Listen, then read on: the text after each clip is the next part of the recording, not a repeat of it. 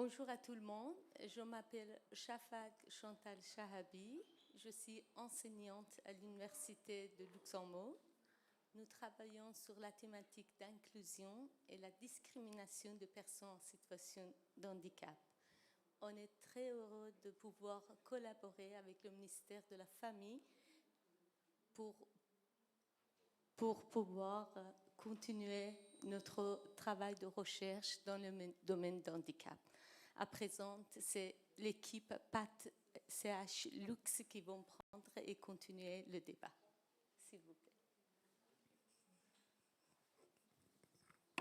Guten Morgen, ich heiße Justin Powell, ich bin Professor für Bildungssoziologie an der Universität Luxemburg und bin Principal Investigator des Projekts und freue mich sehr, heute unser Projekt vorstellen zu dürfen mit unserem Team und auch auf die Arbeitsgruppen, wo wir zusammen im Gespräch auch das Thema vertiefen werden. Ja, auch von meiner Seite schönen guten Morgen. Ich heiße Boris Traue, ich bin Soziologe und Professor für soziale Arbeit an der Universität Luxemburg. Ich bin außerdem auch Leiter des Studiengangs Bachelor en Sciences Sociales et Éducatives, der Studiengang für angehende Sozialarbeiter in Luxemburg, die in die Studie, die wir jetzt betreiben, auch einbezogen werden. Außerdem bin ich zusammen mit Lena und Stefanie zuständig für die empirische Erhebung, mit der wir in den letzten Monaten begonnen haben. Hallo und guten Morgen auch von meiner Seite. Mein Name ist Lena Schürmann. Ich bin wissenschaftliche Mitarbeiterin in dem Projekt. Ich komme aus Deutschland und für mich ist diese Mitarbeit im Forschungsprojekt eine ganz interessante Strategie, das Land Luxemburg kennenzulernen, weil ich zuvor noch gar nichts über dieses Land wusste und als Deutsche mit großen Augen davor stehe, dass es in den Ateliers einen Mindestlohn gibt, dass es sozusagen so viel Anstrengungen gibt des Staates, die Person der Menschen mit Behinderung zu verbessern. Da bin ich als Deutsche immer, stehe ich mit großen Augen davor und freue mich sehr zu verstehen, welche Umgangsweisen die Luxemburger mit Behinderung gefunden haben und auch welche Verbesserungsbedarfe es dennoch hier in diesem Land gibt. Guten Morgen, ich bin Stefanie Soares, ich bin auch eine Mitarbeiterin in diesem Projekt und ich bin eine Doktorandin und ich freue mich sehr, mit euch heute darüber zu reden, weil ich die luxemburgische Gesellschaft besser verstehe.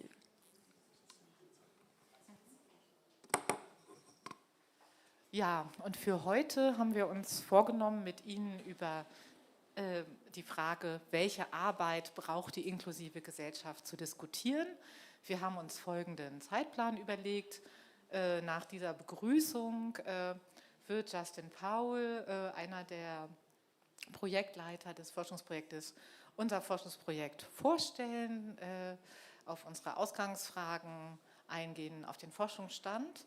Und danach wollen wir mit Ihnen interaktiv zusammenarbeiten und im Rahmen von kleinen Arbeitsgruppen gemeinsam diskutieren, welche Erwartungen haben Sie an Arbeit, was für Arbeit braucht Ihrer Meinung nach die inklusive Gesellschaft.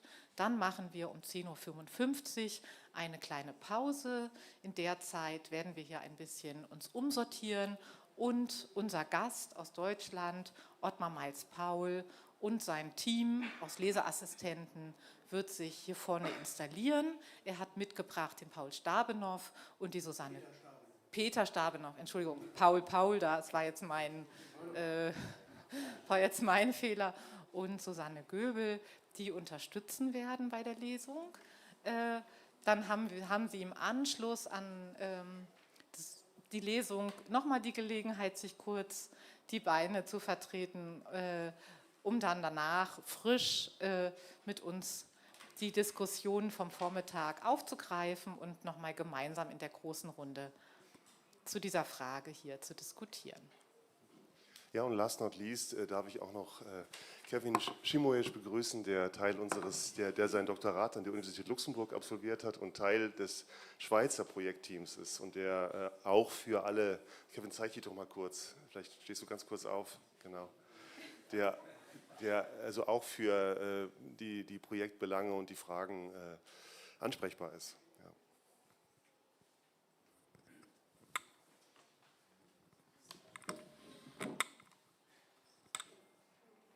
Dann beginne ich den Vortrag, wo wir kurz zusammenfassen möchten unser Projektvorhaben. So? Ist gut? Ist gut? Ja.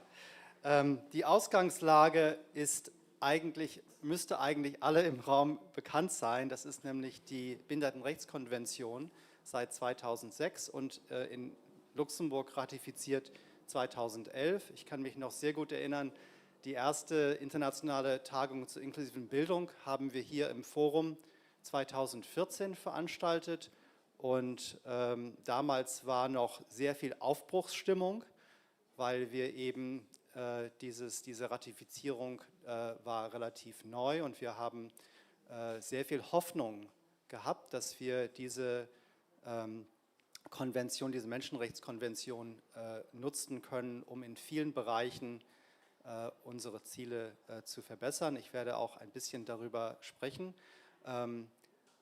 Aus heutiger Sicht muss man sagen, es gibt viele Enttäuschungen und wir wollen natürlich in diesem Projekt auch nicht nur die Barrieren der erfolgreichen Übergänge auflisten, sondern vor allen Dingen auch erfolgreiche Übergänge auffinden und mit Ihnen also diskutieren, wie können wir hier weiterkommen. Ziele der Behindertenrechtskonvention sind unter anderem die Gleichberechtigung und Nichtdiskriminierung, aber auch die Verpflichtung des Staates zum Abbau behinderungsspezifischer Benachteiligung. Wir wollen die Verbesserung der Lebenschancen und der sozialen Teilhabe von Menschen mit Behinderung in allen gesellschaftlichen Bereichen, Bildung, Arbeit, Gesundheit, Politik, Recht, auch Zugang zur Justiz, öffentliche Kommunikation, Kultur, Freizeit, Erholung und Sport. Also kurzum eine inklusive Gesellschaft.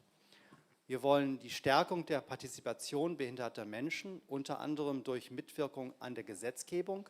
Und in unserem Forschungsprojekt ist es uns unheimlich wichtig, dass wir mit vielen Personen sprechen, die in dem Übergangsprozess stehen oder auch absolviert haben und reflektieren, welche Unterstützungsleistungen, welche Strukturen haben geholfen, den Übergang von der Schule in den Arbeitsmarkt zu meistern. Die UNBRK ist auch eine Herausforderung an die Forschung und wir untersuchen Behinderung als Kategorie sozialer Ungleichheit im Übergang Schule-Beruf. Die Bedeutung sozialer Herkunft für Bildung und Arbeit ist seit spätestens den 70er Jahren gut erforscht. Der Zusammenhang zwischen Bildungsniveau der Eltern und dem Bildungserfolg der Kinder ist in allen Gesellschaften sehr deutlich geworden. Die Bedeutung der Bildung für den Arbeitsmarkteintritt ist ebenfalls gut erforscht. Wir wissen, dass Jugendliche aus sozial benachteiligten Herkunftsfamilien ein höheres Risiko am Übergang in den Arbeitsmarkt zu scheitern haben. Das gilt auch für Luxemburg. Unser Projektpartner Robin Samuel ist als Verantwortlicher für den Jugendbericht in Luxemburg zuständig und hat sehr viele Veröffentlichungen auch zu diesem Thema publiziert. Dennoch, die Bedeutung von Behinderung als dynamische Kategorie sozialer Ungleichheit ist bisher zu wenig erforscht. Wir haben diverse internationale Längsschnittstudien, die zeigen für Behinderung eine Akkumulation von Benachteiligung über den gesamten Berufsverlauf, die auch andere Lebensbereiche erfasst. Und dies gilt auch für Luxemburg. Und wir wollen in unserem Projekt, wo wir Luxemburg und der Schweiz vergleichen, auch eben da Unterschiede und auch Ähnlichkeiten aufdecken. Ich werde jetzt kurz über den Forschungsstand berichten, über verschiedene Aspekte und dann zu unserer Forschungsfragen des Projektes kommen. Und die wollen wir natürlich auch mit Ihnen in den Kleingruppen dann auch diskutieren. Wir können feststellen, dass Behinderung das gilt als Armutsrisiko. Die Armutsquote von Menschen mit Behinderung ist viel höher als bei Menschen ohne Behinderung. In Luxemburg 25%, bei Menschen mit Behinderung im Vergleich zu 8% von Menschen ohne Behinderung. Und ich werde jetzt eine Reihe von Tabellen darstellen, die immer Luxemburg, und wir werden das auch sehr spannend sehen, ist meistens im Mittelfeld in diesem internationalen Vergleichen. Und wir können das auch gerne dann auch diskutieren, was das bedeutet und wo Luxemburg und auch der Schweiz, wo sie stehen in diesem internationalen Vergleich. Was wichtig zu wissen ist, wir können diese Disparitäten, diese Unterschiede zwischen den Ländern nutzen, um festzustellen, dass es nicht so sein muss, wie es ist, weil wir so viel Varianz international und historisch feststellen können. Das heißt, es gibt nicht nur einen Weg zur Mehrinklusion und wir wollen eben das auch hier empirisch zeigen. Wenn wir die Entwicklung der Armut im Zeitraum von 2005 bis 2019 recherchieren, finden wir in Luxemburg für Menschen mit Behinderung eine Steigerung von 18 auf 25% und für Menschen ohne Behinderung von 11 auf 15%. Wenn wir als hier in Luxemburg Lebende wissen ja um die gestiegenen Preise für Mieten und anderes, deshalb ist es auch nicht verwunderlich, wenn Armutsrisiken und Armutsquoten steigen. Wenn wir die Arbeit und Behinderung anschauen, wenn wir die Beschäftigungsquote vergleichen, dann waren in Luxemburg 2019 40% der Menschen mit Behinderung in einem Beschäftigungsverhältnis. Die Beschäftigungslücke zu Menschen ohne Behinderung beträgt 25%. Also das ist der Gap, das ist der Unterschied, den wir eigentlich schließen wollen. Stratec ermittelt einen aktuellen Wert von 57% für die Erwerbstätigkeit derzeit. Wenn wir Einkommen anschauen, dann sehen wir, dass das Erwerbseinkommen behinderter Menschen niedriger ist als die Menschen ohne Behinderung. Beschäftigte mit Behinderung erhalten nur 85% des Lohns, nicht behinderte Arbeitnehmer. Dabei muss man natürlich sagen, viele stehen nicht zur Verfügung, dem Arbeitsmarkt zur Verfügung und deshalb ist das auch ein Maß, aber nicht das alleinige, was wir nutzen, um die verminderten Einkommensquellen und Einkommen von Personen mit Behinderung festzustellen. Kommen wir nun zur Arbeitslosigkeit behinderter Menschen 2019. Behinderte Menschen sind häufiger von Arbeitslosigkeit betroffen als nicht behinderte Menschen, im Durchschnitt um 10% niedriger. Und wenn wir das wieder zurückbinden auf die Bildung, weil wir natürlich davon ausgehen, dass je höher die Bildungsabschlüsse und die Qualifikation extrem wichtig ist für alle Arbeitsmarktverläufe und Arbeitsmarktchancen und Lebenschancen, sehen wir hier in dem Vergleich Personen mit Behinderung und ohne Behinderung, wie stark die Qualifikationsniveaus gestiegen sind in den letzten Jahren und Jahrzehnten. Wir sehen hier eine relative Stabilität bei der mittleren Qualifikationsniveau, aber eine deutliche Steigerung bei den hohen Qualifikationsniveaus und eine Reduktion bei den niedrig Qualifizierten. Wir sprechen in der Soziologie über die School Society oder die beschulte Gesellschaft, weil wir so viel Zeit unserer Lebenszeit immer mehr in Bildungseinrichtungen verbringen. Und in lebenslanges Lernen ist ein Konzept, was global diffundiert ist. Wir alle investieren immer mehr in Bildung, weil es auch so vielfältige Konsequenzen, positive Auswirkungen auf Lebenschancen hat. Wir sehen dann, wenn wir anschauen, diese Verknüpfung von Bildung und Behinderung und insbesondere im Übergang von Schule in den Beruf, dass der Anteil der Schulabgänger im Alter von 15 bis 29 Jahren ohne sekundären Bildungsabschluss, dass wir eine erhöhte Wahrscheinlichkeit haben eines Schulabgangs ohne Bildungsabschluss. Das ist sehr dramatisch, weil ohne Qualifikationen es sehr, sehr schwer ist, auf dem allgemeinen Arbeitsmarkt Fuß zu fassen.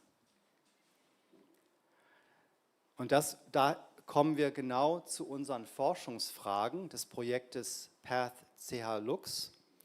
Wir fragen uns nämlich, was sind Treiber, aber auch Barrieren für erfolgreiche Arbeitsmarktübergänge von jungen Menschen mit Behinderung in Luxemburg und der Schweiz?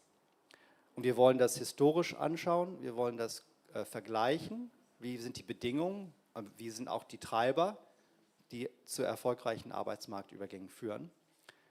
Welche Bedeutung erlangt Behinderung für die Arbeitsmarktinklusion und im Zusammenspiel mit anderen Ungleichheitskategorien wie Geschlecht, Migrationshintergrund und so fort? Eine weitere Frage ist, inwieweit sind die Perspektiven und Beschäftigungsstrategien von jungen Menschen mit Behinderung und Arbeitgebern kongruent oder divergent? Das heißt, wir müssen viel mehr als zuvor auch Arbeitgeber fragen, wie sehen sie Behinderung, welche Strategien haben sie, um auch die Perspektiven von Menschen mit Behinderung anzunähern, und das braucht einen Dialog, einen Austausch. Welche Rolle spielt die Erwerbsbeteiligung für das subjektive Wohlbefinden junger Menschen mit Behinderung? Also es hat natürlich einen großen Einfluss. Bin ich beschäftigt? Habe ich eine Erwerbsbeteiligung? Hat natürlich vielfältige Konsequenzen für mein Wohlbefinden. Eine weitere Frage ist, wie gestalten sich die Unterstützungsleistungen des Arbeitsmarktübergangs durch Beratungseinrichtungen und welche Verbesserungsbedarfe bestehen hier?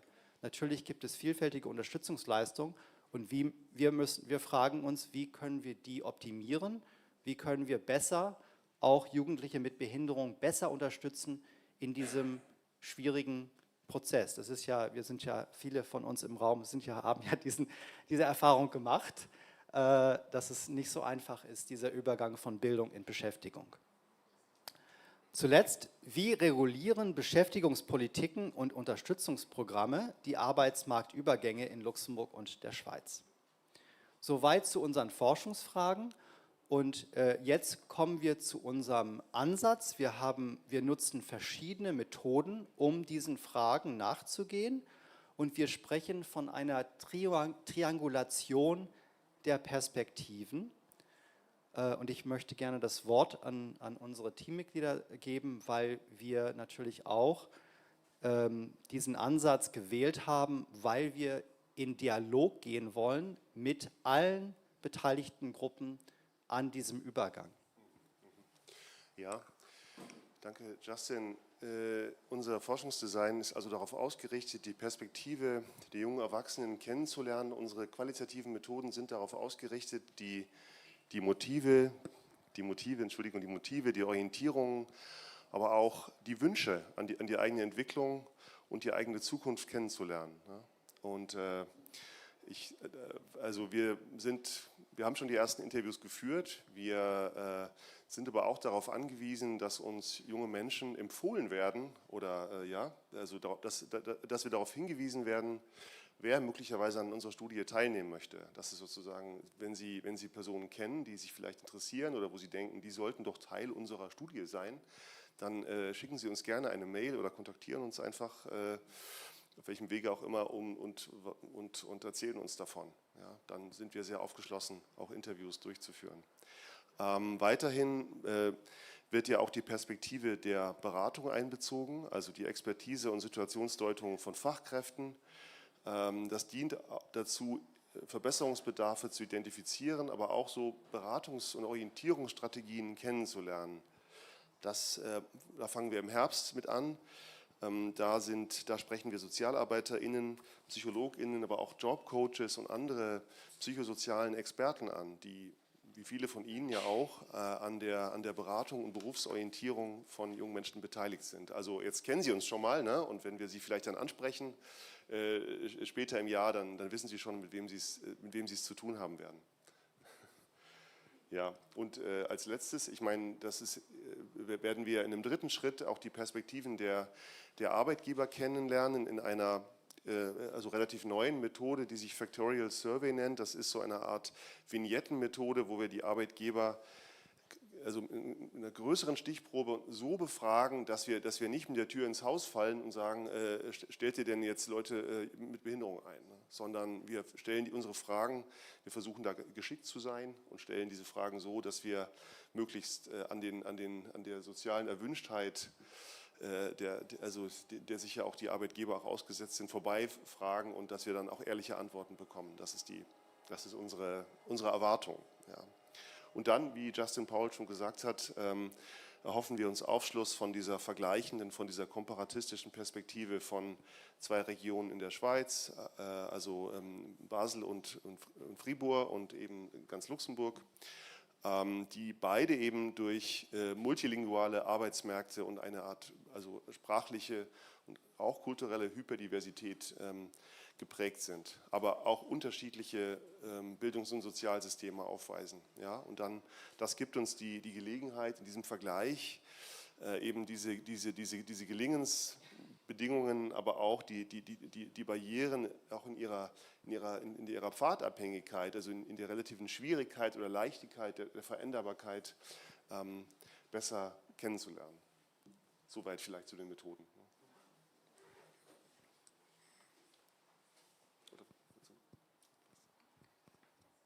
Ja, ein erster Ausblick möchten wir auch geben zu den erwarteten Ergebnissen. Wir erhoffen uns wissenschaftlich fundierte Beschreibung der aktuellen Situation von jungen Menschen mit Behinderung im Übergang Schule-Beruf in Luxemburg und der Schweiz. Natürlich gibt es auch in Luxemburg und der Schweiz kantonale Unterschiede, die wir auch in den Blick nehmen werden. Boris hat das schon angesprochen, dass wir auch auf dieser Ebene vergleichen wollen innerhalb der Länder und dann eben zwischen den Ländern. Das wird Teil einer Mehrebenenanalyse sein. Wir haben institutionelle, organisationale und individuelle Bedingungen erfolgreicher Arbeitsmarkttransitionen, die wir untersuchen wollen und verknüpfen. Wir haben eine qualitative Beschreibung des Wechselspiels von sozialer Etikettierung und Selbststigmatisierung. Wir identifizieren die Treiber und Barrieren für erfolgreiche Übergänge und versuchen herauszufinden, welche Quellen für subjektives Wohlbefinden junger Menschen mit Behinderung es gibt. Und wir haben eine systematische Reflexion der Bedeutung von Zukunftsvorstellungen im Übergangsprozess. Und ich gebe das Wort nochmal an Boris Traue, weil wir nutzen hier auch eine weitere neue und sehr spannende Methode, die er kurz erläutern möchte. Ja, also ich glaube, wir haben nicht so viel Zeit, aber also ich kann vielleicht nur sagen, dass wir auch ein bisschen aufgeregt sind, weil wir in verschiedener Hinsicht, also jetzt in dieser Factorial Survey Erhebung mit den Arbeitgebern und aber auch bei der Verwendung von Visualisierung auch neue Methoden einsetzen, ja, die für uns noch nicht erprobt sind und insofern, das macht einen Teil unserer Excitement über dieses Projekt aus, ja, und da sind wir auch einfach gespannt, zu welchen Ergebnissen wir kommen werden. Ja. Ich komme jetzt zum Schluss mit einem Ausblick auf erwartete Ergebnisse und auch an den Herausforderungen bei der Umsetzung politischer Maßnahmen und Programmen. Natürlich stellen wir auch kritische Fragen, das sagen wir auch explizit, denn die Umsetzung integrativer Maßnahmen steht aufgrund folgender Faktoren vor erheblichen Herausforderungen. Ich habe die schon angesprochen, wir haben es mit vielfältigen strukturellen Barrieren zu tun. Die bestehenden Bildungsstrukturen sind tief in gesellschaftlichen Hierarchien verwurzelt, was transformative Veränderungen erschwert. Wir haben eine begrenzte Koordinierung zwischen Bildung und Beschäftigungssystem. Das heißt, es mangelt an koordinierten Bemühungen zwischen Bildungs- und Beschäftigungssektoren, was einen effektiven Übergang für benachteiligte Personen behindert. Ich mache das mal ein bisschen konkreter. Wir merken auch gestern in dem großen Saal, dass wir viel zu wenig mit anderen, die in den verschiedensten Bereichen und Organisationen, dass wir uns austauschen. Wir brauchen eben viel mehr diese Vernetzung über die Sektoren hinweg und einen Dialog und eine auch Problemlösen, die nicht nur für den Bereich Bildung oder für Beschäftigung gilt, sondern auch, und hier spielen Berufsbildungssysteme und Programme und Unterstützung eine entscheidende Rolle, weil eben der Berufsbildung ist solch eine Brücke zwischen Bildung und Beschäftigung. Deswegen ist es für uns, wo wir eben schauen, was könnten erfolgreiche Hebel sein, um das System zu verbessern und die Bedingungen für die Übergänge zu unterstützen. Und zum Schluss widersprüchliche Ziele. Inklusive Maßnahmen erfordern oft eine Balance zwischen Effizienz und Gerechtigkeit, was in bestehenden Rahmenbedingungen widersprüchliche Ziele sein können. Und hier müssen wir auch schauen, und wir werden das in den Arbeitsgruppen jetzt auch thematisieren, was sind unsere Ziele, was sind unsere Werte, was wollen wir, was für eine Gesellschaft wollen wir, wie inklusiv kann das sein? Und deshalb haben wir uns überlegt, das wird jetzt Lena unsere Arbeitsgruppenfragen vorstellen.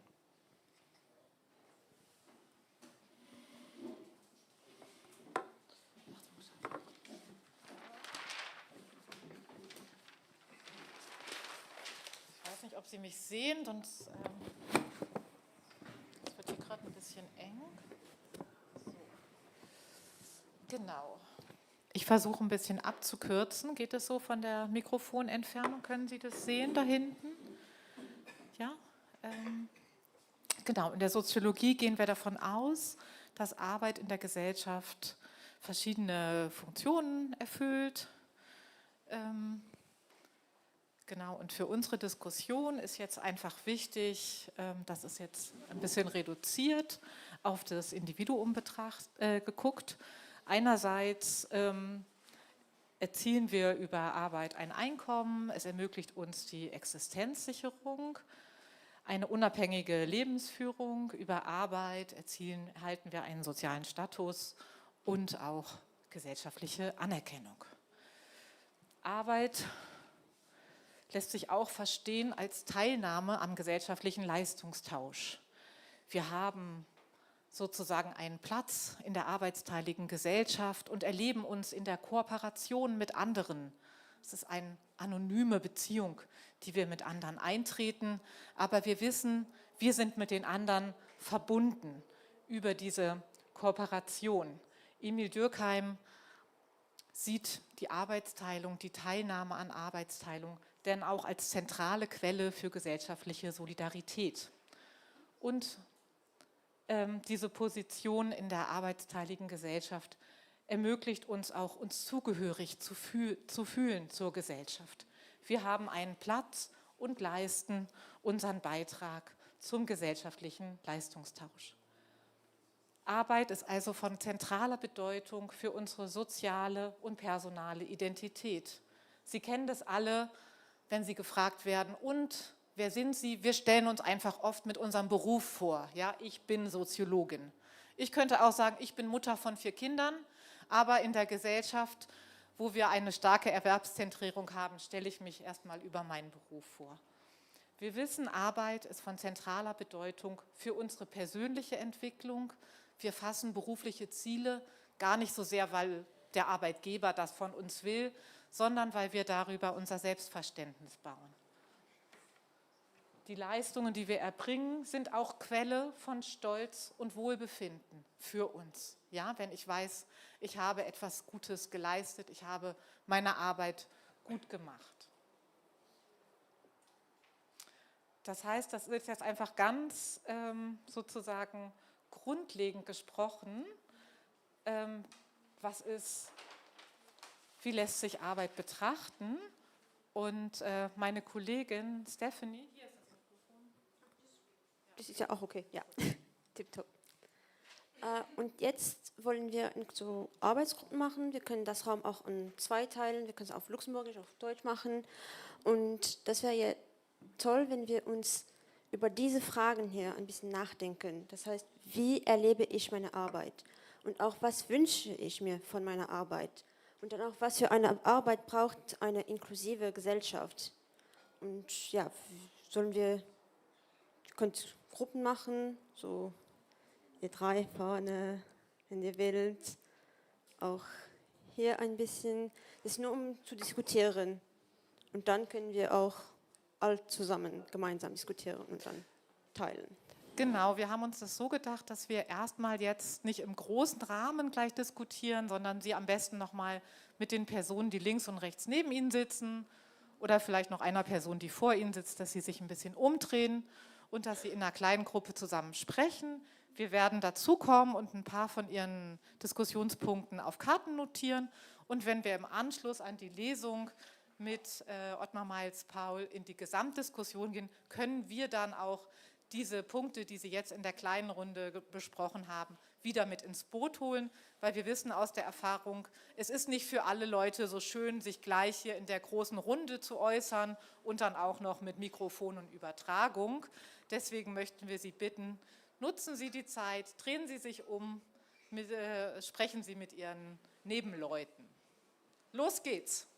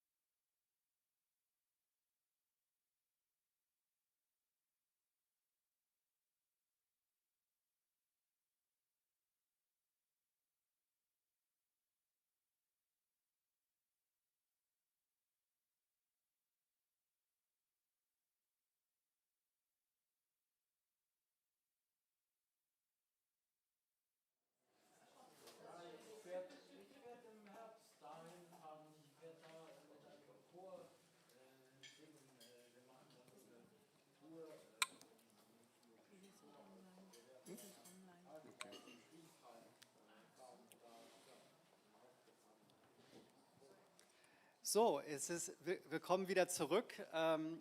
Es ist mir jetzt eine große Ehre, Ottmar Miles-Paul vorzustellen und dieser Lesung einzuleiten. Ottmar ist ein bekannter Aktivist und Befürworter der Behindertenbewegung in Deutschland seit Jahrzehnten.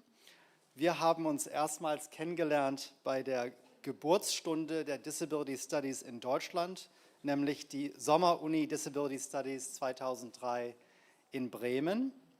Und das war auch für mich als Amerikaner sehr wichtig, dass Disability Studies aus dem anglophonen Raum in dem deutschen Sprachraum kam. Und das hat mich sehr in meiner wissenschaftlichen Karriere auch unterstützt und auch war eine große Aufgabe von vielen, eben auch diese Diskussionen und wissenschaftliche Studien der Disability Studies nach Deutschland zu bringen. Ottmar, du bist 1964 geboren und hattest vor ein paar Tagen einen großen, runden Geburtstag. Jetzt wollen wir alle sagen, Happy Birthday, Ottmar! Happy birthday to you. Happy birthday, dear Ottmar. Happy birthday to you. Ja. Er hat Sozialpädagogik an der Universität Kassel studiert, wo er auch wohnt, und aber auch, und das ist sehr wichtig, nämlich hat Zeit in Berkeley, California verbracht. Das kann man als die Schaltzentrale der US-amerikanischen Disability Rights Movement nennen. Und das war eine sehr prägende Erfahrung. Deswegen haben wir auch sehr schnell zueinander gefunden, als Personen, die zwischen Amerika und Deutschland immer hin und her reisen und eben diese Einflüsse haben. Später warst du in Deutschland an verschiedenen Projekten beteiligt, die die Inklusion und Rechte von Menschen mit Behinderungen förderten, unter anderem als Geschäftsführer der Interessenvertretung Selbstbestimmt Leben in Deutschland. Und auch warst du langjähriger Landesbehindertenbeauftragter in Rheinland-Pfalz. Ja? Du bist Mitbegründer und langjähriger Aktivist der Kobinet-Nachrichten, Kooperation Behinderter im Internet, einer Plattform, die sich der Berichterstattung und Austausch von Informationen über Behindertenrechte widmet. Und ich kann wirklich sagen, dass das eine Pflichtlektüre ist und diese Arbeit der Synthese und Zusammenfassung ist unheimlich wichtig, auch zu wissen, was gerade in diesem Bereich passiert. Du bist und bleibst eine zentrale Figur in der deutschen Behindertenbewegung und für dein unermüdliches Engagement hast du mehrere Auszeichnungen erhalten, darunter das Bundesverdienstkreuz am Bande. Du hast zahlreiche Artikel und Beiträge zu Themen der Behindertenpolitik und Rechte verfasst und viele dieser Schriften sind barrierefrei online erhältlich bei BIDOC, Behinderung, Inklusion, Dokumentation, was an der Uni Innsbruck beheimatet ist. Also wirklich frei zugängliche Publikationen. Und zuletzt, und das ist eben der Grund, warum wir dich nach Luxemburg jetzt eingeladen haben, du hast ein Reportageroman geschrieben mit dem Titel Zündeln an den Strukturen. Und du wirst das heute mit deinen lieben Leseassistentinnen Susanne Göbel und Peter Stabenow vorstellen. Ich werde nur einen Satz aus dem Buch zitieren, nämlich: Sie haben es tatsächlich getan und sind selbst überrascht, dass sie zu einer solchen Tat fähig waren. Das Buch ist sehr viel rezensiert worden und Theresia Degener, Professorin für Recht und Disability Studies und ehemalige Vorsitzende des Fachausschusses der Vereinten Nationen für die Rechte behinderter Menschen, hat auch das gewürdigt und auch für die deutschsprachigen Disability Studies ist das ein sehr wichtiges Buch. So, jetzt habe ich genug gesprochen und ich werde gerne das Wort an dich und an euch geben für die Lesung. Vielen Dank.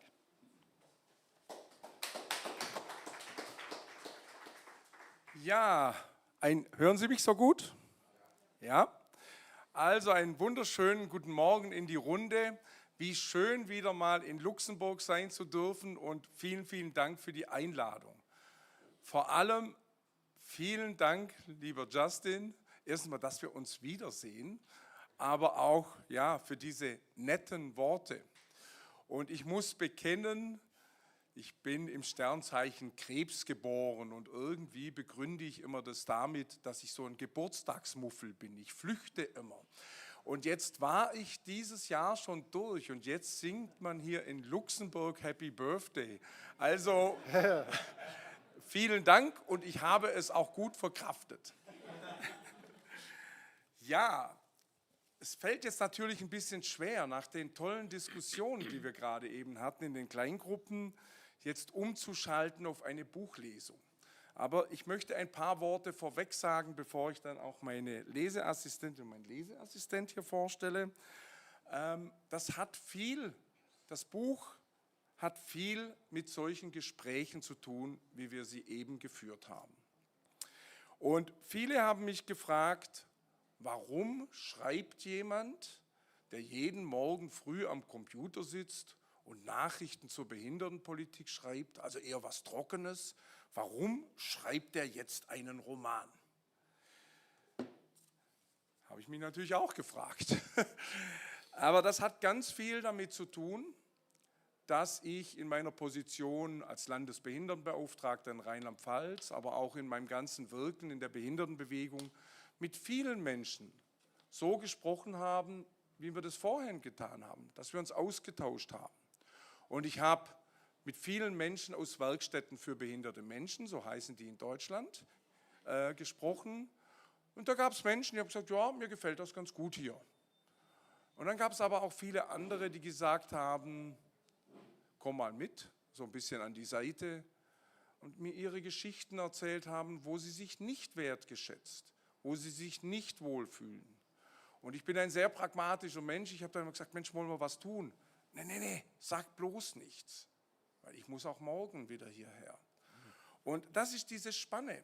Wir haben Menschen, die fühlen sich wohl, und es ist auch gut so, wenn sie sich wohlfühlen, aber wir haben auch Menschen, die sagen, Mensch, ich würde gerne was anderes machen. Dieses Wunsch- und Wahlrecht. Ja? Und diese Stimmen, die verhallen oft. Das erleben wir in Deutschland zumindest, in Werkstätten. Wir erleben es aber auch in Einrichtungen, in Heimen, wo behinderte Menschen leben. Ich habe das bei meiner Mutter sogar im Seniorenheim erlebt. Sie erzählt mir Ungerechtigkeiten. Da sage ich, Mutter, tun wir was? Nein, seid bloß ruhig. Bin morgen wieder abhängig.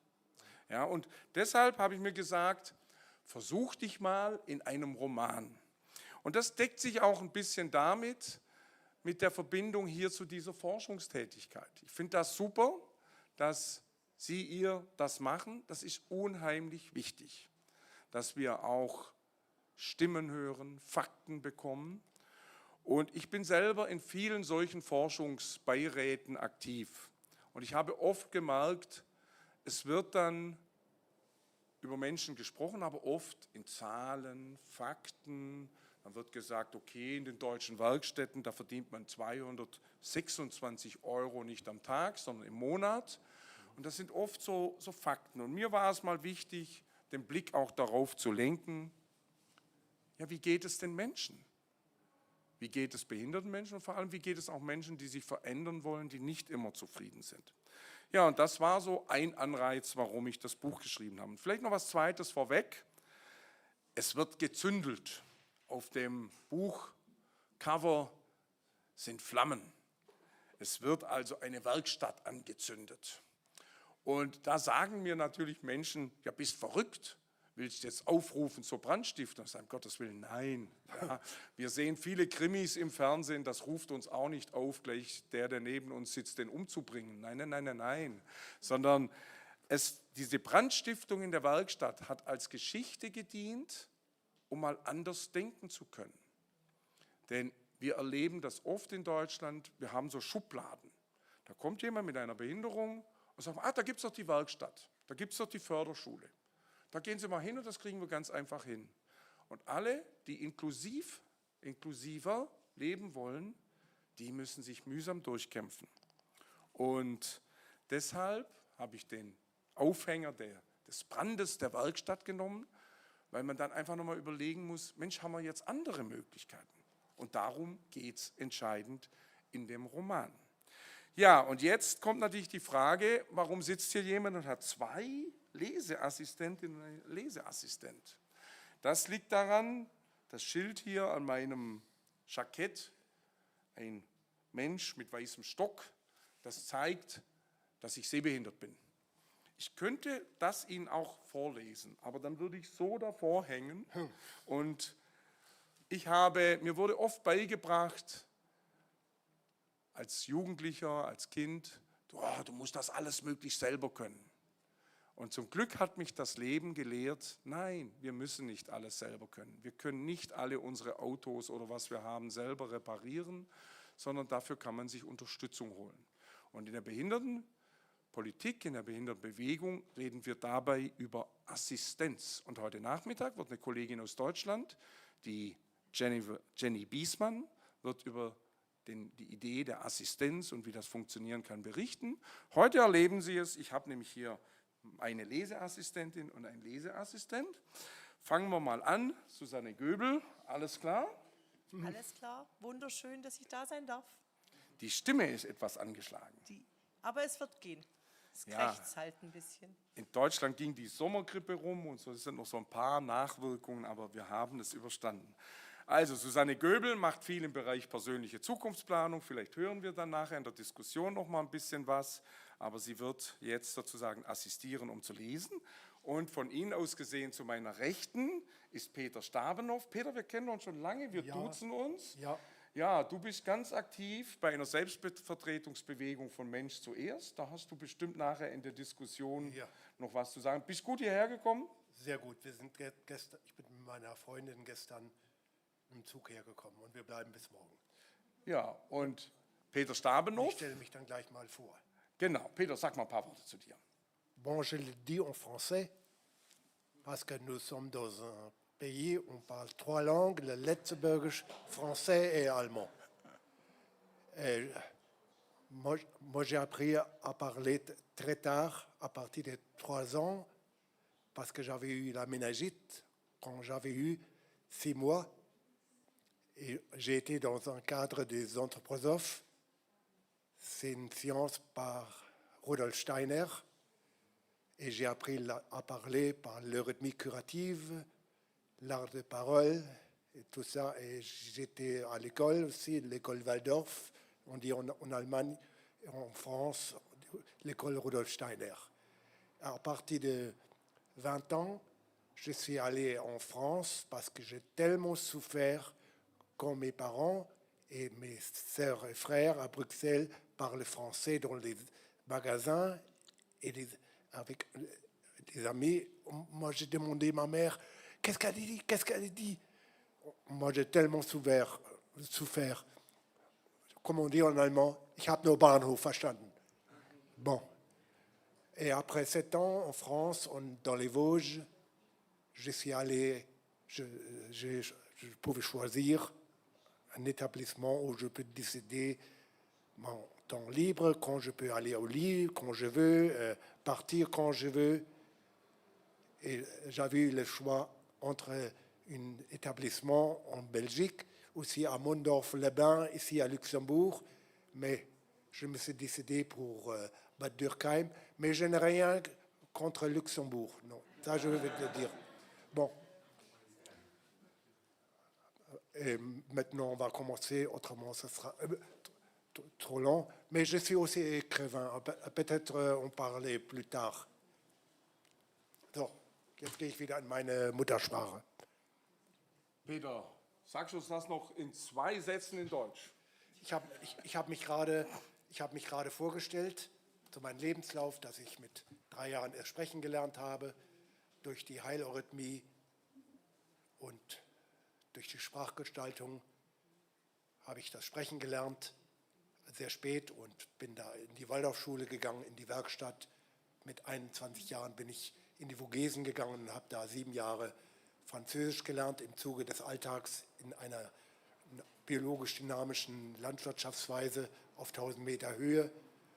Und dann hat mich die Selbstbestimmung wieder nach Deutschland geführt, habe mich in Luxemburg, in Belgien und in Bad Dürkheim in der Lebenshilfe vorgestellt und mich auch dafür entschieden, habe aber betont, ich habe nichts gegen die Luxemburger. Und wollte auch sagen, dass ich selber Autor bin und mein Buch heißt Fantasie und Wirklichkeit. Aber heute hat der Ottmar in seinem Buch Vorrang. Da bauen wir ganz zum Schluss einen Ja, Werbeblock okay, ein. alles klar. Ja, vielen Dank, Peter Stabenow. Und ich schlage vor, wir steigen ein. Die Zeit erlaubt uns nur, dass wir mal ein bisschen in den Roman uns reinbegeben. Und jetzt würde ich mal die Susanne Göbel fragen, dass sie uns mal die Helen Weber vorstellt, denn das ist eine ganz wichtige Akteurin in diesem Roman. Die Helen Weber, gelesen durch Susanne Göbel. Helen Weber war völlig ruhig. Sie saß in ihrer kleinen Wohnung am Esstisch und trank ein Glas Wasser. So entspannt hatte sie sich schon lange nicht mehr gefühlt, wenn sie überhaupt jemals ein solches Gefühl verspürt hatte. Dabei hätte sie eigentlich allen Grund, nervös zu sein, nach dem, was sie in den letzten 2 Stunden erlebt und vor allem, was sie getan hatte. Normalerweise müsste sie zu solch später oder besser gesagt früher Stunde hundemüde sein. Morgens um kurz nach 3 Uhr war sie zurückgekommen. Zurückgekommen von der Aktion, die sie so lange geplant und in ihrem Kopf immer wieder vor und zurück bewegt hatte. Wollte man zählen, wie oft sie, selbst zuerst und dann zusammen mit ihren Freunden durchgespielt hatte, was getan werden müsste und wie die Aktion ablaufen könnte, dann ging das in die Hunderte, wenn nicht sogar in die Tausende. Die vielen Demütigungen und Diskriminierungen, die sie und ihre Kolleginnen und Kollegen erleben mussten, hatten ihre Pläne für eine solche Aktion immer wieder aufs Neue geschürt. Ihre Überlegungen waren Stück für Stück gereift und letztendlich für Helen Weber immer unvermeidbarer geworden. Nun war es also geschafft. Vor ihren Augen leuchteten immer noch die Flammen hell und lodernd. Zerstörerische Flammen, die sie zusammen mit ihren 2 Freunden aus der Werkstatt für behinderte Menschen vor gut einer halben Stunde entfacht hatte. Sie hatten es tatsächlich getan. Unglaublich. Vor allem wollte die frisch gebackene Brandstifterin diesen Moment jetzt auskosten, weil sie genau wusste, dass diese Tat einiges nach sich ziehen würde. In den nächsten Tagen dürfte sich zeigen, ob sie vorsichtig genug gewesen waren und niemand Fehler gemacht hatte. Und würden sie auch zukünftig keine Fehler machen, die sie verraten könnten? Der erste Schritt des lang entwickelten Plans war nun geschafft. Helen Weber war bereit, die Konsequenzen für ihre Tat zu tragen, sollte sie erwischt werden. Sie hoffte trotzdem, ungeschoren davonzukommen. Sie wollte nach dem Brand die weitere Entwicklung mitgestalten. Behinderte Menschen sollten statt in der Werkstatt in normalen Betrieben arbeiten können, dort, wo andere auch tätig waren. Sie sollten die Unterstützung erhalten, die sie dafür brauchten. Darum ging es Klaus Kriske, Bernd Friedrich und ihr schließlich. In ihren vielen Diskussionen waren die 3 zu dem Schluss gekommen, dass sie Schaden anrichten mussten, um Veränderungen der festgefahrenen Strukturen zu erreichen. Sie hofften, dass auf diese Weise neue Türen geöffnet werden könnten. Türen, die so vielen behinderten Menschen bisher verschlossen blieben. In der Werkstatt hatten sie zu Genüge erlebt, wie sie selbst mit den kleinsten Anliegen an der Übermacht der BetreuerInnen und der Leitung gescheitert waren. Ungerechtigkeiten blieben so bestehen, ohne eine echte Chance, diese jemals zu überwinden. Ja, das ist die Helen Weber. Die taucht in dem Roman sehr oft auf. Sie ist eine zentrale Figur. Wir wandern mal ein Stück weiter, denn jetzt, er klang schon an, einer der Mitbrandstifter, das ist der Klaus Kriske. Und der Klaus Kriske, dem ist Sprache ganz wichtig, denn der hat selber sehr spät erst sprechen gelernt und auch erlebt, ja, wie man mit Menschen umgeht, ja, die vermeintlich nicht sprechen, nicht verstehen können. Ja, und das wird jetzt gelesen von Peter Stabenow. Warum Klaus Kriske noch immer so überrascht war, bei dieser Aktion mitgemacht zu haben, hatte viel mit seiner Geschichte zu tun. Bereits in seiner Kindheit und Jugend hatte er ein ausgeprägtes Unrechtsbewusstsein entwickelt. Aber auch er war, ähnlich wie Bernd Friedrich, darauf getrimmt worden, sich anzupassen und bloß nicht zusätzlich aufzufallen. Denn aufgefallen war er ohnehin schon ständig. Dafür sorgten seine Sprachbehinderung und vor allem sein humpelnder und damit auch wackeliger Gang. Meistens konnte er nicht schnell und für alle verständlich antworten. Gleichberechtigt an Gesprächen teilzunehmen, wie er dies gerne getan hätte, war noch seltener möglich. Und so war Klaus Kriske so manchen Situationen ausgeliefert, in denen sich andere wesentlich leichter hätten wehren können. Das ungefähr so, wie wenn der Zahnarzt dir etwas erzählt oder dich etwas fragt, du aber wegen der Behandlung nicht antworten kannst, beschrieb er es Helen Weber einmal. Klaus Kriske hatte erst im Alter von 10 Jahren sprechen gelernt. Von Kind an musste er ständig erleben, dass andere über ihn statt mit ihm redeten. Eine äußerst bittere Erfahrung. Dabei hatte er schon recht früh alles verstanden, was gesagt wurde. Das Wissen um die Sprache und deren Bedeutung hatte er intus. Die Wörter wollten nur nicht raus. Für viele Außenstehende reichte das aus, um ihn als dumm, als geistig behindert abzustempeln. Und genau so behandelten sie ihn auch. Deshalb hasste Klaus Kriske es, wenn Menschen als geistig behindert bezeichnet wurden. Nicht nur er, sondern auch viele andere Betroffene mochten diesen Begriff gar nicht leiden. Er hatte es lange normal gefunden, dass er aus der Werkstatt für behinderte Menschen für seine 35 Stunden wöchentliche Arbeitszeit mit einem sogenannten Werkstattentgelt von lediglich 193 € im Monat nach Hause ging. Denn wer wollte schon einen wie ihn einstellen, der zu allen viel länger braucht?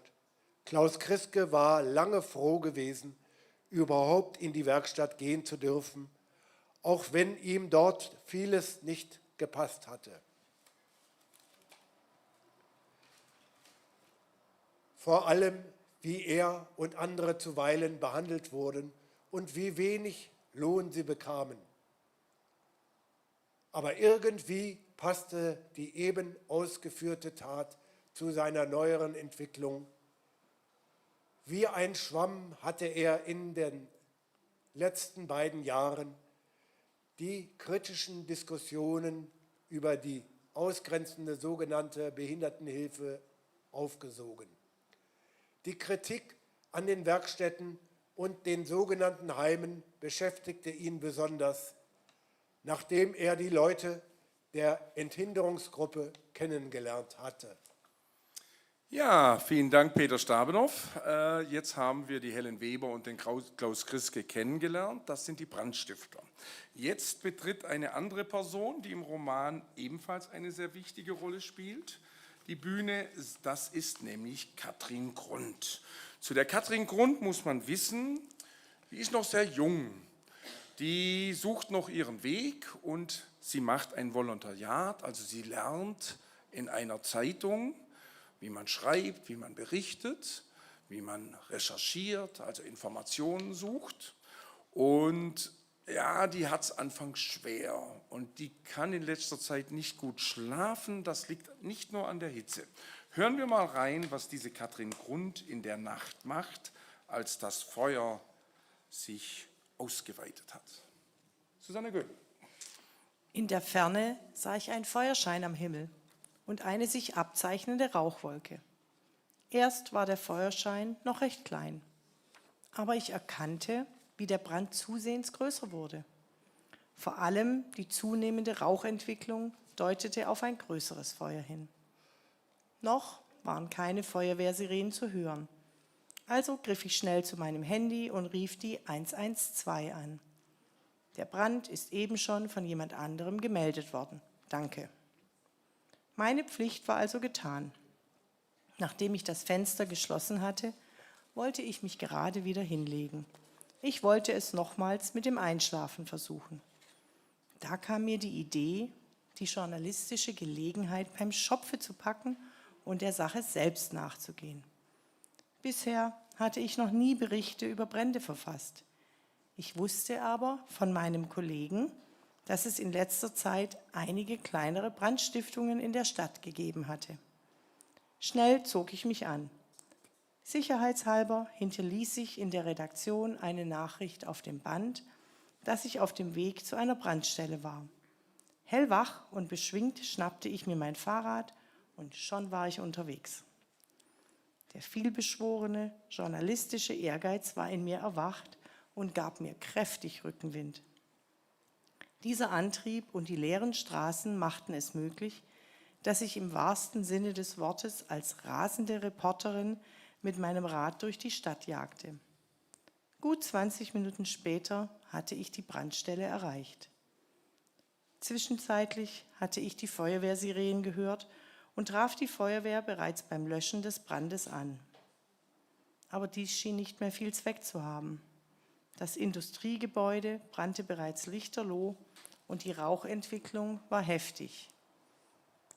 Ich war froh, dass ich aus westlicher Richtung gekommen war und nicht gegen den Wind und damit gegen den Rauch radeln musste. Schnell schloss ich mit gebührendem Abstand ein paar Bilder mit meiner Kamera. Inzwischen war es üblich, dass wir von der schreibenden Zunft meist auch selbst die Fotos machen mussten. Nachdem einige Fotos im Kasten waren, atmete ich tief durch und begann mit meinen Recherchen.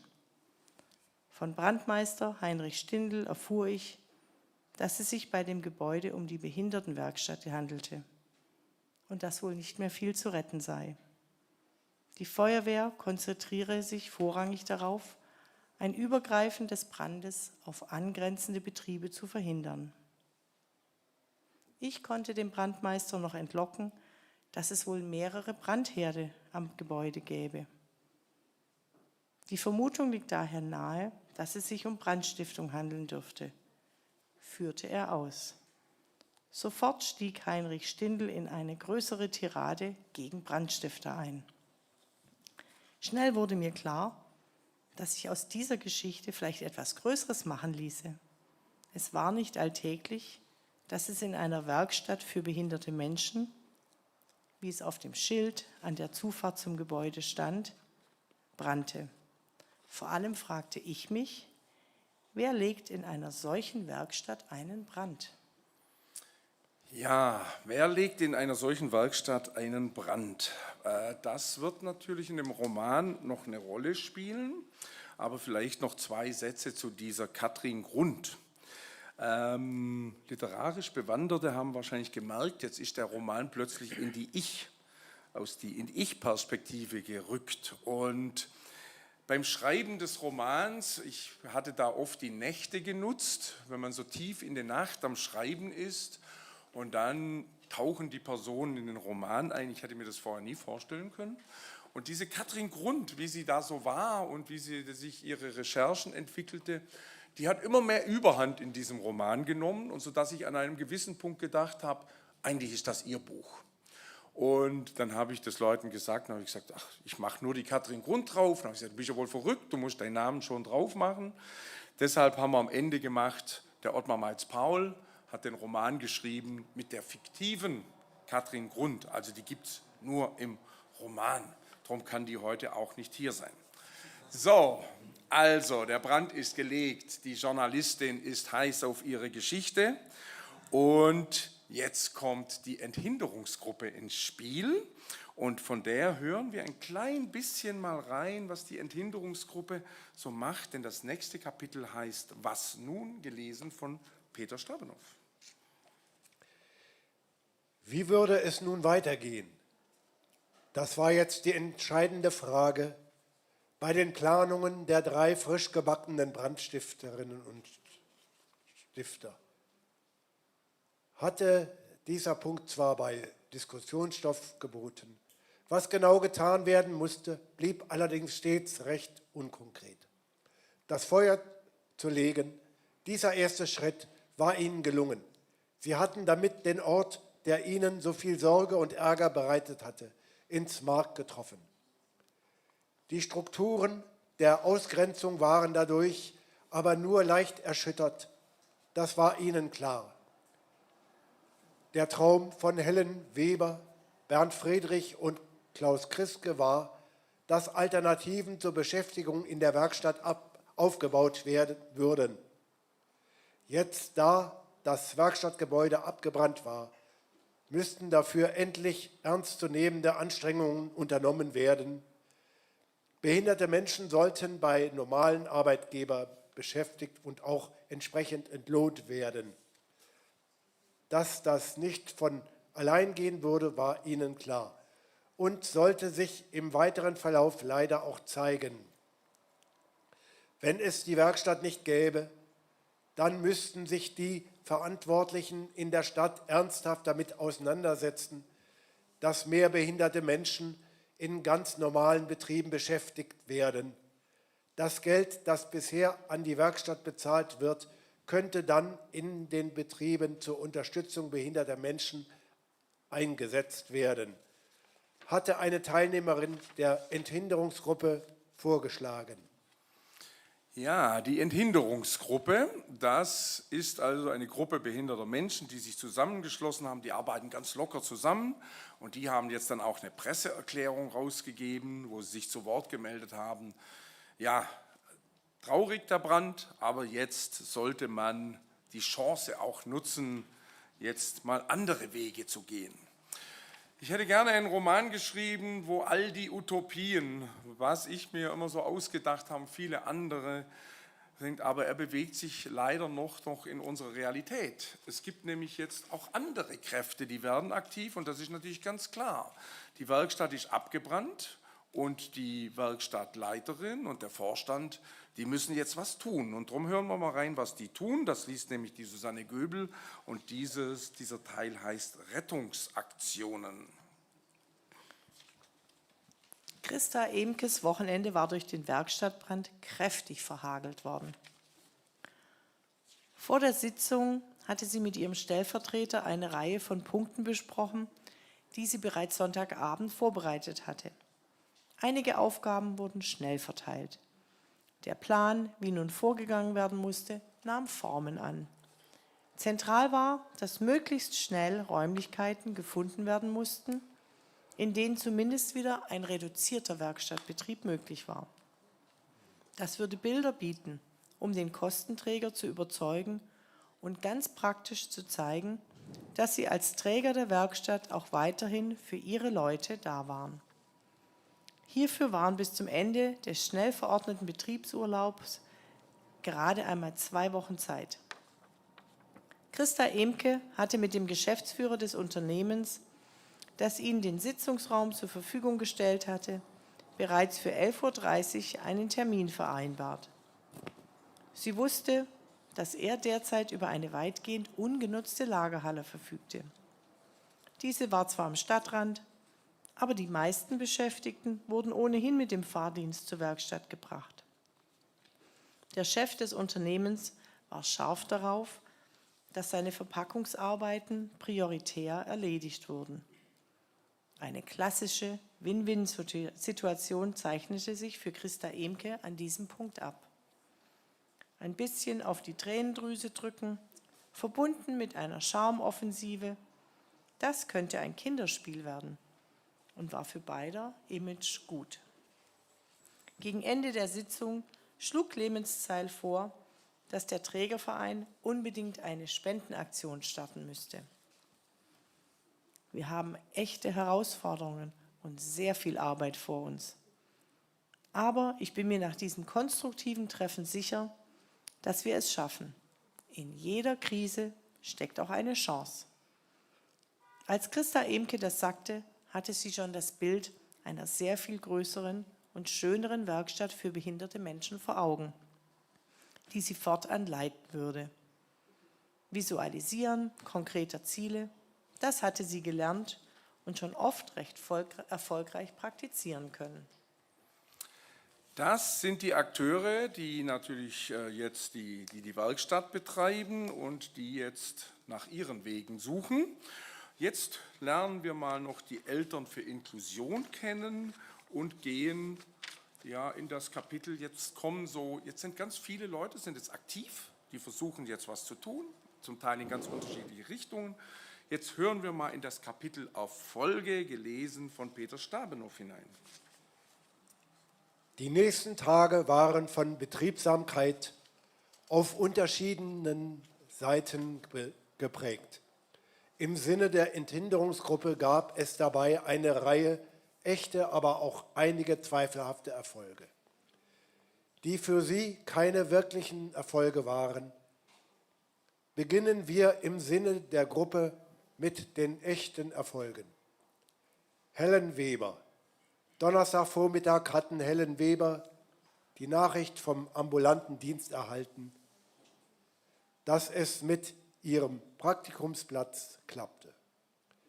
Am folgenden Montagmorgen um 9 Uhr konnte sie dort anfangen.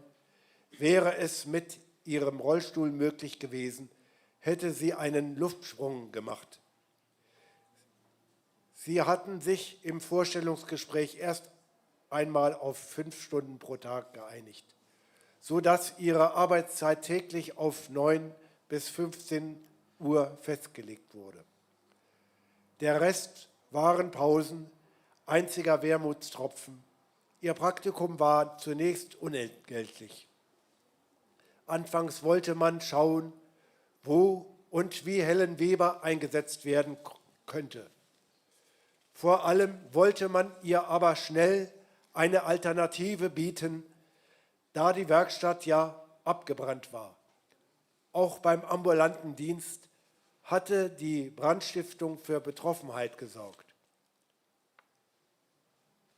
Die Eltern für Inklusion.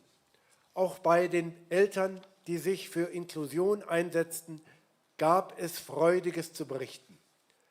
Zwar musste Marianne Berger zunächst einen Rückschlag einstecken. In der Druckerei, in der ihr Mann arbeitete, gab es auf die Schnelle keinen Praktikumsplatz. Das hatte also leider nicht funktioniert, aber das hatte sie erst recht angespornt und so hatte sie in einem großen Lebensmittel- und Getränkemarkt in ihrer Nachbarschaft nachgefragt. Dort wurde tatsächlich jemand gebraucht, der mit anpacken konnte. In ihrem ersten Gespräch hatte sie deutlich gemacht, dass die Person eventuell etwas mehr Anleitung und Unterstützung brauchen könnte. Das schien aber kein Hinderungsgrund für einen Praktikumsplatz zu sein. In dem Lebensmittelmarkt gab es einiges zu schleppen und in der Getränkeabteilung war die Personaldecke momentan dünn. Man wollte es einfach einmal versuchen. Ein Vorstellungstermin war schon mit dem Sohn jenes Vaters vereinbart worden, der sich beim Treffen der Eltern für Inklusion spontan für ein mögliches Praktikum seines Sohnes in der Druckerei gemeldet hatte. Und tatsächlich, auch der Sohn hatte großes Interesse, sich in den Markt zu versuchen. Für Marianne Berger war besonders spannend, wie der Geschäftsführer des Lebensmittelmarktes seine derzeitige Personalsituation beschrieben hatte. Wie andere Branchen auch leiden richtig viele Märkte wie unserer derzeit unter erheblichen Personalmangel. Uns fehlen hinten und vorne Leute. Vielleicht sind auch andere Märkte bereit, bei dieser Situation und nach dem Brand in der Werkstatt es mit behinderten Menschen zu versuchen. Marianne Berger hoffte auf einen Schneeballeffekt. Ja, also es entstehen erste Jobs und die Erfahrung, die wir in Deutschland haben, ist, es fängt oft mit einem Praktikum an. Man lernt sich kennen und das ist eine ganz wichtige Voraussetzung. Man lernt, wo die Menschen eingesetzt werden können, man lernt sozusagen, wie man zusammenpasst, auf was man achten muss und daraus entstehen dann oft die entsprechenden Jobs. Und so hat das jetzt angefangen und im Roman gibt es da noch einige Erfolge, die für Menschen einfach neue Türen öffnen. Ja, aber um eine Sache geht es im Roman natürlich auch noch. Wer hat das Feuer gelegt? Und natürlich ist die Polizei dran. Und für einen läuft es noch nicht ganz so gut. Das ist nämlich der Kommissar. Da hören wir mal rein, was Peter Stabenow noch von dem Kommissar zu berichten hat. Nur für Florian Kerner, den Hauptkommissar der Polizei, wollte sie sich noch kein Erfolg einstellen. Mittlerweile war bestätigt, dass der Brand an mindestens 3 Stellen gelegt worden war, weshalb er eine Einzeltat ausschloss. Sobald es brannte, wollte ein einzelner Brandstifter den Tatort sicherlich so schnell wie möglich verlassen und nicht noch an weiteren Ecken Feuer legen. Noch war das nur seine Theorie, aber er ging von mindestens 2, wenn nicht sogar 3 Tätern aus. Seine Hoffnung, dass im Kreise ehemaliger Mitarbeiterinnen und Mitarbeiter der Werkstatt ein Motiv auszumachen wäre, hatte sich nach der Befragung der gekündigten ehemaligen Mitarbeiterin der Werkstatt zerschlagen. Sie hatte ein handfestes Alibi. Sie befand sich zur Zeit der Brandstiftung im Urlaub. Den Mitarbeiter, der selbst gekündigt hatte, hatte er inzwischen auch aufgesucht. Aber er war nach Florians Kerners Erfahrung nicht der Typ für eine Brandstiftung. Und auch er hatte ein Alibi für die Tatzeit. Ein Punkt während seines Gesprächs mit dem Mann hatte jedoch Florian Kerners Interesse geweckt. Der ehemalige Mitarbeiter berichtete ihm von einigen Missständen in der Lindenwerkstatt.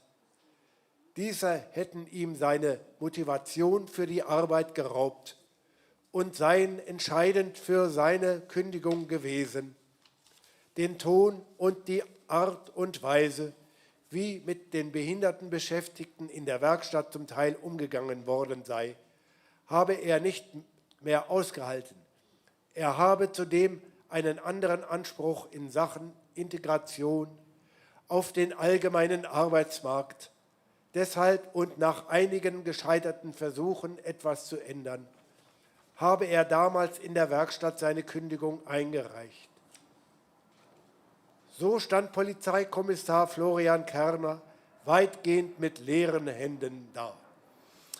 Ja, er steht weitgehend mit leeren Händen da, aber er hat noch nicht aufgegeben. Und im Roman guckt er diese Journalistin, die inzwischen doch ein bisschen mehr weiß über das ganze System der Werkstätten, die guckt er immer so kritisch an. Also bei der kribbelt es immer schon so, wenn sie den Polizeikommissar in dem Café trifft, wo der immer seinen Mohnkuchen isst. Jetzt können Sie sich vorstellen, welchen Kuchen ich gerne esse. Auf jeden Fall ist die Sache noch nicht durch, ob das mit dem Brand rauskommt oder nicht. Wir werden jetzt aufgrund der Zeit einen ganz kleinen Sprung machen. Wir werden jetzt nämlich zu den Recherchen der Katrin Grund, also der Journalistin, gekommen, die sich in das Thema richtig reinkniet. Und ich sage ein klein bisschen was dazu, bevor wir dann sozusagen zum Schluss kommen, wo wir das Budget für Arbeit noch mal kurz erklären, das vielleicht auch für Luxemburg interessant ist. In Deutschland haben wir verschiedene Stränge in Sachen Diskussion über das Thema Arbeit, aber auch Werkstätten für behinderte Menschen und Alternativen. Einmal geht es um die geringe Bezahlung. Es gibt eine Studie, 226 € ist monatliches Durchschnittsgehalt. Und 50% verdienen weniger wie 150 € im Monat, aber schaffen oft den ganzen Tag lang. Das ist so ein Diskussionsstrang. Ein anderer Diskussionsstrang ist, wie wird man behandelt?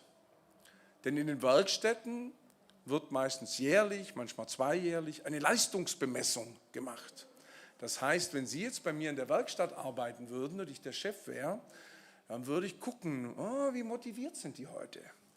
Seid ihr wach? Seid ihr mit Freude an der Arbeit? Gibt es auch manchmal Widerworte? stört man und das kann schon manchmal 10, 20 Euro in der Entlohnung ausmachen. Also man ist schon abhängig. Und natürlich ein ganz wichtiger Strang, das klang ja vorher an, auch von Justin Powell, ist natürlich auch die Diskussion um die Behindertenrechtskonvention. Denn Inklusion ist das nicht, was wir in den deutschen Werkstätten, für die, da kenne ich mich aus, haben. Leute werden oft mit dem Fahrdienst von zu Hause abgeholt, in die Werkstatt gefahren. Sie sind dort den Tag mit einigen Betreuern, weitgehend unter sich, werden dann nach Hause gefahren, vielleicht noch Therapien, aber es hat nichts mit dem zu tun, was auf dem allgemeinen Arbeitsmarkt ist. Ja, also das Netzwerk ist oft kleiner. Es ist oft in anderer Hinsicht anstrengend. Ja, und das ist auch so eine Diskussion.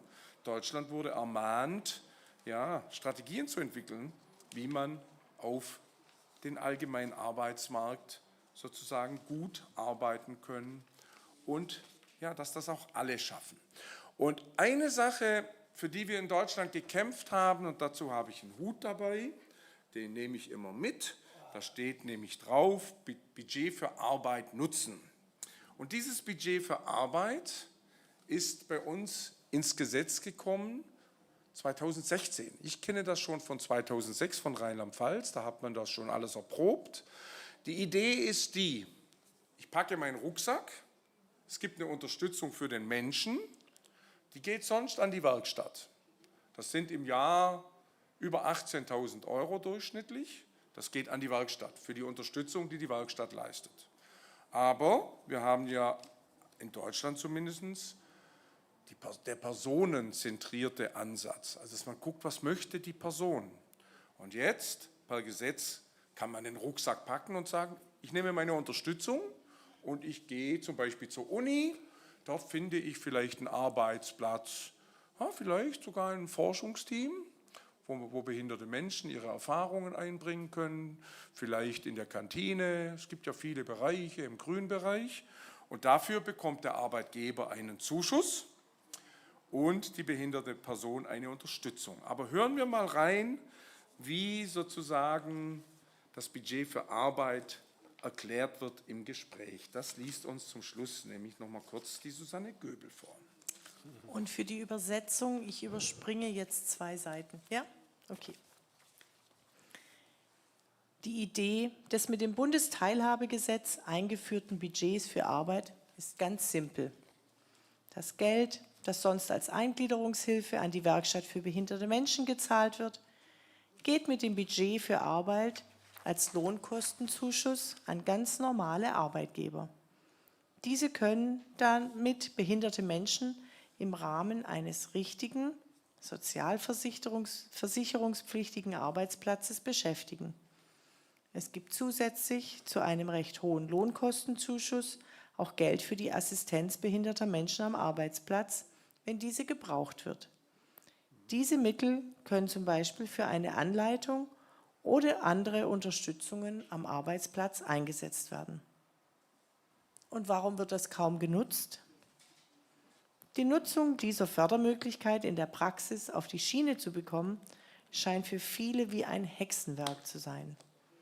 Immer noch weiß kaum jemand über diese Möglichkeit der Beschäftigung und Förderung behinderter Menschen aus Werkstätten auf dem allgemeinen Arbeitsmarkt Bescheid. Und anscheinend will darüber auch niemand richtig Bescheid wissen.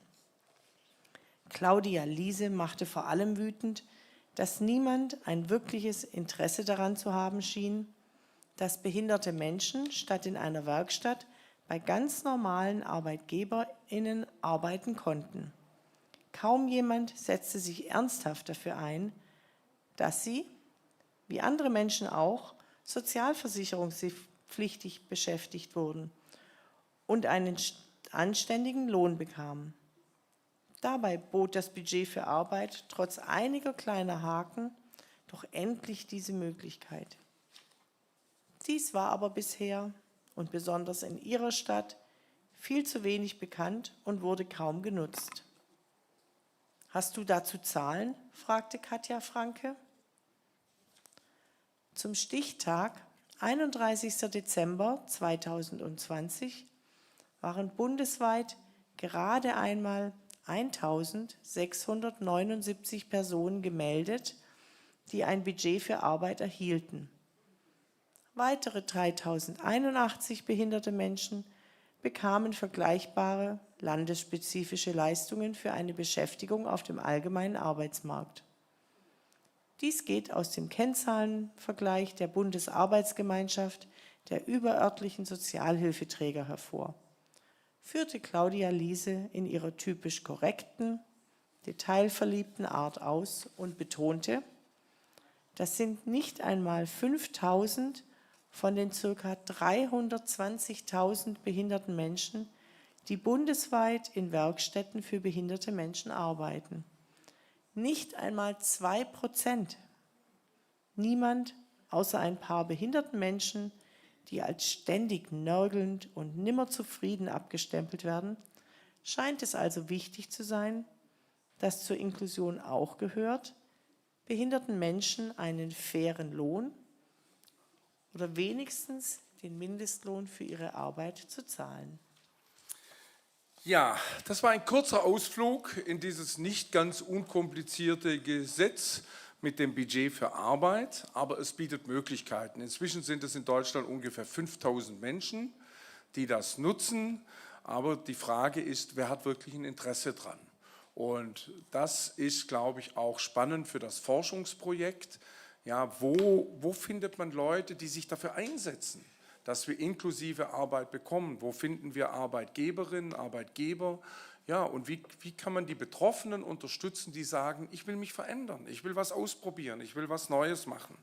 Und für die Forschung auch interessant, weil ihr beschäftigt euch ja auch den Übergang Schule in den Beruf. Wir haben inzwischen auch das Budget für Ausbildung und dort ist sozusagen das Ziel, diesen Automatismus, den wir in Deutschland haben, das sind diese Schubladen.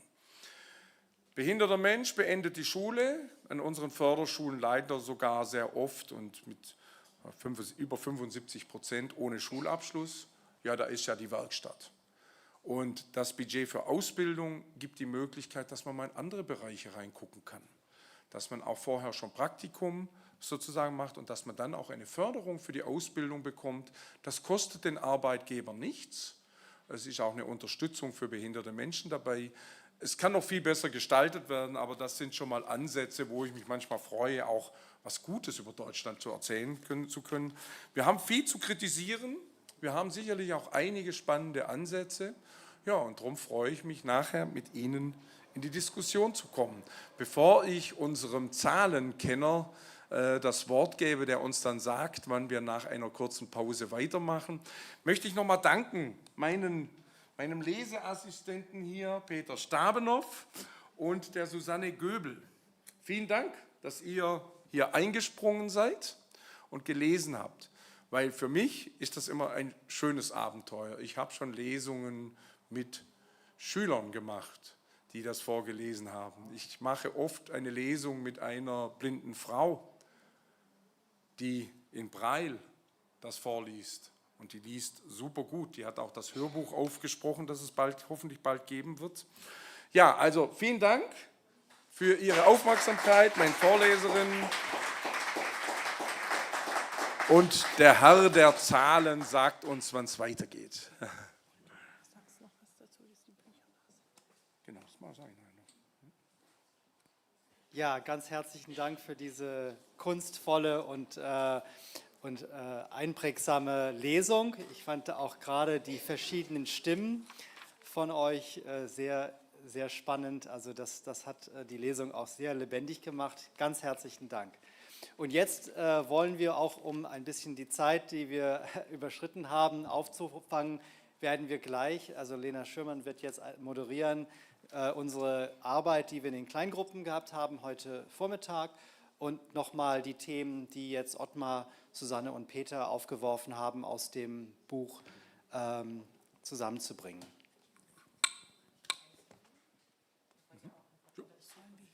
Ich nehme das nochmal auch von meiner Seite aus. Ganz herzlichen Dank.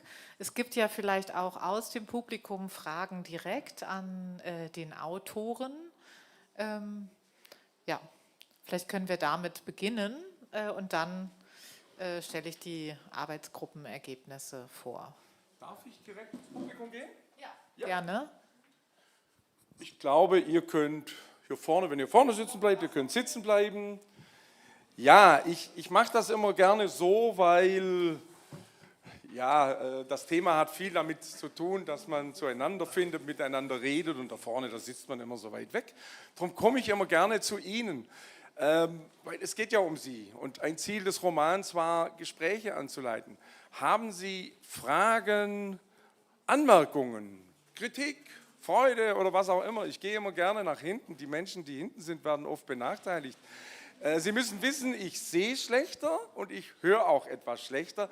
Also die Hände hoch zum Himmel und am besten noch rufen und das sehe ich. Sie haben das Wort. Vielleicht sagen Sie Ihren Namen. Ja, ich bin die Michelle Stein vom Familienministerium und ich habe eine sehr praktische Frage. Haben Sie Bücher dabei? Ja? Sie könnten fast gekauft sein. Also, die Susanne Göbel hat vorne ein paar Bücher. Wir haben versucht, ein Mittelmaß zu finden, wie viel wir schleppen können, aber die gibt es nachher gerne zum Kauf. 17 € ist ein Preis. Wir wollten eine bessere, größere Schrift. Ich wollte unter 15 bleiben. Und wie gesagt, das gibt es auch kostenfrei in der BIDOC, in der tollen BIDOC-Bibliothek, weil bei einem Thema, wo Menschen wenig Geld verdienen, habe ich gesagt, es muss auch eine kostenlose Variante geben. Die Susanne Göbel wird nachher da vorne sitzen und wer ein Buch will, kann das gerne haben. Haben Sie noch eine weitere Frage? Das war's? So, hier hinten, es ist noch Ihre Chance. Irgendwas, was Sie berührt, was Sie beschäftigt? Gibt es eine Übersetzung auf Französisch? Das ist ein sehr gutes Thema. Und zwar, die Susanne Göbel hat, die fällt immer wieder der Name, hat mal gespielt mit den Möglichkeiten der künstlichen Intelligenz. Und wir hatten dann mal einfach Englisch ausprobiert. Und es war beeindruckend. Also wie gut das war. Und Susanne, haben wir Französisch genommen? Ja, ich glaube ja. Ja, wir haben dann einfach mal noch ein paar Sprachen genommen. Ich habe jetzt von einer ukrainischen Freundin habe ich mitbekommen, sie gibt das ihren Leuten weiter. Ich habe keine Ahnung über die Qualität, aber geben Sie mir nachher Ihre E-Mail-Adresse, schicken wir Ihnen gern zu. Ja, Hier wir vorne war hatten noch ein Fenster von 20 Tagen. Wollten Sie noch was? So, hier hinten. Ich habe hier vorne eine Wortmeldung und da reiche ich das Mikrofon weiter. Ja. Danke. Also, weil ich kenne mich ja nicht aus, ich habe ja gerade gesehen, dass Sie auch, wie Sie jetzt schon vorhin gesagt haben, dass Sie das auch zu sich sehr nah genommen haben. Dann ist meine Frage, weil wie schreiben Sie dann das Buch? Wie ist das Buch dann zusammengekommen? Mussten Sie auch dann im Computer ganz nah stehen oder hatten Sie das schon in größerer Schrift? Also, wie war so die Entwicklung vom Buch zu schreiben? Ja, das ist eine gute Frage. Ich hänge sehr viel vorm Computer. Also Sie müssen wissen, ich sehe so die großen Sachen, Ja. aber nicht die Details. Also ob jetzt jemand geschminkt ist, Ohrring hat oder nicht, seien Sie glückliche Menschen, mich stört das nicht. Ja? Mich stört oder freut das nicht oder wie auch immer. Ja? Also ist ein Vorteil, wo ich ein bisschen sagen kann, Aussehen spielt nur bedingt eine Rolle. Ja? Aber wenn ich vorm Computer sitze, dann habe ich mir da so den Bildschirm ein bisschen höher. Ich habe dann da unten die Tastatur. Zum Glück haben meine Eltern mich gezwungen, einen Schreibmaschinenkurs zu machen, wo man blind schreiben lernen musste. Ich habe es gehasst, aber heute liebe ich es. Und dann bin ich schon immer sehr nah vorm Computer. Ich stelle es mir manchmal ein bisschen größer und die Schrift auch, dass ich dunklen Hintergrund habe, das nicht so blendet. Aber es ist schon anstrengend. Also ich hänge schon viel vorm Bildschirm. Nur, ja, ich könnte mit Sprache arbeiten, aber ich bin ein ungeduldiger Mensch und darum nutze ich lieber das so, wie ich habe und freue mich jeden Tag, dass es noch geht. Ja, aber es ist schon, ich hatte Nächte, ich bin einmal um 5 Uhr morgens ins Bett, da habe ich gedacht, ja, aber ich schreibe sehr schnell und dann muss ich halt immer wieder Korrektur lesen. Weitere Fragen, Anmerkungen? Das Thema ist ja auch, für uns alle interessant. Wie wollen wir arbeiten? Wie ist es, wenn wir nicht immer fit sind? Gibt es jemanden? Ja, nach rechts. Ja, super. Ja, besten Dank. Sie meinten ja zum Schluss, dass es gibt niemanden, der so ein richtiges Interesse vielleicht hat an dem Budget. Wie sehen Sie dann die Möglichkeit oder den Weg nach vorne in Richtung Durchsetzung? Irgendwelche Interessen muss man ja schon mobilisieren dann. Was ist da Ihr Weg? Wie sehen Sie da die beste Möglichkeit? Ja, vielen Dank für die Frage, weil diese Frage hat ganz viel auch mit dem Thema Inklusion zu tun. Wir haben unsere Systeme entwickelt und das war auch wichtig. Ja? Also in den 60er, 70er Jahren war es wichtig, dass es Angebote gab. Ja? Und dann kamen so langsam Diskussionen, Integration, jetzt Inklusion. Aber was wir halt erleben ist, wir haben oft so festgefahrene Systeme. Die leben alle ganz gut damit. Und welcher Werkstattleiter hat schon ein Interesse, dass jemand aus der Werkstatt geht, wenn er dadurch im Jahr, sagen wir mal, 18.000 € verliert und überlegen muss, wie beschäftige ich meine Leute weiter. Das hat auch mit finanziellen Anreizen zu tun. Und in Deutschland ist es so, diejenigen, die aus der Werkstatt raus wollen, die bekommen schon auch, es gibt Beratungsmöglichkeiten. Manche Werkstätten machen einen richtig tollen Job, die unterstützen die. Andere gibt es halt, die machen gar nichts, ja, also ganz wenig. Und wir versuchen natürlich, die Informationen an die behinderten Menschen zu geben. Denn oft gibt es noch so Fehlinformationen. Wenn du aus der Werkstatt rausgehst, da kannst du nie wieder zurück. Nein, das stimmt nicht. In unserem Gesetz gibt es ein Recht, wieder zurückzukommen. Und also es hat viel mit Information zu tun. Es hat viel damit zu tun auch, was wir so diese persönliche Zukunftsplanung nennen. Sich hinzusetzen, mit Menschen zu reden, jetzt nehmen wir mal so, ich wäre bei Ihnen, ja, jetzt wird es dann ernst, wenn der kommt, und wir würden einfach mal reden, was sind so Ihre Träume, Ihre Ziele, was würden Sie sich wünschen, und dann mal zu gucken, wie könnte man einen ersten Schritt machen, wie könnte man vorankommen, kennen wir jemanden, wo man ein Praktikum machen kann, und das ist richtig mühsame Arbeit, aber zum Glück haben wir im Moment ein Netzwerk von Menschen, die den Weg aus der Werkstatt gemacht haben. Und da merke ich, das ist ganz anders, weil wenn ich jetzt rede als Studierter, ist das anders, wie wenn jemand sagt, ja, ich verstehe dich, das ist nicht einfach, sich zu verändern, man verliert sein Umfeld, aber für mich hat es das und das gebracht. Also Inklusion ist wirklich manchmal ein total anstrengender Prozess und wir versuchen halt, zum Glück haben wir jetzt auch viele Beratungsstellen, die einfach auch Wege aufzeigen, Netzwerke machen, aber immer noch viel zu wenig. Hat es einigermaßen beantwortet? Und ich mache... Bitte?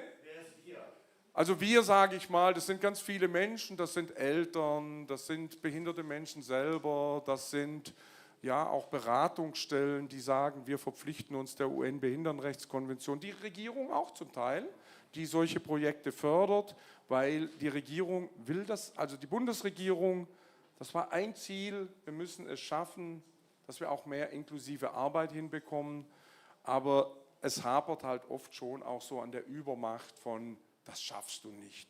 Ach, du bist doch froh, wenn du wieder bei uns sein kannst. Ja, und wir haben halt Skeptiker, die sehen die Hürden und man muss halt die Leute finden, ich sag mal, die sagen, Mensch, lasst uns mal gucken, da geht was. Weitere Fragen, Anmerkungen, Kritik? Wo? Ah, ja, super. Germain Weber ist mein Name. Meine Frage schließt direkt an die von Marc Sörke an. Wie ist die Rezeption des Buches in der Szene in Deutschland gewesen? Szene meine ich jetzt die klassischen Werkstättenbetreiber sind, wie Lebenshilfe Deutschland und so. Wie wird das Buch da diskutiert? Eine sehr gute Frage. Ja.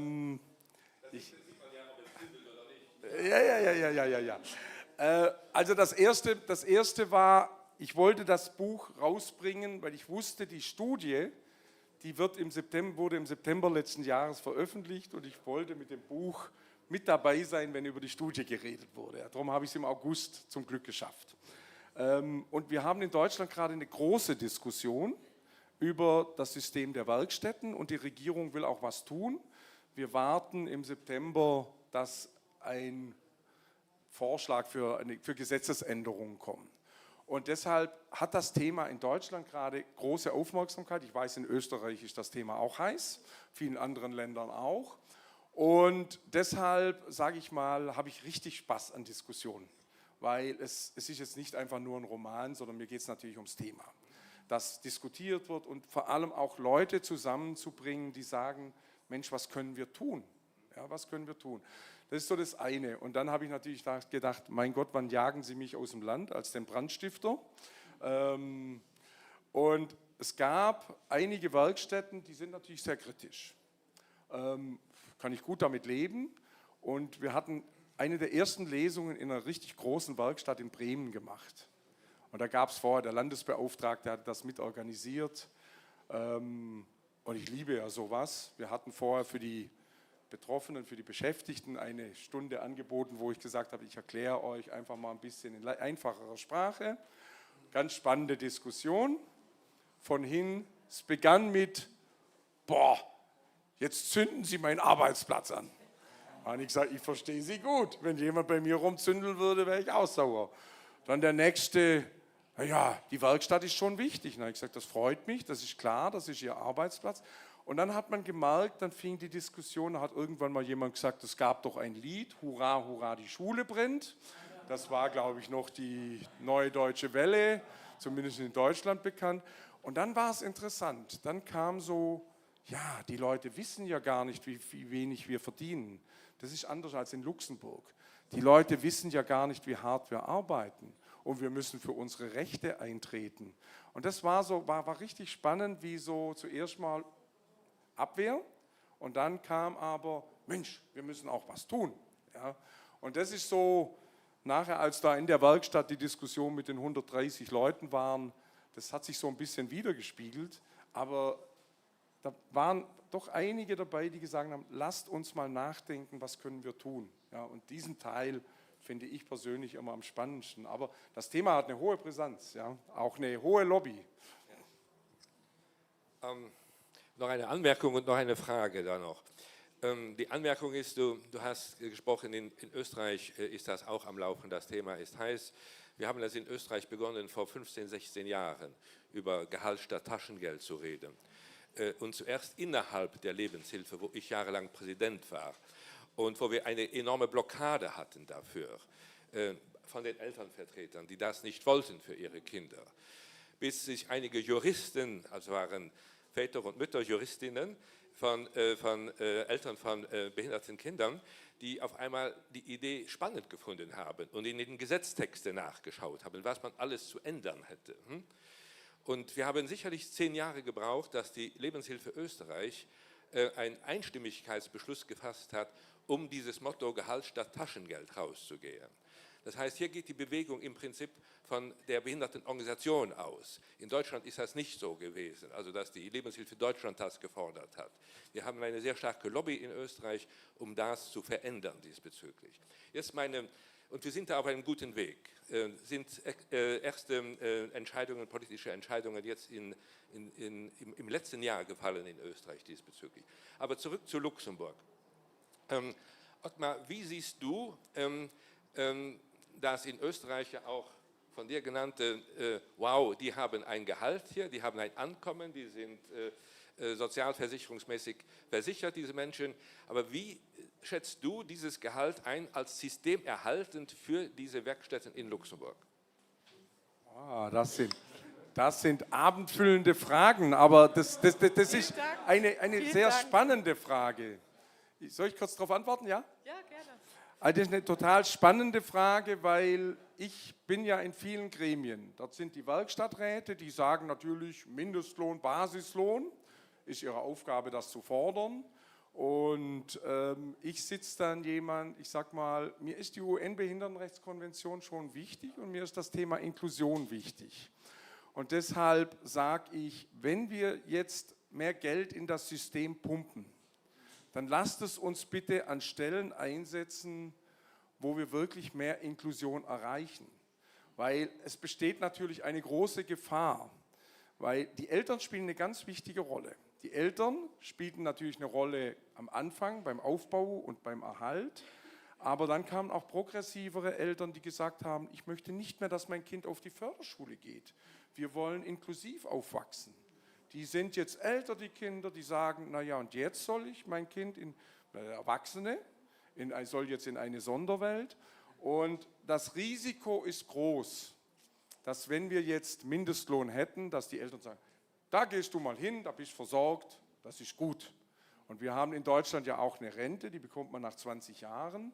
Und da arbeiten wir auch dran, dass bei den Alternativen eine ähnliche Rente kommt, weil wir sollten uns gut zusammensetzen und nochmal genau gucken, wie können wir in bestehenden Werkstätten Inklusionsbetriebe aufbauen.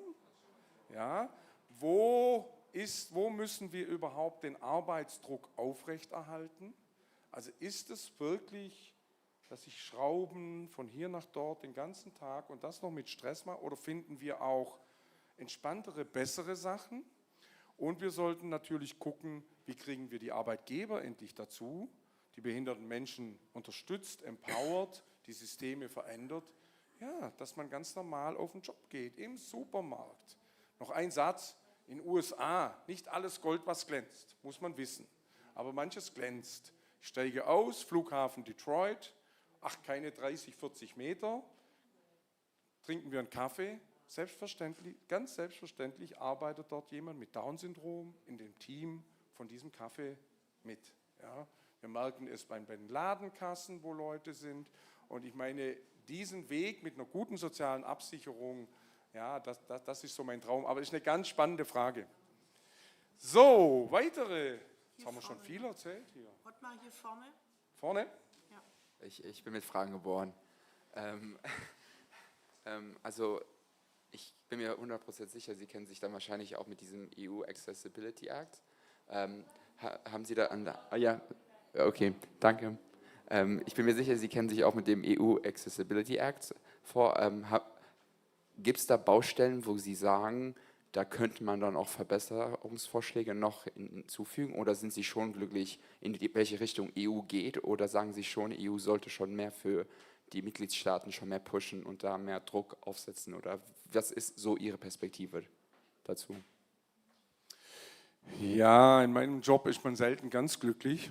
Eine gewisse Unruhe bleibt, aber ich bin Ihnen trotzdem dankbar, dass Sie dieser European Accessibility Act, also das ist ein Gesetz, das die Barrierefreiheit, ich sag mal, verbessert. Das regelt es nicht umfassend. Das ist ein Teil und es hat viel mit Digitalisierung zu tun. Und wir hatten vorher in der Gruppe einen Kollege, der an einer App arbeitet oder an einer Entwicklung arbeitet, dass wir auch mehr leichte Sprache bekommen. Und das sind alles Entwicklungen, die total wichtig sind, weil wir scheitern im Alltag an vielen Dingen. Wenn ich als sehbehinderter Mensch mein Geld abheben will, dann finde ich manche Geldautomaten, die ich gut nutzen kann, aber andere nicht. Und jetzt soll ich jemanden fragen, ach, können Sie mir mal schnell helfen, mein Geld abzuheben? Meine Geheimnummer ist die und die. Und das sind natürlich so Dinge, die behindern uns im Alltag. Und das hat auch viel mit dem Thema Arbeit zu tun, weil ich habe einen Bekannter, ein guter Banker, der hat bei der Sparkasse, ich glaube, 25 Jahren gearbeitet. Der Kerl ist jetzt blind und es scheitert nur an der Software. Ein Riesentheater in dieser Bank und dass die Software zugänglich wird. Jetzt haben sie ihren guten Banker verloren, der macht jetzt natürlich Lobby für Barrierefreiheit und kämpft sich durchs Leben, aber wir verlieren Menschen, wenn wir nicht darauf achten, dass wir wir gehen in der Zeit und wenn wir dann nicht darauf achten, dass Barrierefreiheit hergestellt ist. Und dieses europäische Gesetz wird jetzt dann in nationale Gesetze umgesetzt. Und da ist natürlich spannend, gucken Sie mal in Luxemburg drauf, was wird angepackt, was nicht. Die Deutschen, ich muss es sagen, ziemlich lahmarschig, da sind lange Fristen drin. Der Geldautomat muss dann irgendwie 2035, 40. Und wenn ich mit dem Rollstuhl an den Geldautomat komme, dann heißt das nicht, dass da keine Stufen sein müssen. Und das sage ich, das sind so, da streiten wir, da bin ich nicht glücklich.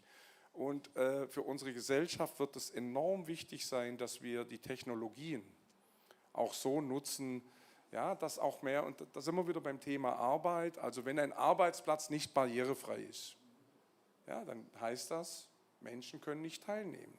Wenn ein Arbeitgeber, vielleicht noch den Satz, nicht bereit ist, angemessene Vorkehrungen zu machen, was jemand auf ganz unterschiedlichen Behinderungen haben könnte, Ja, was brauche ich? Ich brauche einen Schwenkarm, damit ich da vor meinen Bildschirm komme.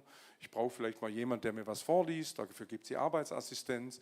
Wenn wir das nicht tun, wir verlieren so viele Kräfte, die wir, ich sag mal, an vielen Ecken dringend gebrauchen könnten. Und es ist natürlich auch, ja, es ist Unrecht.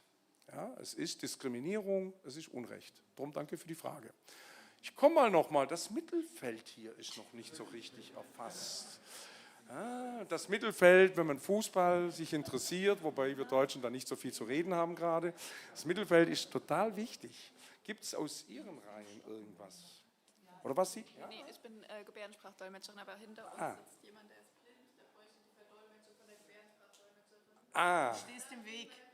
Ja, nicht, dass ich Ihnen da im Weg bin. Ja, das gibt verschiedene Begriffe. Ja, wer hat noch Fragen, vor allem auch Anregungen, Ideen? Sie können auch Ihre Projekte kurz vorstellen. Genau, sonst würde ich noch mal die Lücke füllen und noch mal ein bisschen auf die Themen zu sprechen kommen, die vorhin diskutiert wurden. Wir haben versucht, das in der Eile eben ein bisschen zu clustern. Wir hatten hier angesiedelt Aussagen, die mit Erfahrungen von Arbeit zu tun hängen. Da hatten wir einmal die schöne Aussage von einer Person, die inklusiv arbeitet. Sie sagte, Inklusion ohne Assistenz ist wie Fahren mit Handbremse. Also sehr, sehr anstrengend. Ja? Es gab von anderen Personen die Frage, was ist eigentlich der Impact meiner Arbeit? Kann ich Sinn erfahren? Und wenn ich mich politisch engagiere in der Arbeit, tue ich das am Arbeitsplatz oder tue ich das generell als Bürger oder Bürgerin? Diskutiert wurde auch, ist Arbeit ein Mittel zur Inklusion oder zur Exklusion?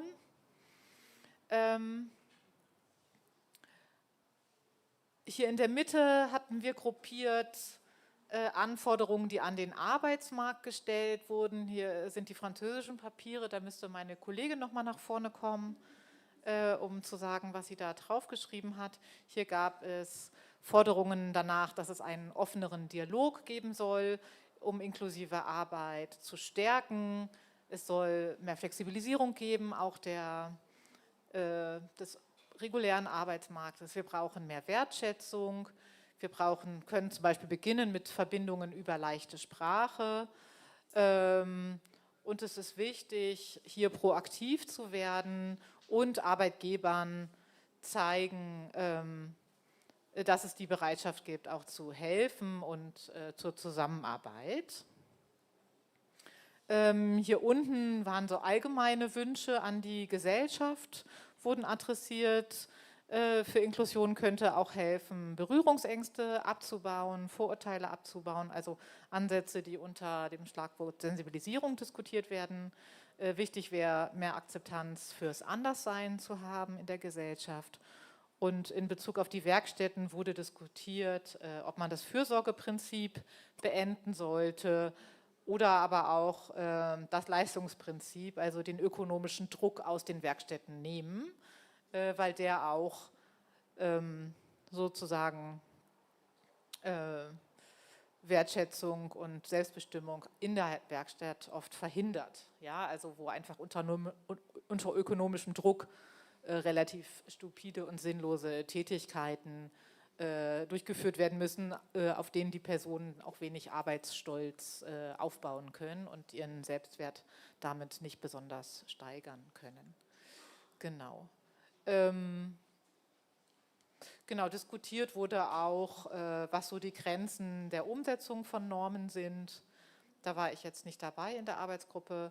Und eine Idee war es generell, das Rechtsbewusstsein zu stärken, sowohl von den Menschen mit Behinderungen auch als von den Menschen ohne Behinderungen und auch gerade von Arbeitgebern. Also dass es auch eine Verpflichtung gibt zur Inklusion. Und hier in Luxemburg haben wir ja auch das Phänomen, dass wirklich viele Betriebe ganz gerne, dass diese halt sozusagen nicht die Einstellungsquoten erfüllen. Und in Deutschland sehen wir, dass viele Betriebe da die Ausgleichsabgabe zahlen müssen. Über Luxemburg wissen wir darüber sehr wenig. Da gibt es wohl auch keinerlei Erfassung und Sanktionierung, was das betrifft. Aber wenn man ausgehen würde von einem menschenrechtlichen Gedanken und von einer Perspektive, die wirklich an der Gleichheit ansetzt, an der Gleichheit aller Menschen und sagt, alle haben die gleichen Rechte auf Teilhabe an Gesellschaft. Da wundert man sich, dass dieser ganz zentrale Gedanke, der die moderne Gesellschaft orientiert, oft so leichtfertig einfach missachtet wird und es Gesellschaften trotzdem möglich ist, sich gut zu fühlen. So, ja, das ist vielleicht ein Punkt, über den wir auch abschließend nochmal sprechen können, inwieweit wir so das Ganze nicht als Veranstaltung des Gutmenschentums betrachten, sondern möglicherweise, wie wir diesen Shift hinkriegen, um zu sagen, ja, es geht hier aber einfach um die Gewährung von Menschenrechten, die schließlich die Basis sind und wo wir in Europa uns ja darauf auch verpflichtet fühlen, ja, also die als Basis für unser Zusammenleben zu nehmen und wie kann dieser Perspektivwechsel gelingen. Ottmar Meitz-Paul hatte es vorhin angesprochen und vielleicht gibt es da aus dem Publikum noch ein paar Ideen zu.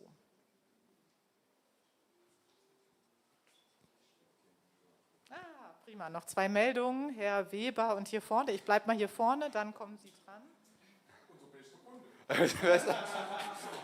Ja, ich bin ganz neu in diesem Bereich, deshalb, ich finde das voll interessant, weil ich lerne gerade so viel Neues, dass ich leider sehr schade finde, dass ich das gar nicht in der Schule gelernt habe.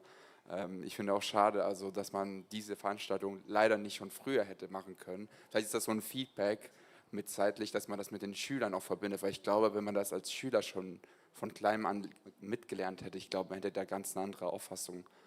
Meine Frage ist, diese Menschen mit der Behinderung, die dann bei diesen Werkstätten, also es ist ja Vokabularswerkstätte, okay, da arbeiten, haben die das Gefühl auch, dass ihre Menschenrechte nicht berücksichtigt werden? Wenn ich jetzt höre, was für mich schon schockierend zu hören, wenn die mal nicht den Mindestlohn in Deutschland verdienen, dann für mich ist das so, als würde man ihre Autonomie ja komplett wegnehmen. Man gibt denen ja mal nicht eine Chance, vielleicht selbstständig zu leben oder halt diese Möglichkeit. Ich weiß nicht, weil ich kenne mich ja, wie gesagt, nicht aus, deshalb, ich entschuldige mich schon für mein Vokabular, ist leider nicht dabei. Ich lerne das jetzt gerade alles. Danke.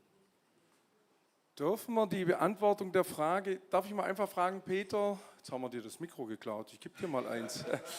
Ja, Peter Stabenow, Mensch zuerst. Ihr setzt euch ja als Organisation für viele Dinge ein. Was ist denn euch wichtig als selber Betroffene?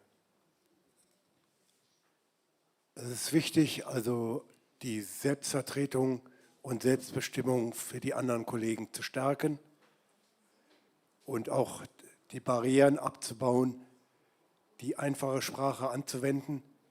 Ich gebe zu, dass ich da selber Schwierigkeiten habe, aber ich unterstütze das trotzdem. Aber damals in der Schule war das Wort einfache Sprache nicht im Gebrauch. Wir hatten zwar Satzlehre gehabt, haben einen richtigen Satzbau gelernt, aber einfache Sprache habe ich eigentlich so spät gelernt wie das Akkordeon spielen, obwohl das 2 verschiedene Schuhe sind.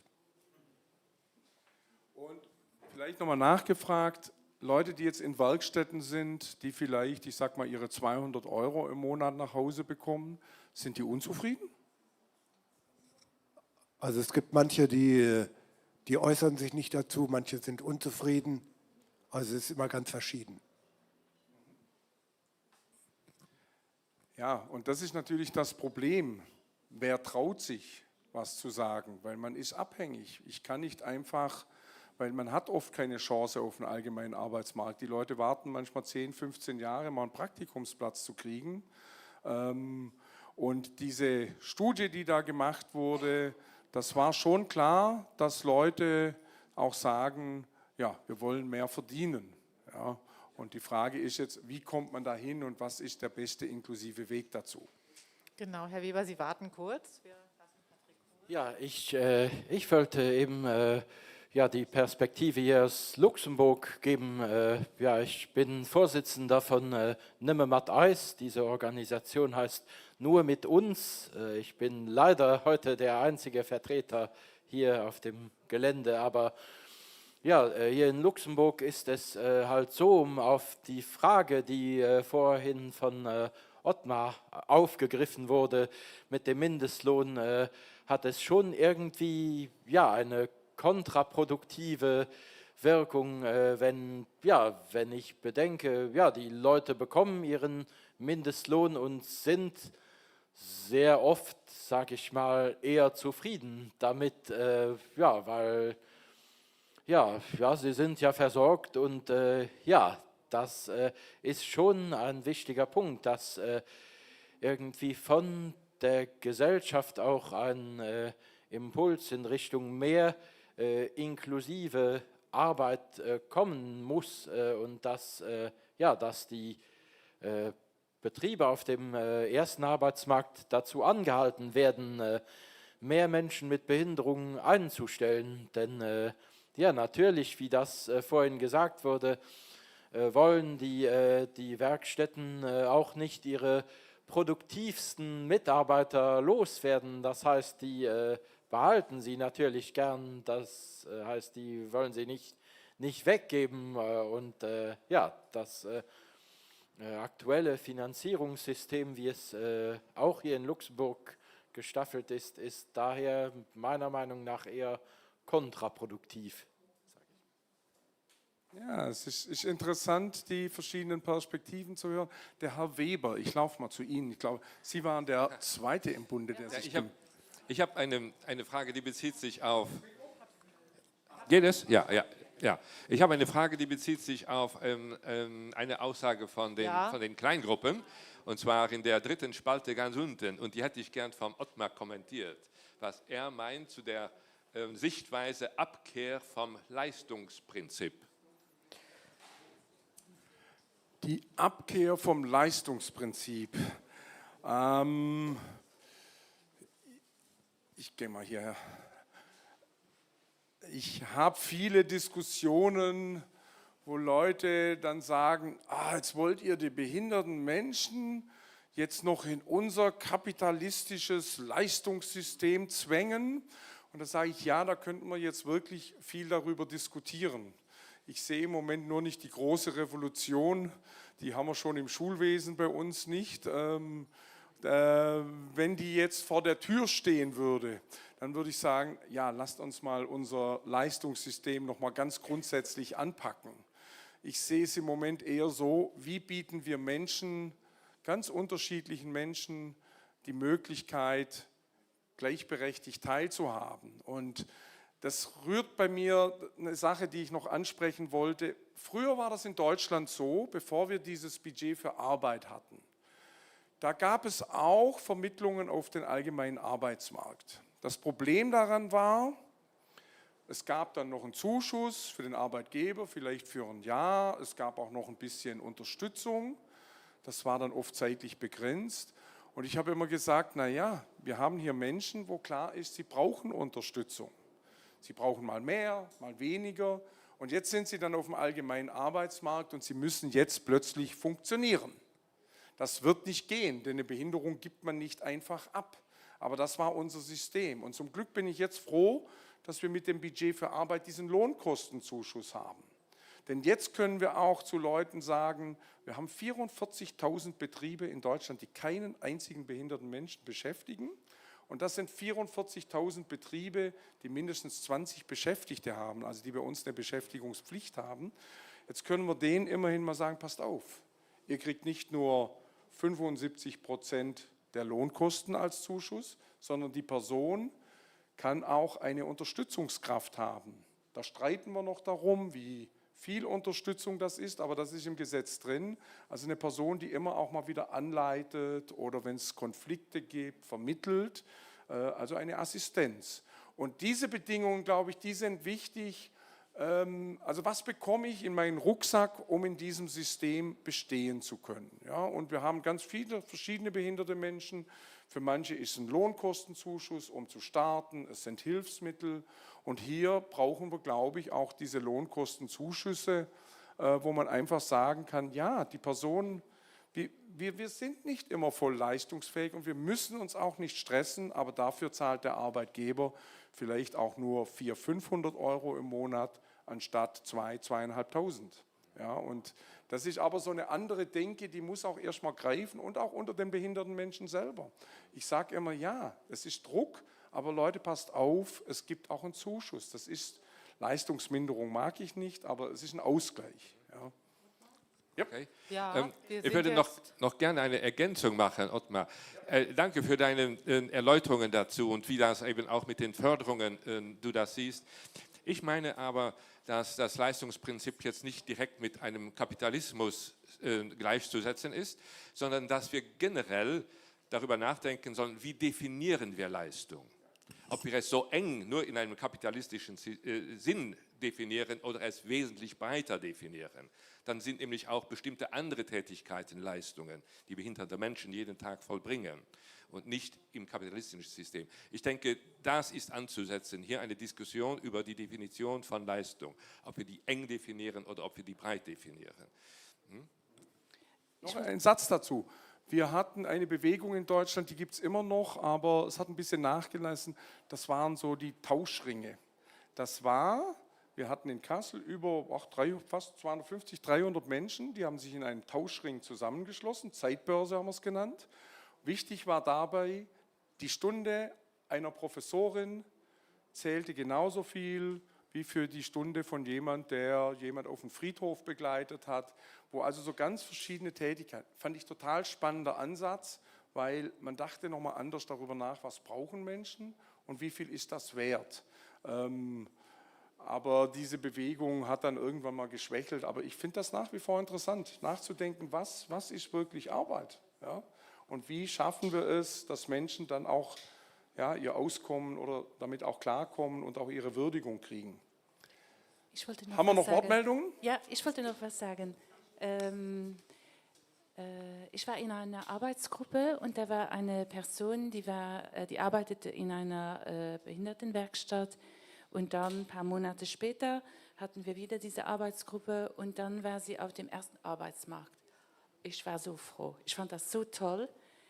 Und dann wieder ein paar Monate später war sie nicht mehr da. Sie hat es vorgezogen zurück in die Behindertenwerkstatt. Und wieso?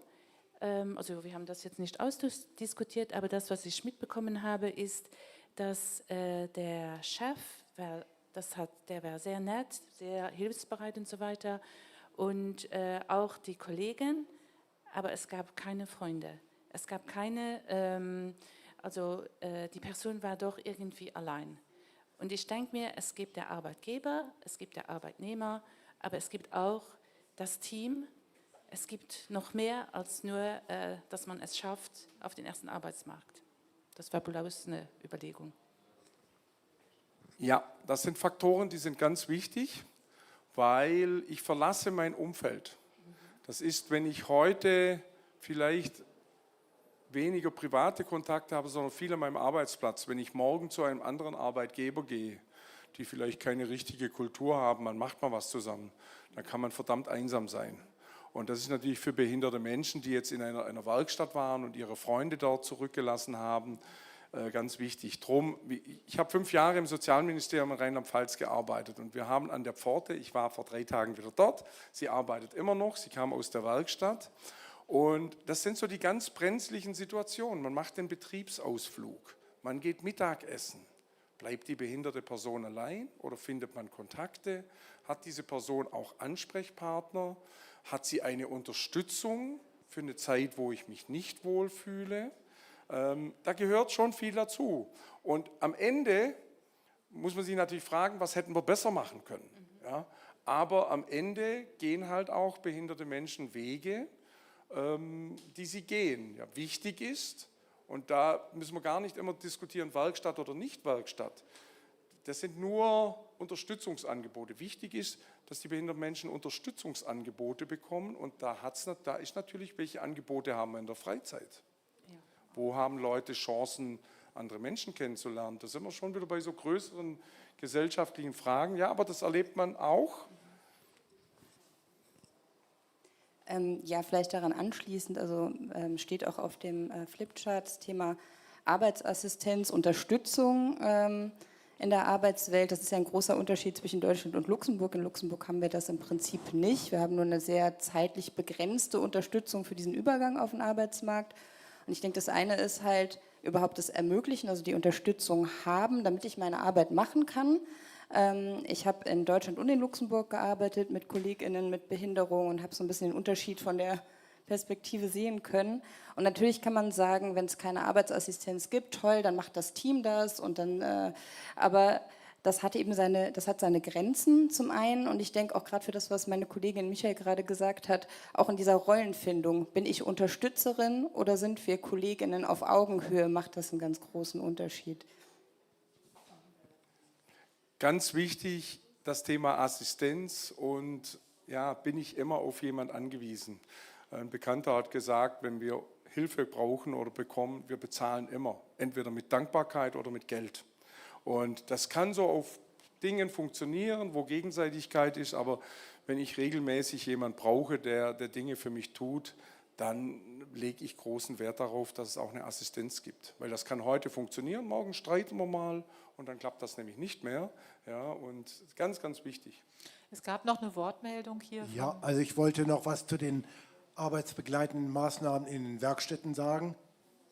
Die steht ja in der Werkstättenverordnung drin, dass der Mensch mit einer Beeinträchtigung in einer Werkstatt animiert wird, wieder zu arbeiten, die Leistung wiederherzustellen, wenn er weiß, ich habe zweimal die Woche meine arbeitsbegleitende Maßnahme und vorher war das auch so, dass viele nicht die Möglichkeit hatten, nach Feierabend, nach 16 Uhr irgendwie so an Freizeitclubs teilzunehmen und die immer so, wo die Mutter immer so wie die Glucke wie die Hände auf der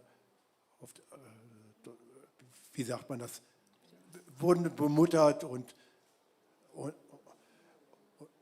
ich persönlich habe zwar die Möglichkeit oder nehme das auch wahr, einmal die Woche in den Chor oder in die Trachtengruppe zu gehen, aber trotzdem nutze ich, solange ich da in der Werkstatt bin, auch die eine Aktivgruppe, so wie wir das nennen, also arbeitsbegleitende Maßnahme, daran teilzunehmen.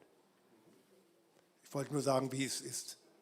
Was man darüber denkt, kann ja jeder für sich selber ausmachen. Ja, danke Peter. Jetzt komme ich nochmal zu Susanne Göbel. Wir haben ja die 13 Uhr hier fast erreicht. Die Essensgerüche kommen zu uns. Jetzt will ich aber die Susanne Göbel mal nochmal fragen. Du bist ja hier nicht nur hier, um zu lesen oder Bücher zu verkaufen, sondern du hast mit dem Bereich persönliche Zukunftsplanung viel zu tun. Und das ist ja gerade auch so Übergänge, wo sich was verändert, wo man sich mal hinsetzt und überlegt, was man tut. Was findest du in dem Zusammenhang wichtig? Also, ich möchte eigentlich mit einer Geschichte beginnen, die auch mit dem Thema Leistungsbewertung und Leistung bringen zu tun hat, von einem Mann, den ich kennenlernen durfte vor über 30 Jahren, der sehr lange in einer sehr großen Einrichtung mit 3000 Menschen gelebt hat. Und eine Sache, er wäre bei uns hier oder in Deutschland, wäre er in einer Fördergruppe gewesen, Förderstätte. Und eine Sache, die er immer gemacht hat, war, er hat immer Menschen begrüßt, weil in dieser großen Einrichtung kamen kaum fremde Menschen. Das heißt, sein Ding war, jemand, den ich nicht kenne, begrüßen. Dann wurde diese Einrichtung aufgelöst und er ist umgezogen in ein Haus mit 4 anderen Menschen. Und meine Arbeit war, Arbeit für ihn zu finden. Und zwar nicht in einer Förderstätte, sondern eine Art Tätigkeit, Beschäftigung, was auch immer. Und da kommt persönliche Zukunftsplanung ein Stück weit rein, zu gucken, was macht er gerne. Und was wir wussten, was er gerne macht, ist Menschen begrüßen. Das heißt, es ging jetzt nicht darum, ihm das abzutrainieren, sondern zu gucken, wo finden wir einen Platz, wo Menschen begrüßen eine Tätigkeit ist, die ihm Teilhabe bringt, die ihm Spaß macht, die er kann. Also wir müssen ihm nicht was beibringen, was schwierig gewesen wäre erstmal. Und sein Job war letztendlich, am Eingang eines Supermarktes zu stehen und jede, die dort einkaufen gegangen ist, zu begrüßen. Das heißt, er war eigentlich so jemand, ja, diese Welcome, einfach diese Kultur des, wir freuen uns, dass jemand hier einkaufen geht.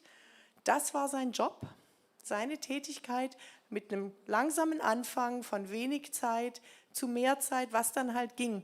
Es ging nicht um Leistung und das ist genau das, was Sie gesagt haben, Herr Weber, was ich so spannend finde, sondern es ging darum, erweiterter Blick auf, was kann er und wo kann er sich einbringen. Er hat letztendlich gelernt, die Einkaufswegen dann einzusammeln und wieder zurückzubringen. Also es wurde immer ausgeweiteter. Er musste nicht in eine Förderstätte gehen. Und das Stichwort persönliche Zukunftsplanung, ich mache sehr viel damit. Und da geht es uns immer dazu, Übergänge. Wie gestehen Übergänge und wie können wir im Vorfeld, wenn wir wissen, es kommt der Übergang Schule-Beruf, das wissen wir ja, wie können wir dort durch Methoden und durch Ideen der persönlichen Zukunftsplanung mit der Person zusammen im Mittelpunkt, und zwar nicht im Schulzusammenhang, sondern mit dem Unterstützungskreis, den die Person sich aussucht, herausfinden, was sie gerne möchte. Ich habe das zum Teil mit 15-, 16-Jährigen begonnen, dass wir einfach geguckt haben, was macht die Person gerne. Wir haben Feste gemacht, Zukunftsfeste, wo wir uns getroffen haben und über die Zukunft gesprochen haben und versucht haben herauszufinden, was könnte es sein.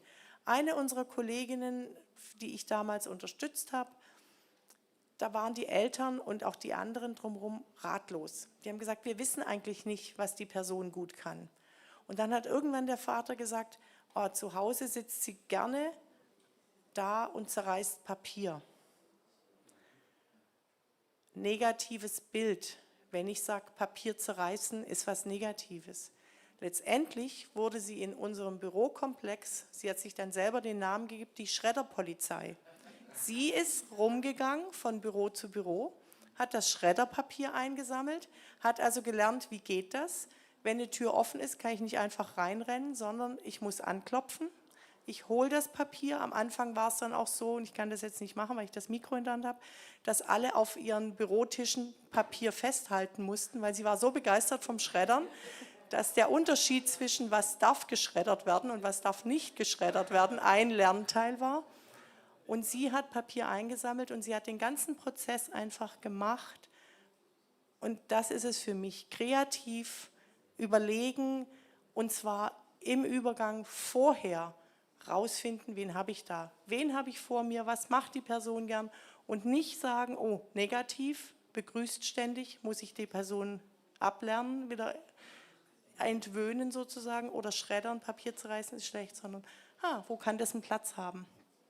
Und das finde ich das Spannende, wenn ich an persönliche Zukunftsplanung denke, weil das mit Unterstützungskreis zu tun hat und auch auf das zurückgeht, was Sie gesagt haben, Einsamkeit.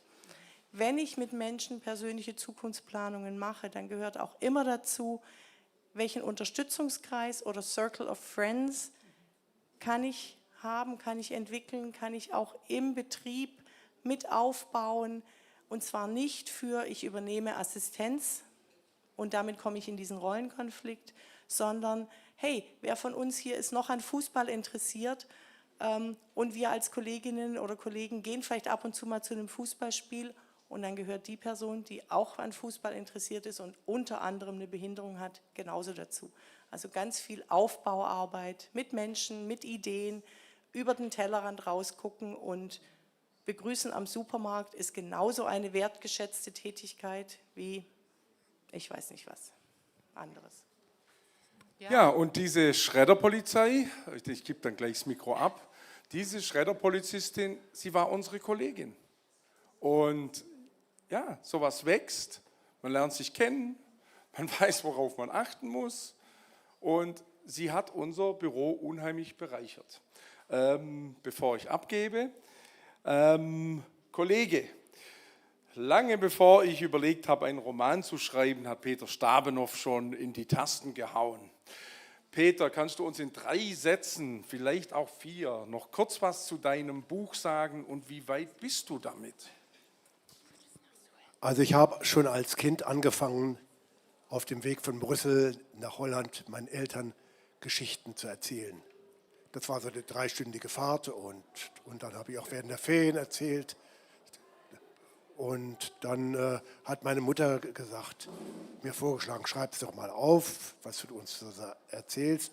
Dann habe ich im Alter von 11 Jahren angefangen zu schreiben und dann 26 Jahre. Und jetzt muss ich mich aber doch kurz fassen. Das Buch heißt Fantasie und Wirklichkeit. Und da passieren Dinge, die eigentlich im Leben eigentlich nicht umzusetzen sind, dass zum Beispiel ein Landesverband der Lebenshilfe sich ein Propellerflugzeug leisten kann. Ich meine, das ist natürlich richtig utopisch, aber ist natürlich nicht möglich. Oder dass eine anthroposophische Einrichtung wegen einem verregneten Sommer dank eines Elternmitglieds mit der Alitalia da von Nordfrankreich runter nach Italien fliegt, um das Sonnenwendfeuer, Johannifeuer, wie wir das damals auch nannten, weil das ja der 24. Juni, der Tag des Johannes des Täufers ist. Auch eine Sache, obwohl Anthroposophie und Fliegen und Umweltschädigen sich natürlich auch wie Katz und Maus beißen. Aber damals hat man über Umweltschutz auch nicht so nachgedacht. Gut. Ich könnte jetzt ganz viel davon erzählen, aber ich glaube, ich sollte mich doch zügeln. Das war Fantasie und Wirklichkeit? Ja, und noch ein Satz. Ich bin ja in der Mediengruppe beschäftigt und habe das Buch jetzt aufgenommen und bin jetzt gerade so im letzten Schliff. Und dann schauen wir mal weiter, ob ich da ein Hörbuch mache, weil ja auch viele sich nicht aufs Lesen konzentrieren können oder auch nicht lesen können, dass sie das auch hören können. Ja, Fantasie und Wirklichkeit trifft es, glaube ich, wirklich. Wir brauchen Fantasie, um die Wirklichkeit zu verändern. Wir hatten in unserer Gruppe, war Justin dabei, da war dann auch klar bei dem Namen, die Wirklichkeit gerechter zu machen. Das ist genau das auch mit den Rechten, mit der Behindertenrechtskonvention, mit dem Recht auf Teilhabe. Ja, und wir brauchen beides. Wir brauchen die Fantasie, Dinge anzupacken. Wir brauchen den Mut. Ja, und wir können die Wirklichkeit verändern. Da bin ich sowas von überzeugt. Von daher toll, dass wir heute hier sein konnten. Und ja, noch viel mehr. Toi, toi, toi für Sie alle. Sie können alle was bewegen. Und gute Forschung wünsche ich. Ja, vielen Dank. Das war ein wunderbares Schlusswort. Also wir brauchen Fantasie, um die Wirklichkeit zu verändern. Und wir wollen die Wirklichkeit gerechter machen. Vielen Dank, dass Sie mit uns diskutiert haben, welche Arbeit braucht die inklusive Gesellschaft. Wir haben viel mitgenommen an Impulsen für unser Forschungsprojekt. Wir haben ja noch 2 Jahre Zeit. Ich hoffe, im Rahmen dieser Forschungsarbeit kommen wir mit der einen oder anderen Person, die heute hier teilgenommen hat, noch näher in Kontakt. Wir sind noch eine Weile hier auf dem Festival und ansonsten ja an der Uni Luxemburg auch gut zu erreichen. Wir hatten Flyer verteilt, da stehen unsere Kontaktdaten drauf. Also von unserer Seite, vom Projekt her erstmal vielen, vielen Dank dafür, dass Sie mit uns diskutiert haben, dass Sie Ihre Zeit hier verbracht haben, obwohl es parallel sicherlich auch ganz tolle Veranstaltungen gegeben hat, wie wir gehört haben, mit der Musik. Ich übergebe nochmal an meinen Kollegen Justin Paul, der das letzte Wort haben wird.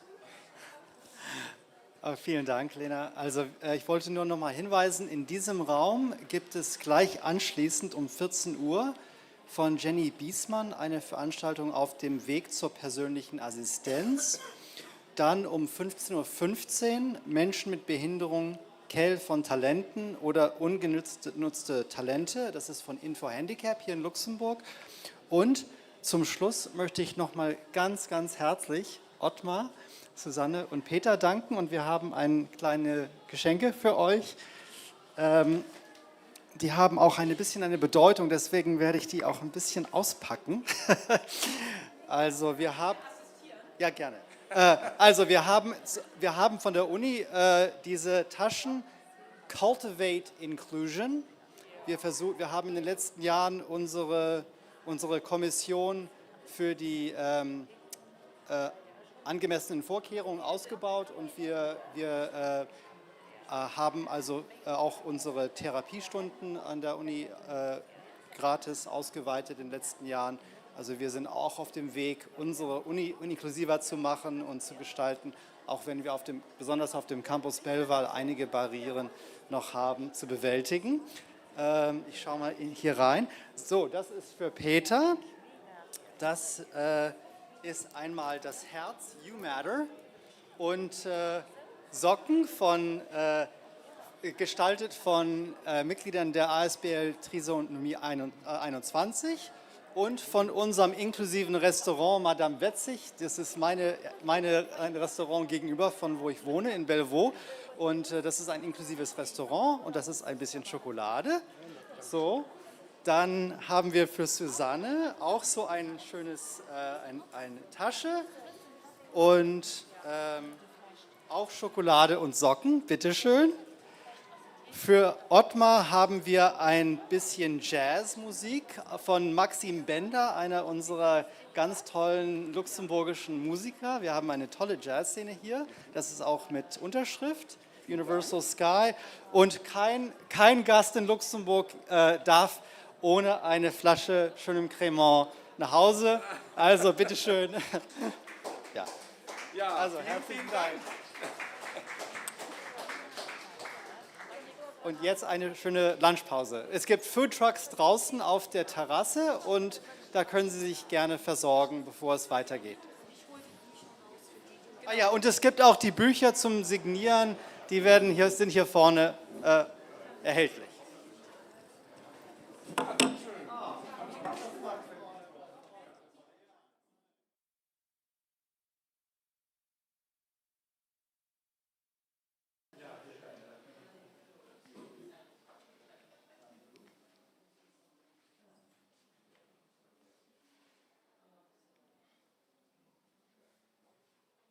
Okay, ich gucke, ob der Mikro ist an. Gut, schöne gute Morgen. Entschuldigung, ich wechsle sofort wieder ins Deutsche. Genau, der Vortrag heute ist auf Deutsch über die persönliche Assistenz. Bevor ich das Wort übergebe an Jenny Biesmann, noch ein paar praktische Informationen. Sie sehen es hier im Raum, wird Gebärdendolmetschung angeboten. Auch online können Sie das abrufen. Wir haben Schriftdolmetscherinnen und wir haben eine Übersetzung auf Französisch. Il y a une traduction en français. S'il y a quelqu'un qui en a besoin, il y a des casques là-bas. Hop.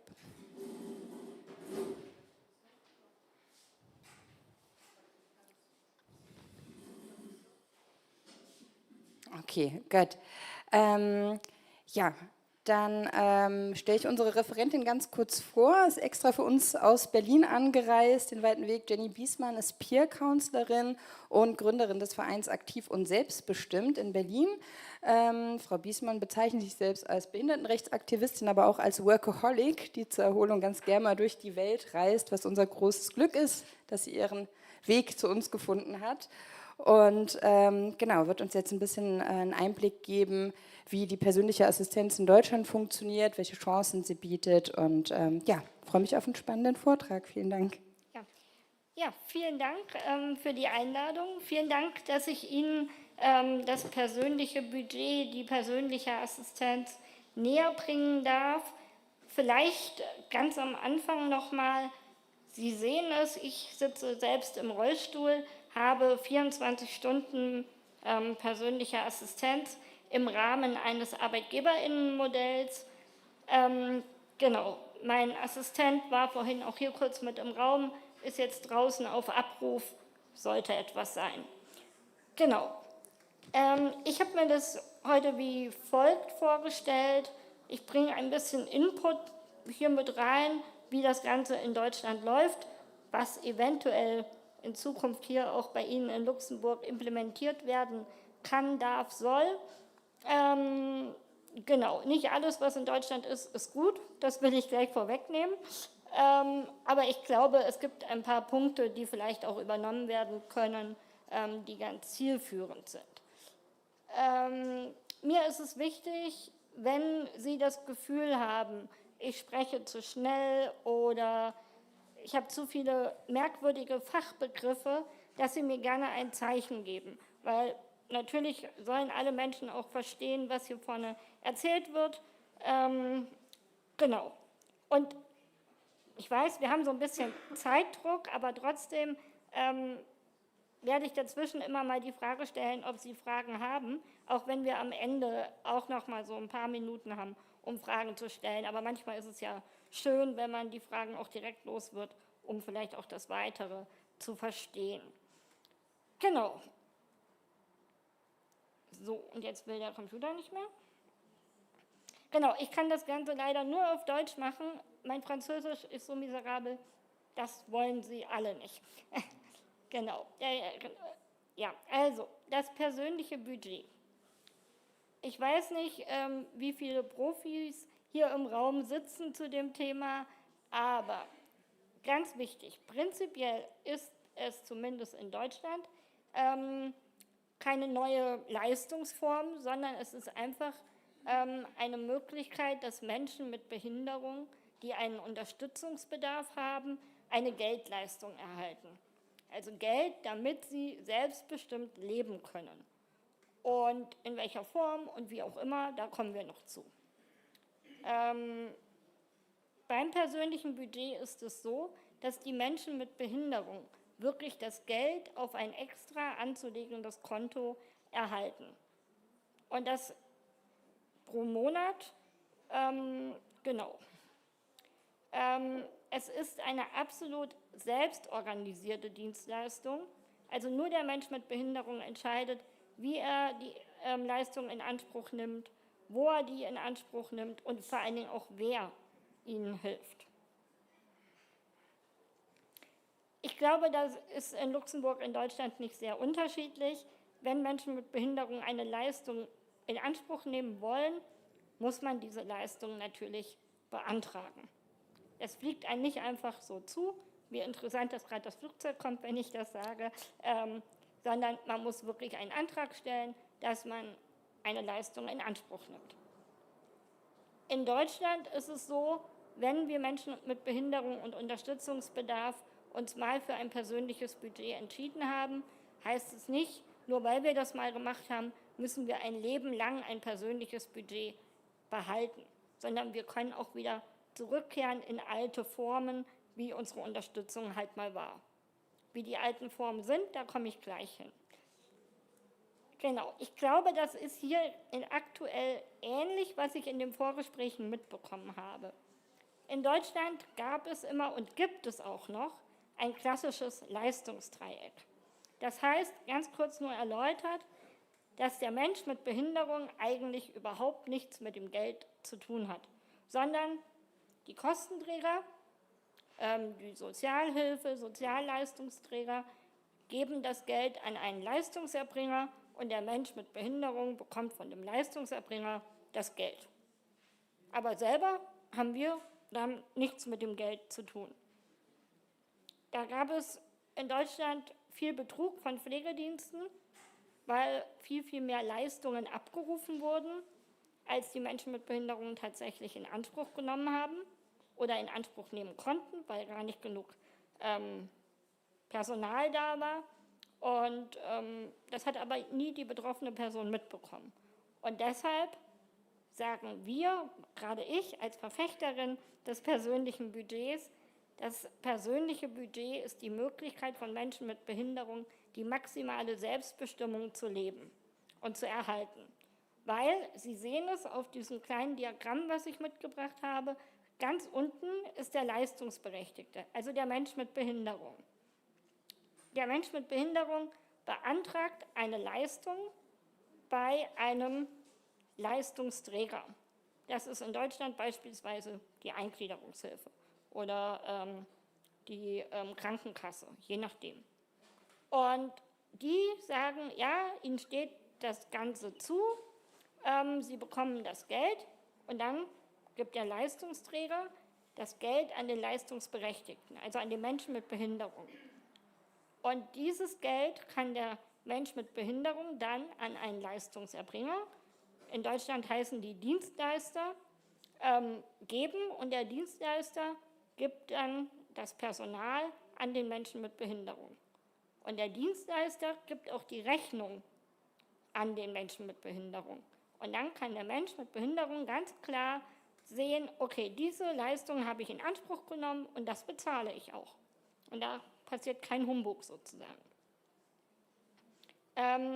Wir haben, ich weiß, das wird hier jetzt gerade erst diskutiert, die Möglichkeit, das persönliche Budget aber auch zweigleisig zu fahren. Und da sollten alle Länder natürlich hinkommen. Wenn wir mit einem persönlichen Budget arbeiten, haben wir die Möglichkeit, als Mensch mit Behinderung zu wählen, möchten wir mit einem Leistungserbringer, einem Dienstleister arbeiten, ein Pflegedienst oder Ähnliches, oder wollen wir nicht sogar selber als ArbeitgeberInnen auftreten? Ja, dass wir das Personal suchen, das Personal anstellen und dann das Personal natürlich auch bezahlen.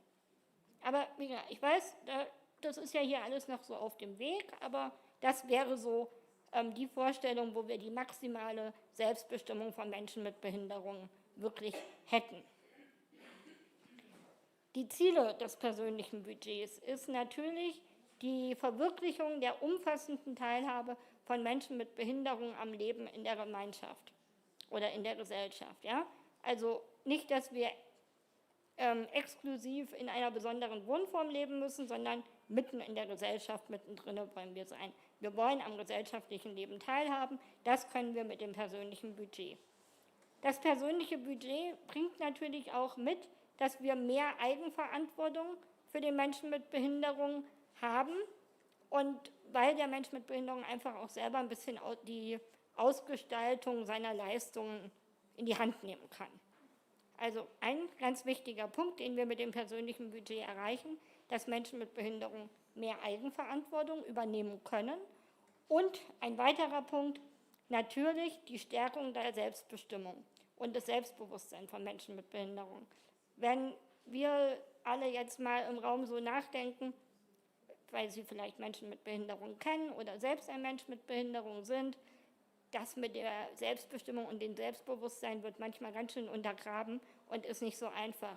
Und mit so einem persönlichen Budget hat man schon mal wieder einen Punkt mehr, um die Selbstbestimmung und vor allen Dingen auch ein bisschen mehr Selbstbewusstsein zu bekommen. Hier weiß ich nicht, wie es in Luxemburg aktuell geregelt ist, aber wir haben in Deutschland tatsächlich eine ganz klare Regelung, wer zugangsberechtigt ist zu einem persönlichen Budget. Das steht bei uns im Sozialgesetzbuch 9 in dem Paragraphen 2. Das ist der Paragraph, wo Behinderung definiert ist.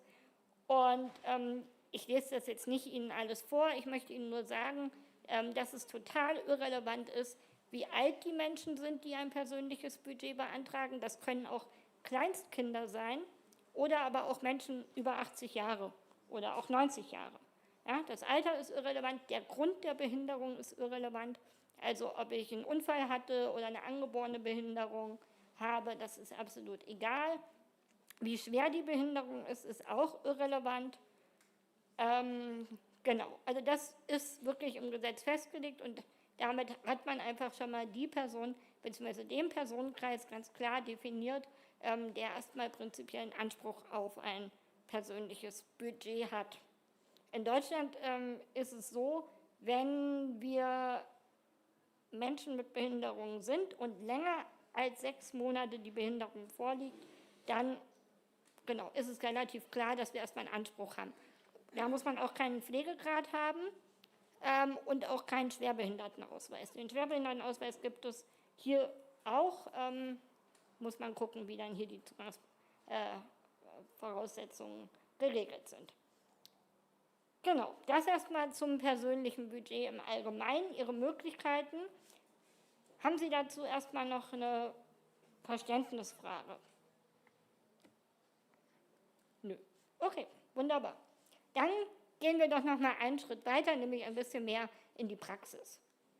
Wenn wir über Assistenz sprechen, haben wir vielleicht ganz häufig so den Gedanken, oh, da hat jemand Assistenz, die Geschäftsführung hat eine Assistenzperson. Ja, das ist ja relativ häufig in unseren Köpfen. Nein, wir sprechen tatsächlich bei Assistenz von Menschen mit Behinderung, die eine Unterstützerinnenperson brauchen an ihrer Seite. Und Assistenz ist etwas super, super Individuelles. Ich kann nicht sagen, weil ich eine Frau mit einer Muskelerkrankung bin, haben alle muskelerkrankten Menschen genau diesen Anspruch und brauchen ihre Assistenz genauso. Nein, es ist wirklich was super Individuelles. Nämlich die Assistenz orientiert sich immer an den individuellen Bedarfen, den täglichen Verrichtungen, wenn zum Beispiel Unterstützung bei der Körperpflege, Behandlungspflege, beim Transfer, beim Kochen, im Haushalt gebraucht wird oder einfach auch, um überhaupt die Wohnung zu verlassen oder jemanden in die Wohnung zu lassen. So etwas ganz Banales wie Aufzugknöpfe drücken, da kann auch Assistenz benötigt werden, damit man vielleicht aus der Wohnung nämlich rauskommt. Genau, das ist jetzt alles für Menschen eher mit körperlichen Einschränkungen, aber natürlich kann persönliche Assistenz und so wird sie auch in Deutschland viel genutzt, auch für Menschen, die blind sind, da sein, nämlich wenn man eine Leseassistenz benötigt oder für Menschen, die gehörlos sind, die eine Gebärdensprachdolmetscherin benötigen. Das kann alles über Assistenz laufen, das ist alles Assistenz. Und das kann auch als persönliches Budget laufen. Wichtig ist, die persönliche Assistenz dient der selbstbestimmten Gestaltung unseres Alltags und die Assistenz unterstützt uns, genau dort zu leben, wo wir leben wollen. Das kann die eigene Wohnung sein, das kann eine besondere Wohnform sein, es kann eine WG sein. Da, wo ich meinen Alltag gestalten möchte und ich einen Hilfebedarf habe, kann ich die Assistenz auch nutzen. Wichtig ist, nur ich als Mensch mit Behinderung entscheide, wie mein Tagesablauf aussieht und bestimme, welche Personen da für mich auch da sind. Wichtig ist, gerade wenn wir von einem hohen Unterstützungsbedarf sprechen, der vielleicht bis zu 24 Stunden gehen kann, kein Mensch der Welt kann 24 Stunden eine andere Person beschäftigen, weil 24 Stunden funktionieren wir ja auch nicht. Deshalb gehört zur Assistenz in unseren Augen natürlich auch die Anwesenheitsbereitschaft, weil es kann jeden Moment an der Tür klingeln, dass die Tür aufgemacht werden muss, dass man ein Taschentuch braucht, weil die Nase läuft oder. Genau, Assistenz sollte immer so verstanden werden, dass es wirklich eine vom Menschen mit Behinderung bewusst gewählte Entscheidung ist, das Ganze auch in Anspruch zu nehmen. Also es kann keine Behörde sagen, so, wir haben jetzt ein persönliches Budget, Sie müssen das Ganze jetzt nehmen. Nein, so sollte es nicht funktionieren, sondern eine bewusste Entscheidung sollte dahinter stecken. Weil für manche Menschen ist es ja auch total gut und schön zu sagen, so wie ich lebe, ist es total für mich in Ordnung und ich brauche da gar nicht was Neues. Und das steht auch jedem Menschen zu, das sollten wir nicht vergessen, gerade wenn wir neue Dinge einführen. Genau, ich habe jetzt noch mal 2 Folien dabei, wo ich noch mal ganz kurz das Modell, wo ich finde, dass man die absolute Selbstbestimmung hat als Mensch mit Behinderung, nämlich im ArbeitgeberInnenmodell. Hier treten wir Menschen mit Behinderung selbst als ArbeitgeberInnen auf, müssen natürlich bei dem Amt, bei der Behörde eine angemessene Kalkulation einreichen, damit wir wissen, wie viel Geld denn jeden Monat gebraucht wird. Wir müssen selber eine Stellenausschreibung machen, damit wir überhaupt Leute finden, ein Team koordinieren, müssen natürlich auch Löhne pünktlich überweisen. Also, ja, weil die Leute arbeiten bei uns und dann kriegen sie nicht pünktlich ihr Geld, naja, dann wird es schwierig, eine Wohnung zu halten, etc.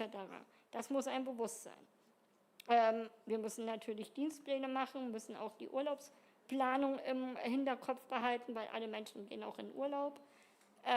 Fortbildungen müssen wir anbieten, weil wenn Leute bei einem arbeiten, ist es natürlich auch wichtig, dass sie immer am Zahn der Zeit sind und unseren Bedürfnissen auch immer noch gerecht werden können. Genau. Verwendungsnachweise erstellen, das ist was typisch Deutsches. Es muss natürlich immer alles nachgewiesen werden und dafür braucht man einen Verwendungsnachweis. Genau, ich würde jetzt mal das so abschließend sagen, eine maximale Verantwortung haben wir natürlich mit diesem ArbeitgeberInnenmodell, aber natürlich auch die maximale Selbstbestimmung. Es spricht uns niemand rein, wir entscheiden alles komplett selber. Genau, das würde ich mal überspringen, weil das relativ deutsch jetzt war und das ist, glaube ich, zu tief. Ich habe jetzt noch mal so ein Beispiel aus der Praxis mitgebracht. Und warum soll ich so weit ausschweifen, wenn ich hier sitze und selbst 24 Stunden Assistenz habe? Ich bin jetzt auch keine Person, die man im Internet nicht irgendwo finden kann, deshalb berichte ich einfach aus meiner Perspektive. Wenn ich mit 24 Stunden, also ohne 24 Stunden Assistenz, fange ich doch mal so an, würde ich heute hier nicht sitzen. Ich könnte nicht arbeiten, ja, das ist ein ganz, ganz wichtiger Punkt. Ich könnte nicht aus meiner eigenen Wohnung, die ich natürlich haben kann, weil meine Assistenz, die von mir angestellt ist, bei mir arbeitet, zu mir nach Hause kommt. Und da bestimme ich, wo ich wohne, also habe ich eine eigene Wohnung. ich bin sowohl angestellte Person als auch selbst Arbeitgeberin, weil ich habe 7 angestellte AssistentInnen, die ich als Arbeitgeberin führen muss. Ich kann, das wurde eingangs gerade gesagt, als Workaholikerin braucht man ja auch immer mal ein bisschen Pause, ganz viel auch durch die Welt reisen, weil ich natürlich weiß, meine 24-Stunden-Assistenz ist abgedeckt an 365 Tagen im Jahr, also können die auch mit mir auf Reisen gehen. Auch so war es jetzt nur möglich, überhaupt hierher zu kommen. Ich bin jetzt mindestens 48 Stunden unterwegs, damit ich auch wieder nach Berlin komme. Die Anfrage war relativ kurzfristig, mein Dienstplan stand. Also war natürlich klar, okay, wir müssen das jetzt irgendwie so ein bisschen reinbauen hier. Mit einer 24-Stunden-Assistenz im Arbeitgeberinnenmodell habe ich natürlich auch, wie ich eben schon sagte, eine relativ große Verantwortung. Nämlich, die 7 Angestellten haben Familien, haben Häuser, Wohnungen, wie auch immer. Das muss alles auch pünktlich bezahlt werden. Durch meine Assistenz kann ich mobil sein, ich habe ein eigenes Auto. Ohne den würde es auch manchmal in Deutschland gar nicht funktionieren, weil die Deutsche Bahn ist nicht die pünktlichste. Und meine AssistentInnen müssen natürlich auch mein Auto fahren können. Und das gibt mir die maximale Mobilität auch. Und natürlich Freiheit, Selbstbestimmung. All diese Punkte, die ich vorhin schon mal erwähnt habe, sind durch eine 24-Stunden-Assistenz absolut machbar. Und wie gesagt, große Verfechterin des Arbeitgeberinnenmodells sitzt vor Ihnen, wobei ich natürlich sagen will, das hat auch viele Aspekte, wo man wirklich fit sein muss und die Tragweite immer auch ein bisschen einschätzen können muss. Genau, welche Unterstützungsmöglichkeiten es da gibt, da komme ich aber gleich nochmal hin, weil nicht nur so fitte Menschen wie ich, also die, ich behaupte, kognitiv ganz okay fit sind, sondern alle Menschen mit Behinderung haben einen Anspruch auf ein persönliches Budget. Das ist mir ganz wichtig zu sagen. Aber bevor wir dahin kommen, kommen wir nochmal zu den Kompetenzen, die wir Menschen mit Behinderung mitbringen sollen bzw. erlernen müssen, um überhaupt Assistenz und egal in welchem Modell nutzen zu können. Wir haben in Deutschland 4 Kriterien, nach denen das so ein bisschen eingeschätzt wird. Genau, also wir haben die Organisationskompetenz, die Personalkompetenz, die Anleitungskompetenz und die Finanzkompetenz. Was da dahinter steckt, kommt jetzt nochmal hier. Ich sehe, es wird ganz fleißig fotografiert, die Präsentation. Ich würde die im Nachgang auch zur Verfügung stellen und dann können Sie sich vielleicht ans Ministerium wenden und die bekommen. Ja, gut. Genau, da müssen Sie nicht so viel mit knipsen und schreiben und überhaupt. Genau, die Kompetenzen. Die Organisationskompetenz bedeutet eigentlich nur, dass wir Menschen mit Behinderung im Blick haben müssen, wo, wann, wie und von wem die Assistenz geleistet werden soll. Ja? Also das bestimmt natürlich ich. Wo bin ich, wenn Dienstwechsel ist?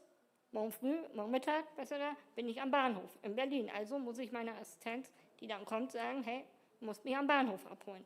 Und nicht, du kommst nicht zu mir nach Hause. Wann, die Uhrzeit natürlich, wie,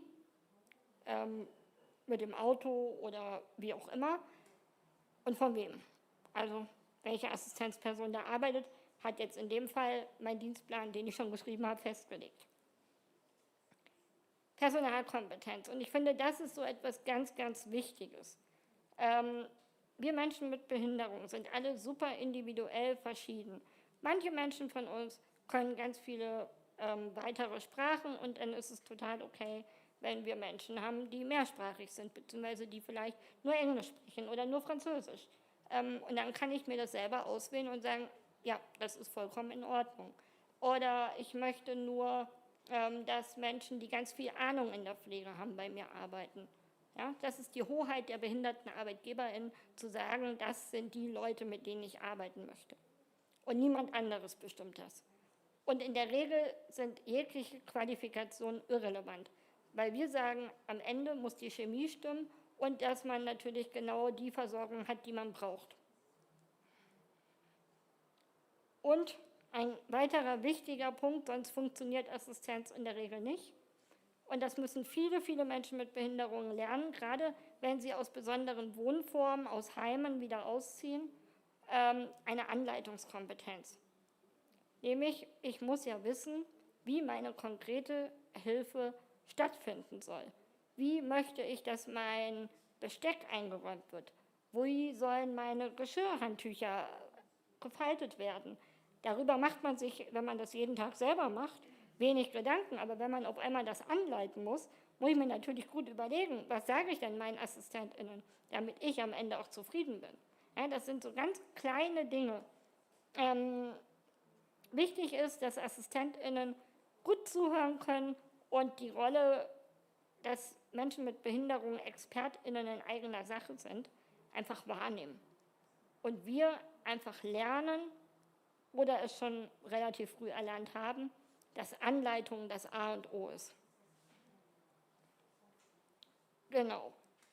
Die Finanzkompetenz, habe ich vorhin schon mal gesagt, mit dem persönlichen Budget, dass wir Menschen mit Behinderung monatlich ein Budget erhalten, welches an unsere UnterstützerInnen pünktlich weitergegeben werden muss. Das können die AssistentInnen im ArbeitgeberInnenmodell sein, aber eben auch die Dienstleister, weil die Dienstleister brauchen natürlich auch pünktlich ihr Geld, um dann die Leute wieder zu einzuschicken. Genau. Ja, jetzt würde ich noch mal zu einem Punkt kommen wollen, der sehr wichtig eigentlich ist, nämlich die sogenannte Budgetbegleitung. Ich habe vorhin gesagt, das, was ich so erzählt habe, war natürlich aus der Perspektive von einem Menschen mit einer, in Anführungsstrichen, nur Körperbehinderung. Aber das persönliche Budget steht ja allen Menschen mit Behinderung zu.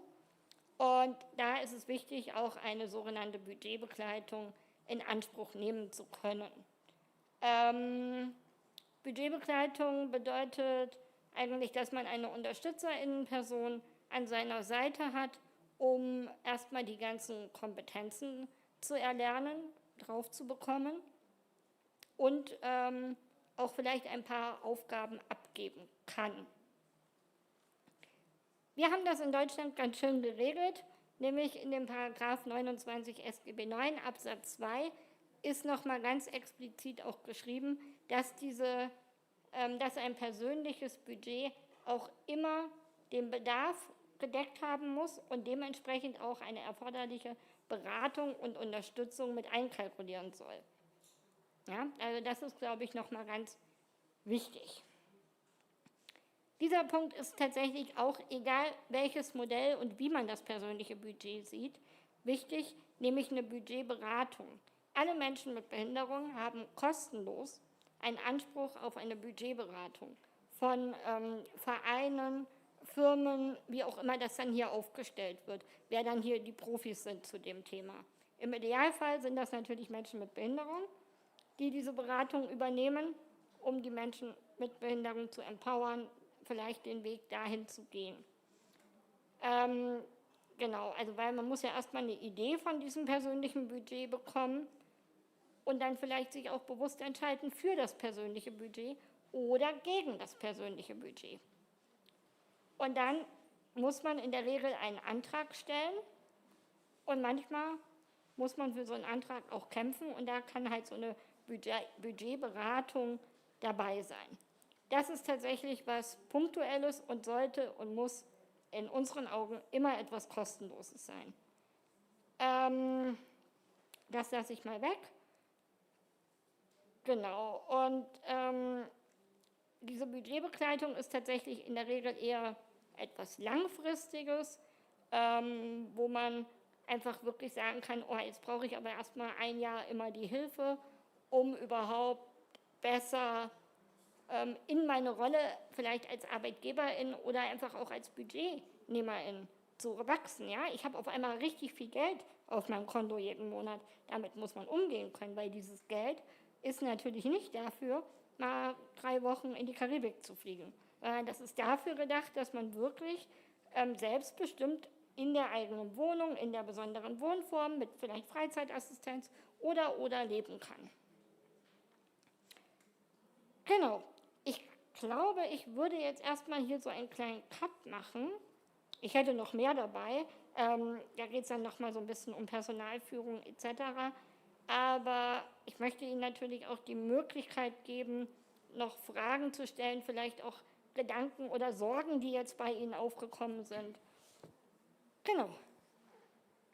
Ich gebe das Mikro rum. Vielleicht, das hatte ich eingangs vergessen zu sagen, für die, die online teilnehmen, gibt es auch die Möglichkeit, Fragen zu stellen, und zwar per E-Mail unter der E-Mail-Adresse fro@allesnormal.lu. Ich kann das hier auf dem Handy abrufen und würde die Fragen dann stellvertretend im Raum stellen. Gibt es Fragen im Saal erstmal?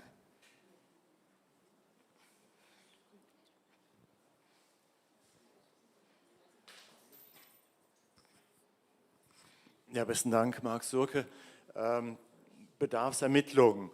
Können Sie da ein bisschen ins Detail gehen, wie man das denn am besten macht? Da gibt es ja unterschiedliche Ansätze. Das ist die eine Frage. Und welcher ist da der beste? Gibt es einen besten? Und die andere ist dann, wenn der Bedarf das verfügbare Budget übersteigt? Was dann? Okay, ich fange erstmal hinten an, weil das ist, glaube ich, die einfachste Antwort. Der Bedarf kann das verfügbare Budget in der Regel nicht überschreiten, weil es ist ja, wir machen ja eine Bedarfsfeststellung.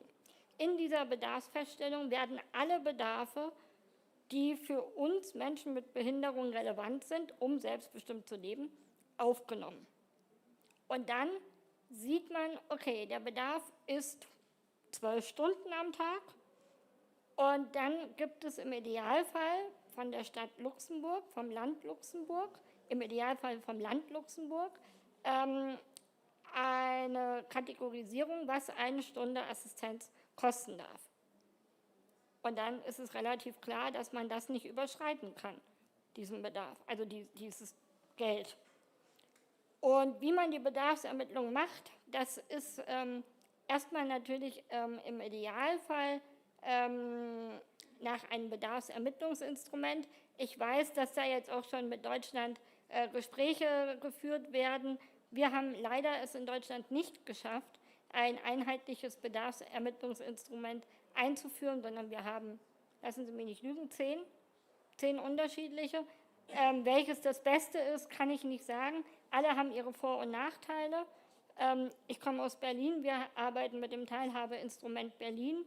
Da ist es wichtig, dass tatsächlich die 9 Lebensbereiche abgefragt werden und dass man wirklich ehrlich in so einer Bedarfsermittlung ist, als Mensch mit Behinderung, und sich Zeit nimmt. Und auch die SachbearbeiterInnen sich Zeit nehmen, um die Bedarfe wirklich aufnehmen zu können. Und ganz wichtig, dass eine Vertrauensperson dabei ist von den Menschen mit Behinderung, weil manchmal denkt man ja selber auch gar nicht an alles. Und deshalb ist das, glaube ich, das A und O, dass man da wirklich alle Aspekte mit reinnimmt. Ein Aspekt, der gerne vergessen wird von Menschen mit Behinderung, ist der hoffentlich auch nicht so oft auftritt, aber was ist denn eigentlich, wenn ich ins Krankenhaus komme?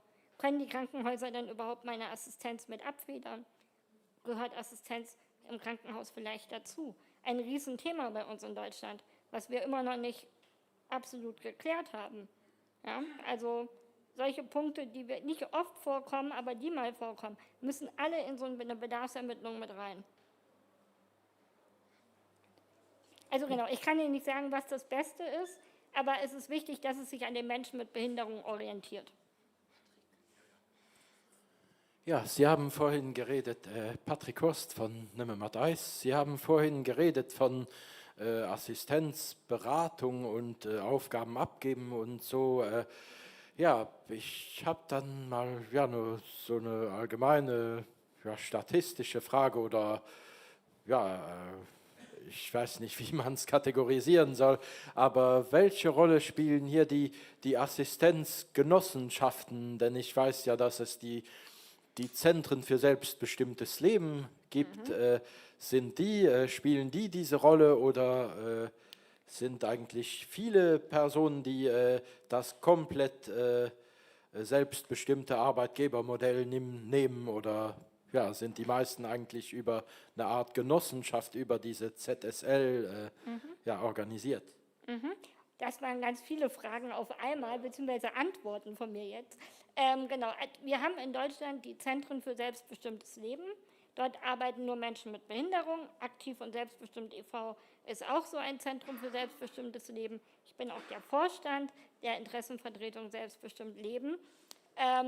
Genau, einige Zentren bieten diese sogenannte Budgetbegleitung für behinderte ArbeitgeberInnen im persönlichen Budget an, wo man wirklich dann sagen kann, mit denen möchte ich zusammenarbeiten, weil dort sitzen vielleicht gerade die Menschen mit Behinderung, die Ähnliches schon erfahren haben und Expertise einfach haben.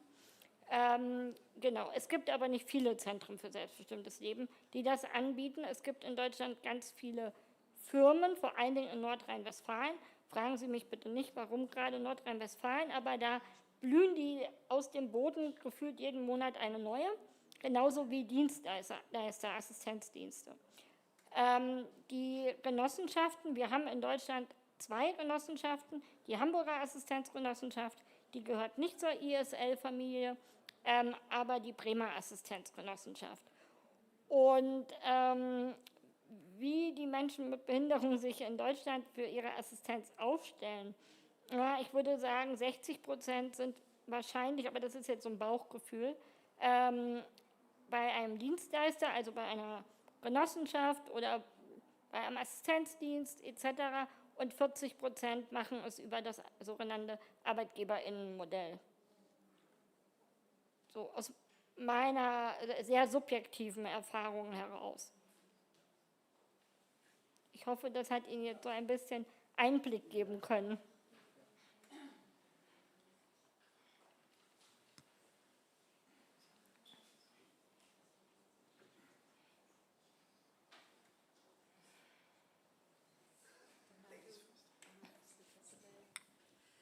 Ja, vielen Dank für all diese wichtigen Erklärungen.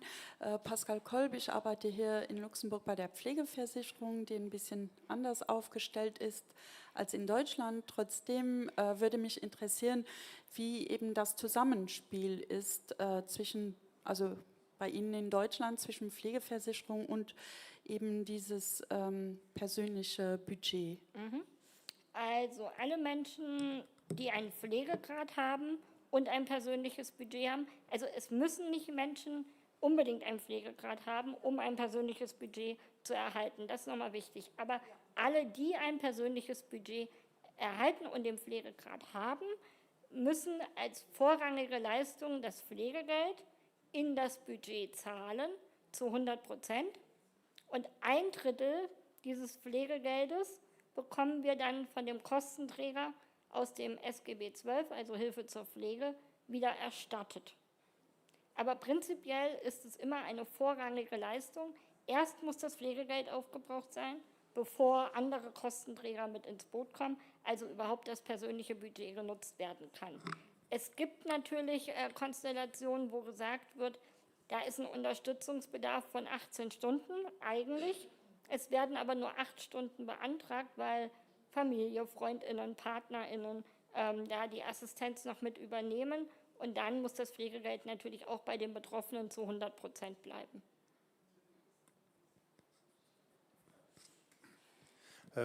Für uns klingt das hier in Luxemburg alles ganz toll, was Sie hier erzählen. Das wünschen wir uns natürlich. Aber Sie hatten am Anfang gesagt, dass auch in Deutschland alles nicht ideal ist. Jetzt würde mich natürlich interessieren, um daraus zu lernen, was ist denn nicht ideal?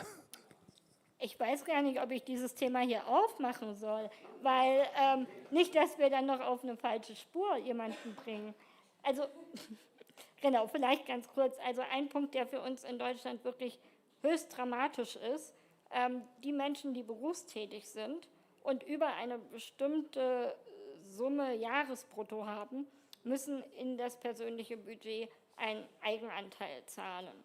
Was super unfair ist, weil wir gehen genauso arbeiten wie alle anderen Menschen, haben aber davon weniger, weil bei uns wird sogar, also es wird das Jahresbrutto genommen und wir müssen aber von unserem Nettogehalt monatlich Geld abgeben.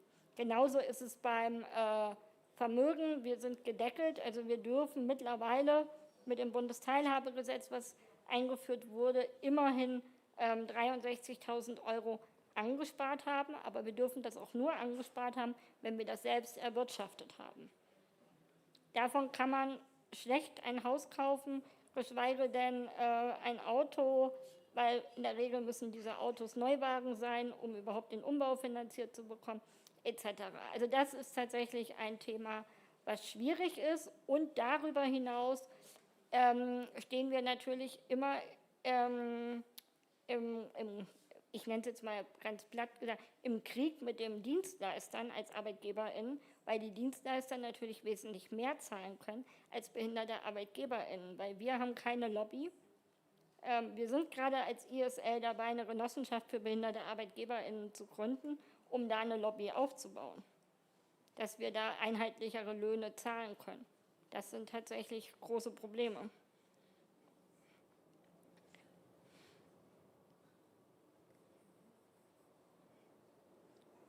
Wir dürfen noch 3 Minuten, also Sie dürfen noch Fragen stellen. Ganz da hinten ist noch eine Frage.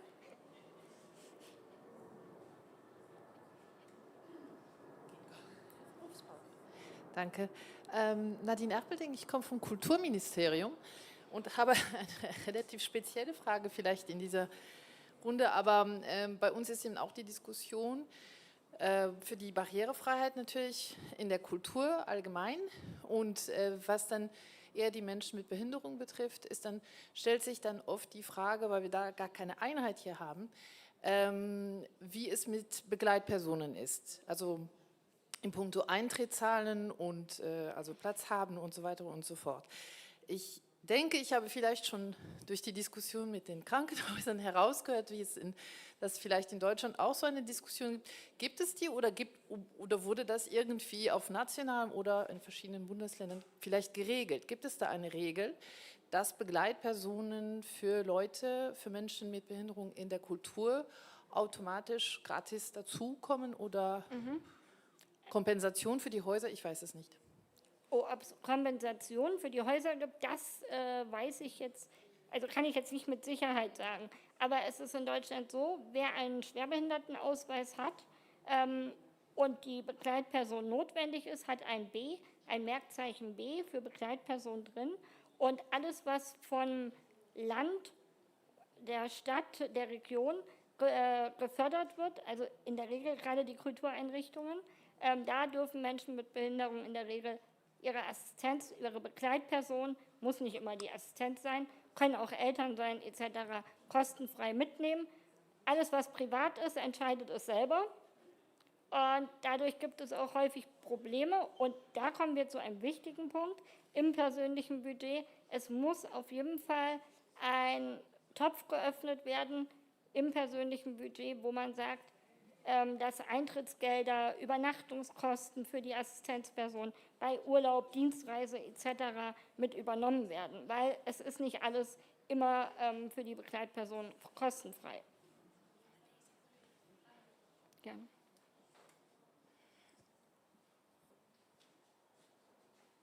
Weitere Fragen? Wir hätten noch ein bisschen Zeit. Ach, ist doch. Online kam jetzt noch nichts. Gibt es noch Fragen aus dem Saal?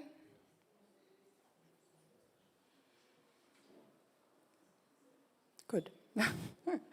Alle wunschlos glücklich. Also vielleicht darf ich noch kurz was sagen.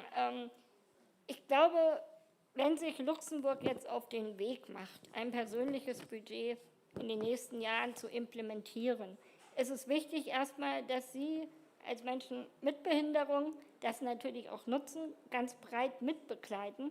Also dass Sie auch sagen, hey, stopp, da wird gerade über uns geredet, nicht mit uns geredet. Wir wollen da Partizipation haben und wir wollen auf jeden Fall, dass diese und diese Punkte vielleicht auch sogar wieder rausgestrichen werden oder mit reingenommen werden. Und dann, wenn es soweit ist, natürlich Sie alle sich vernetzen und sagen, hey, wir beantragen das jetzt auch. Weil es ist wirklich ein Mehrgewinn und wie ich eingangs sagte, die maximale Selbstbestimmung. Ja, also Sie entscheiden, Sie können sogar im Idealfall 3 Dienstleister wählen und sagen, ach ja, der ist ganz gut für die Freizeit, auch der ist vielleicht ganz gut für die Pflege. Und das wäre ja so das Idealbild. Weil ich weiß ja, dass es hier erstmal mit dem Dienstleistermodell starten soll als persönliches Budget, aber die Zukunft muss natürlich in meinen Augen sein, dass die Menschen eine Wahlmöglichkeit haben, dass sie sagen können, ich möchte das auch privat organisieren. So, als kleine Aktivistin würde ich das gerne so mit auf den Weg geben an die betroffenen Personen hier.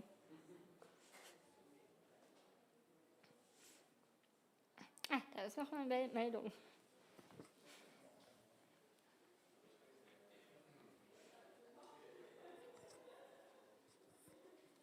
Germain Weber. Zuerst einmal vielen Dank für Ihre Ausführungen und die sehr konkreten Darstellungen, wie Sie Ihr Leben selbstbestimmt mit persönlicher Assistenz und mit persönlichem Budget gestalten können. Meine Frage geht, Sie haben uns eben das Modell vom Arbeitgebermodell vorgestellt.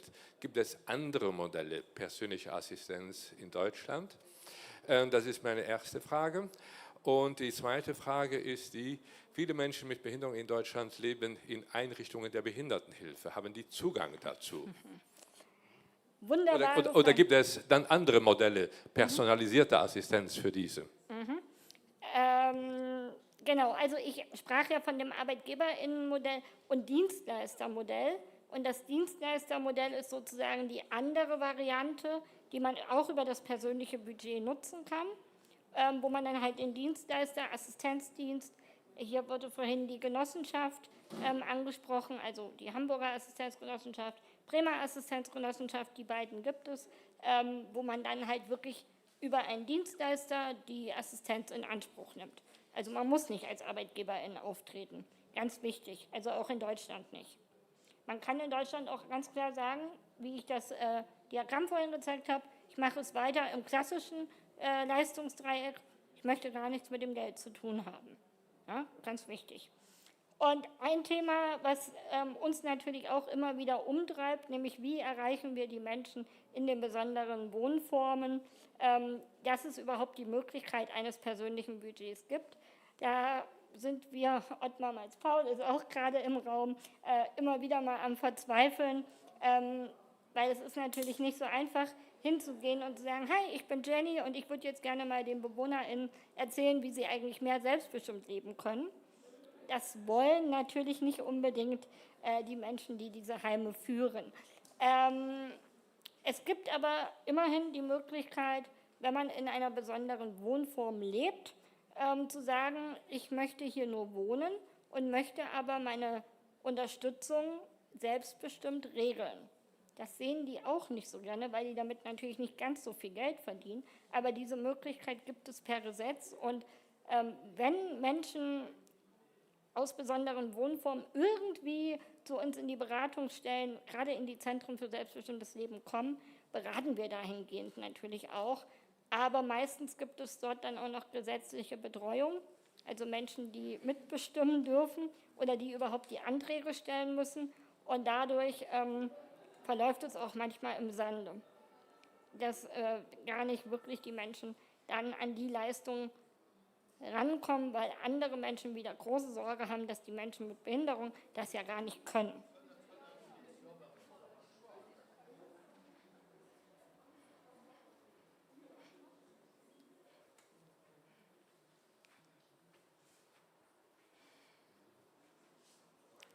Noch eine Frage, ich wollte jetzt schon fast schließen, aber dann machen wir noch eine letzte Frage.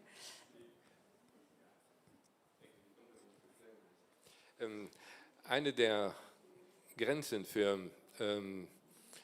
persönliche Assistenz ist sehr oft in vielen Ländern mit dem Vormundschaftsgesetz in Zusammenhang zu sehen, also wo Personen einen Vormund haben, genau, also das in ist die Luxemburg gesetzliche Betreuung. Curatel sind. Und gab es da in Deutschland Überlegungen, diese Vormundschaftsgesetzgebung dahingehend zu verändern, dass mehr Menschen, die Behinderung haben, also die unterstützte Entscheidungsfindung zum Beispiel als erste Stufe vor der Vormundschaft einzuführen, um eben personalisierte Assistenz und so etwas zu ermöglichen. Gibt es da Regelungen in Deutschland?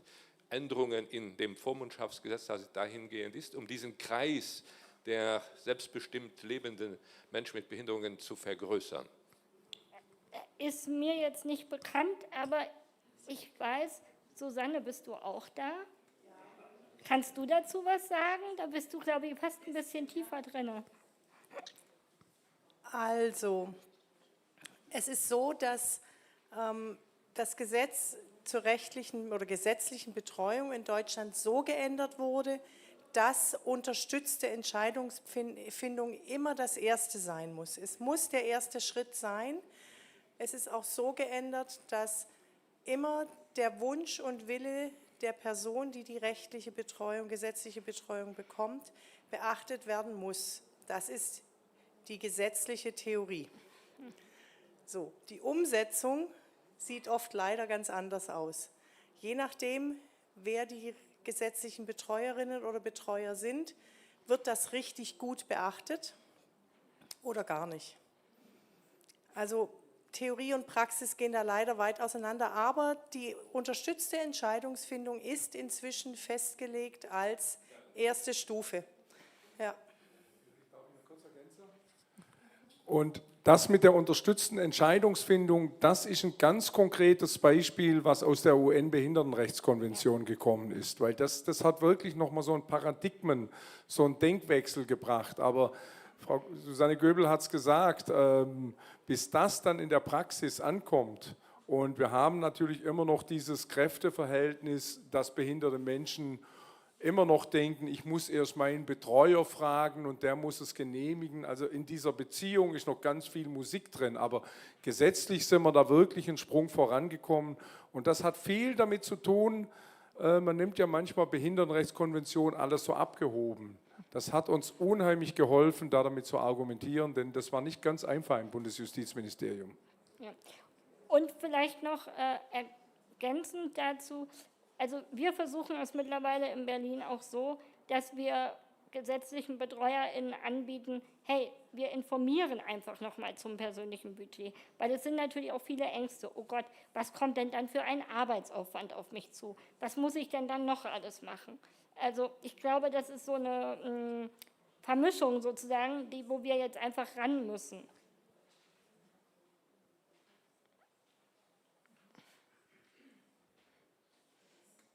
Okay, wenn es jetzt keine weiteren Fragen mehr gibt, dann müssten wir leider, sich den Buhmann spielen, müssten wir leider schließen, weil es jetzt gleich mit dem nächsten Punkt hier weitergeht, und zwar dem Roundtable von Info Handicap. Dürfen Sie natürlich gerne im Saal bleiben, wenn Sie da Interesse haben, oder sich kurz einmal erfrischen und dann wieder reinkommen. Und hier sind ja die Kontaktdaten von Frau Biesmann auch nochmal, wenn es da doch noch Fragen gibt im Nachgang, dürfen Sie sich, glaube ich, sehr gerne nochmal melden. Genau. Vielen Dank, Frau Biesmann. Ja, danke schön auch.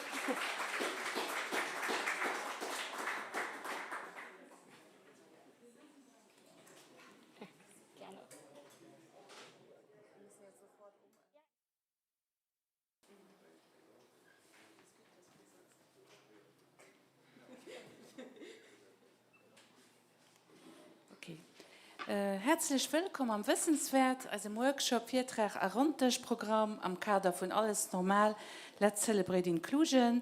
Immer aufhängen, pur praktische Infoen, Deutsch Gebärdensprache-Interpretation könnt ihr hier am Saal auch noch online verfolgen, Übersetzungen von Lützeburgisch auf Deutsch und auf Deutsch und la traduction luxembourgeois en français sont offertes. Il faut juste prendre un casque. Ensuite, dann ist es noch so, dass der Link für die Schriftverdolmetschung auf Deutsch, die fand ihr am Site allesnormal.lu.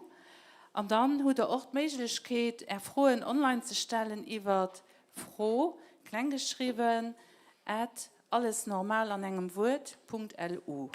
Hallo, geht es weiter, ich gehe weiter und Christine Zimmer, Charge de Direction von Info Handicap. Merci, gute Mittag, alle gut, merci, dass ihr hier seid.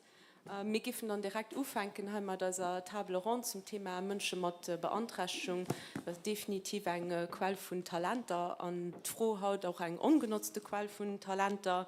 Wir diskutieren über Talente und Kompetenzen von Leuten, die mit einer Beeinträchtigung leben. Und wir sehen da wirklich Gespräche von der Bildung über die Ausbildung, die Weiterbildung, das Atelier d'Inklusion und auch den echten Arbeitsmarkt. Und dafür haben wir auch ganz diverse Panel heute. So ich auch schon mal vielmals merci, dass Sie alle gute Mat machen. Neben mir gesehen den Amsal, hier schafft bei der Fondation Wunschster und noch also auch selber von einer Beeinträchtigung betroffen. Dann den Christophe Le Suisse als den Administrateur Délégué vom Tricentenaire. Maud Hansen als Direktrice von der Atelier d'Inklusion bei Irland. Martin Kirsch als Präsidentin von CEFI, von Zusammen für Inklusion. Den Herr Laurent Dura als vom Edukationsministère und do en charge für das Service National de l'Éducation Inclusive und als auch den Direktor von der Direction Générale de l'Inclusion.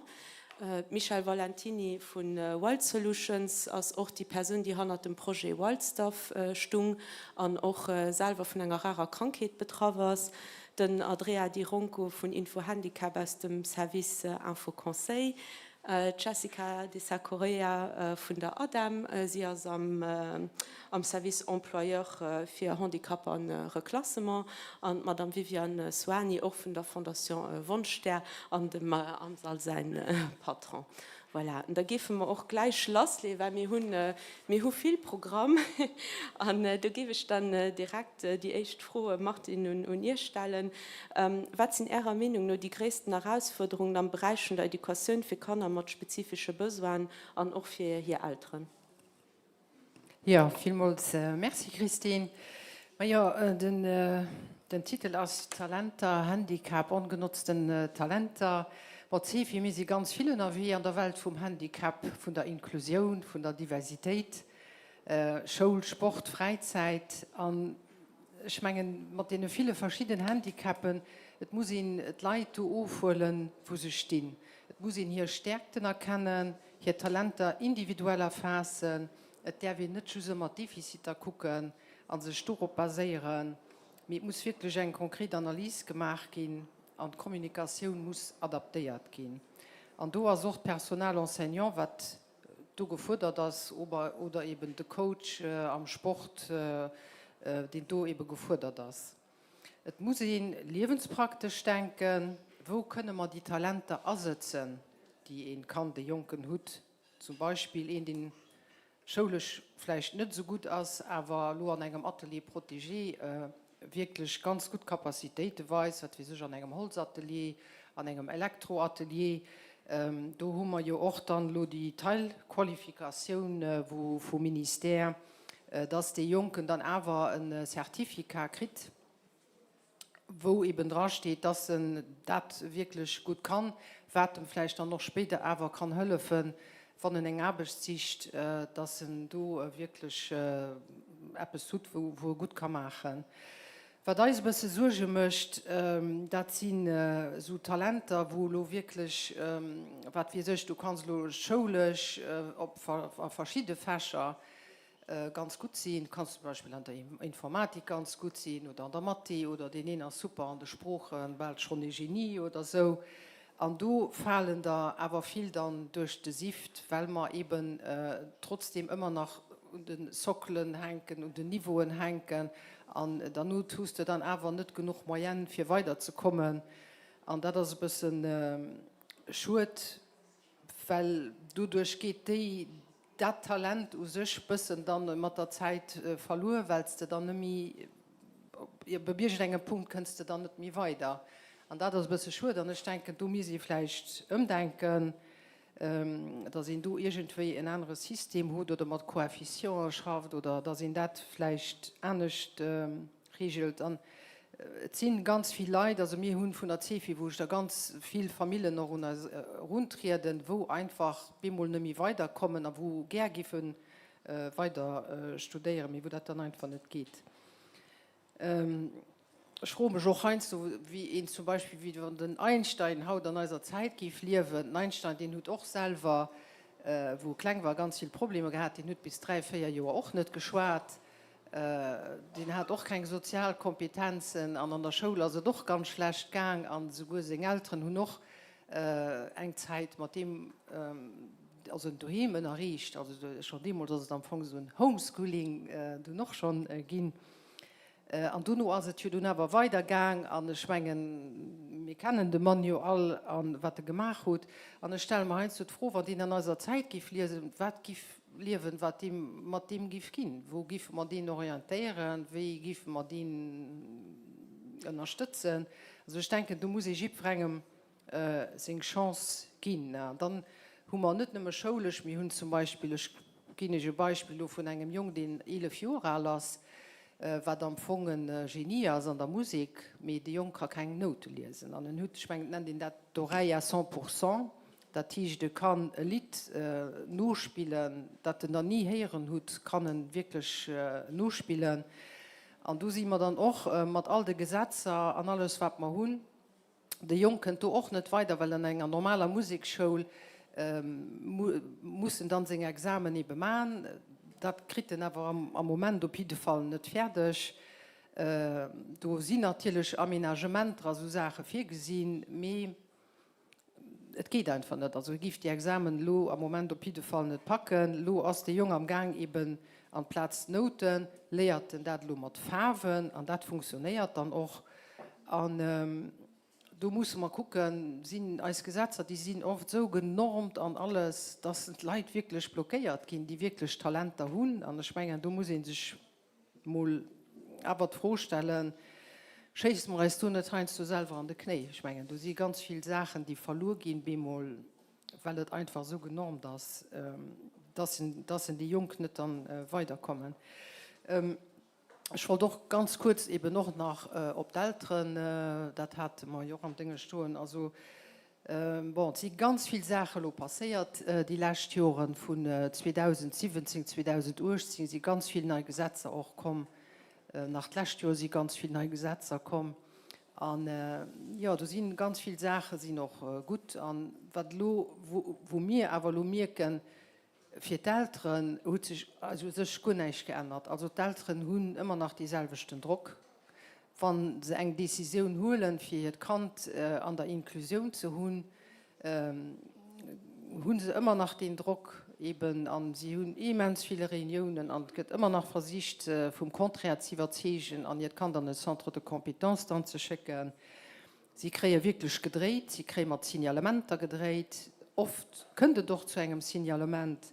Und das fand ich wirklich ganz schön. Der andere Punkt ist auch, dass noch immer oft nicht genug auf die Eltern gelauscht wird. Die Eltern sind aber die echten Experten vom Kind und sind die, die das Kind am besten kennen. Und du, also punkto Eltern, fanden wir eigentlich, hat sich nicht viel geändert, hat sich an unseren Nähen eigentlich verschlechtert. Vielmals merci. Ich gebe dann die Worte an ihr, Dora Laurent.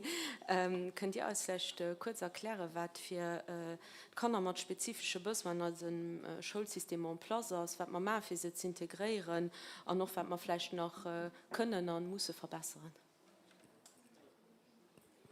Vielmals merci für die Wort, auch vielmals merci für die Invitation. Das ist effektiv ganz interessant, dass ich schon bei der wenn effektiv froh von einer Orientierung am späteren Leben der Woche sich vorstellt, war das für der Zeit, wo ich arbeite, geht, oder ein autonomes Leben feiert oft, dass dann das Schule, effektiv für die allgemeine Schulpflicht zu Lützeburg, und das ist auch gut, also an sich geht auch alle Lützeburger, kann zu Lützeburg werden, am schulpflichtlichen Alter, das muss, an darf, soll an Schule gehen, an einem positiven Sinn. Die versteht mich nicht. Okay, okay, das ist gut. Ja, schon nicht bei Lützeburg, mir das ist gut. Ich probiere dann nicht besser hinzukriegen. Das ist das andere. Also, wie gesagt, wir haben eben zu Lützeburg die allgemeine Schöpfung, das ist ein wichtiger Key seit 70er Jahren, dass Lützeburg allkannt als Schöpfung, das unabhängig von seiner Situation muss, an der von Schule gehen. Und das führt dann noch dazu, dass man, wie gesagt, all kann er beschulen. Wir haben schon die so geschwärzt gehen, Nur in den letzten Jahren sind ganz viele Erfolge gemacht, nur im Bereich von der Prise en Charge, von dem Kanner mit spezifischen, der Kanner Schüler mit spezifischen Besoinen, notamment eben die Reformen von 2017, 2018, die einen größeren Paradigmenwechsel zum Teil mitgesprochen tun, effektiv, wo in den 70er Jahren einfach darum ging, dass wir überhaupt dürfen an die Schule zu gehen, was auch noch nicht so lange her ist. Es ist eigentlich erschreckend, dass der Träger in den 70er Jahren so weiter seine Obligation für alle Kant gegolten hat.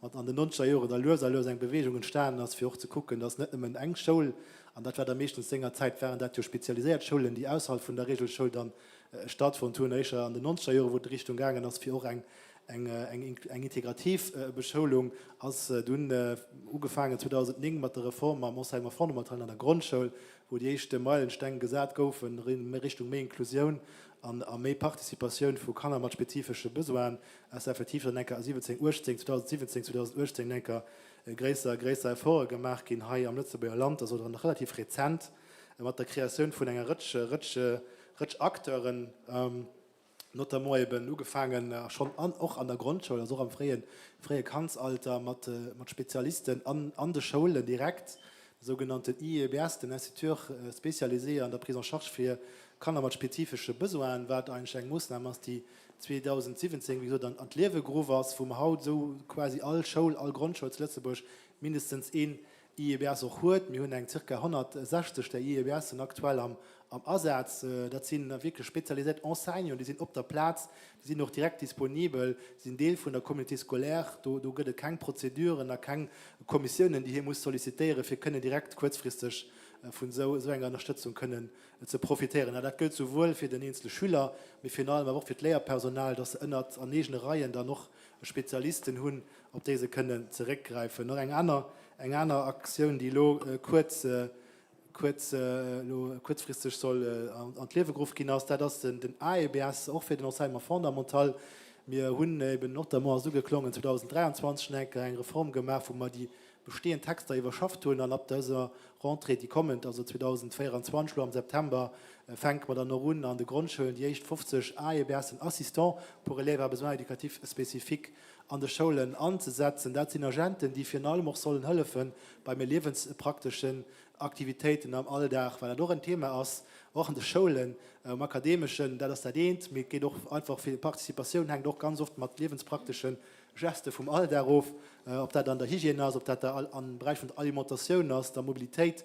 Und dafür ist es auch wichtig, dass wir auch gucken, an der Schule noch Personal noch zusätzlich dabei zu kriegen, weil eben noch hilft, dem Jungen, dem Schüler zu unterstützen, eben am Alltag können Deals an der Schule. Dann darunter, auch 2017 an die Lehrgruppe, die Équipe de soutien pour élèves à besoins éducatifs spécifiques, die sind regional organisiert an den Grundschulen. Das sind eigentlich Equipen, multidisziplinäre Equipen, die wie gesagt dann in den 15 Regionen am Lützeburger Land existieren. Mittlerweile sind wir bei knapp 480 Agenten an den Equipe de soutien am Fundamental bei 15 Regionen, also ein 30 plus minus am Schnitt pro Region, multidisziplinäre Agenten, die da können an den Ersatz kommen, für eben noch sowohl den Diagnostik von spezifischen Besoinen wie auch Lokalisation, dann noch eine Prise en Charge von den Besoinen beim einzelnen Schüler am Fundamental.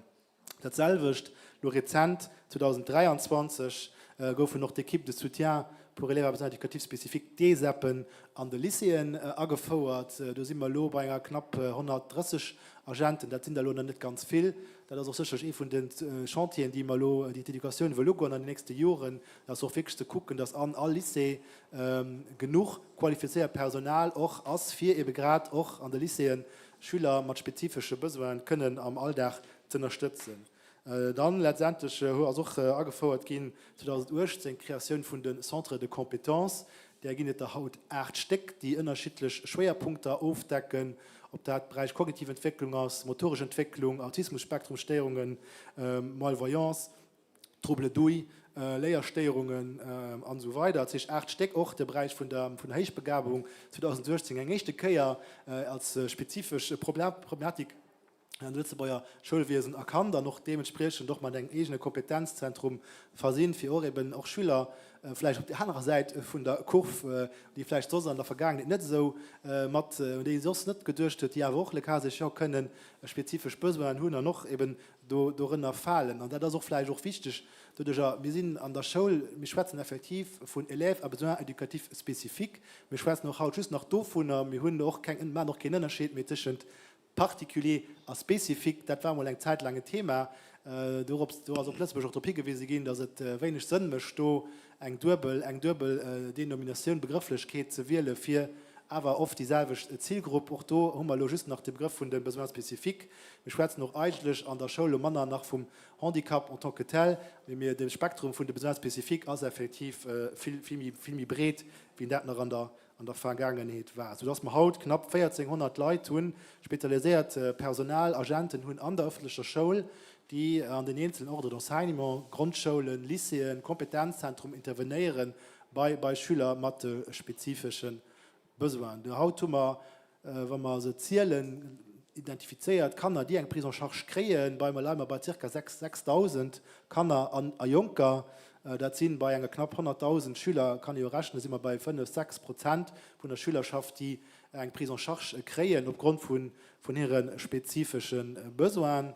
Darin sind dann 800 Kanner, die tatsächlich dann an einer spezialisierter Beschulung beschult gehen, sprich an einer Klasse von einem Centre de Compétence.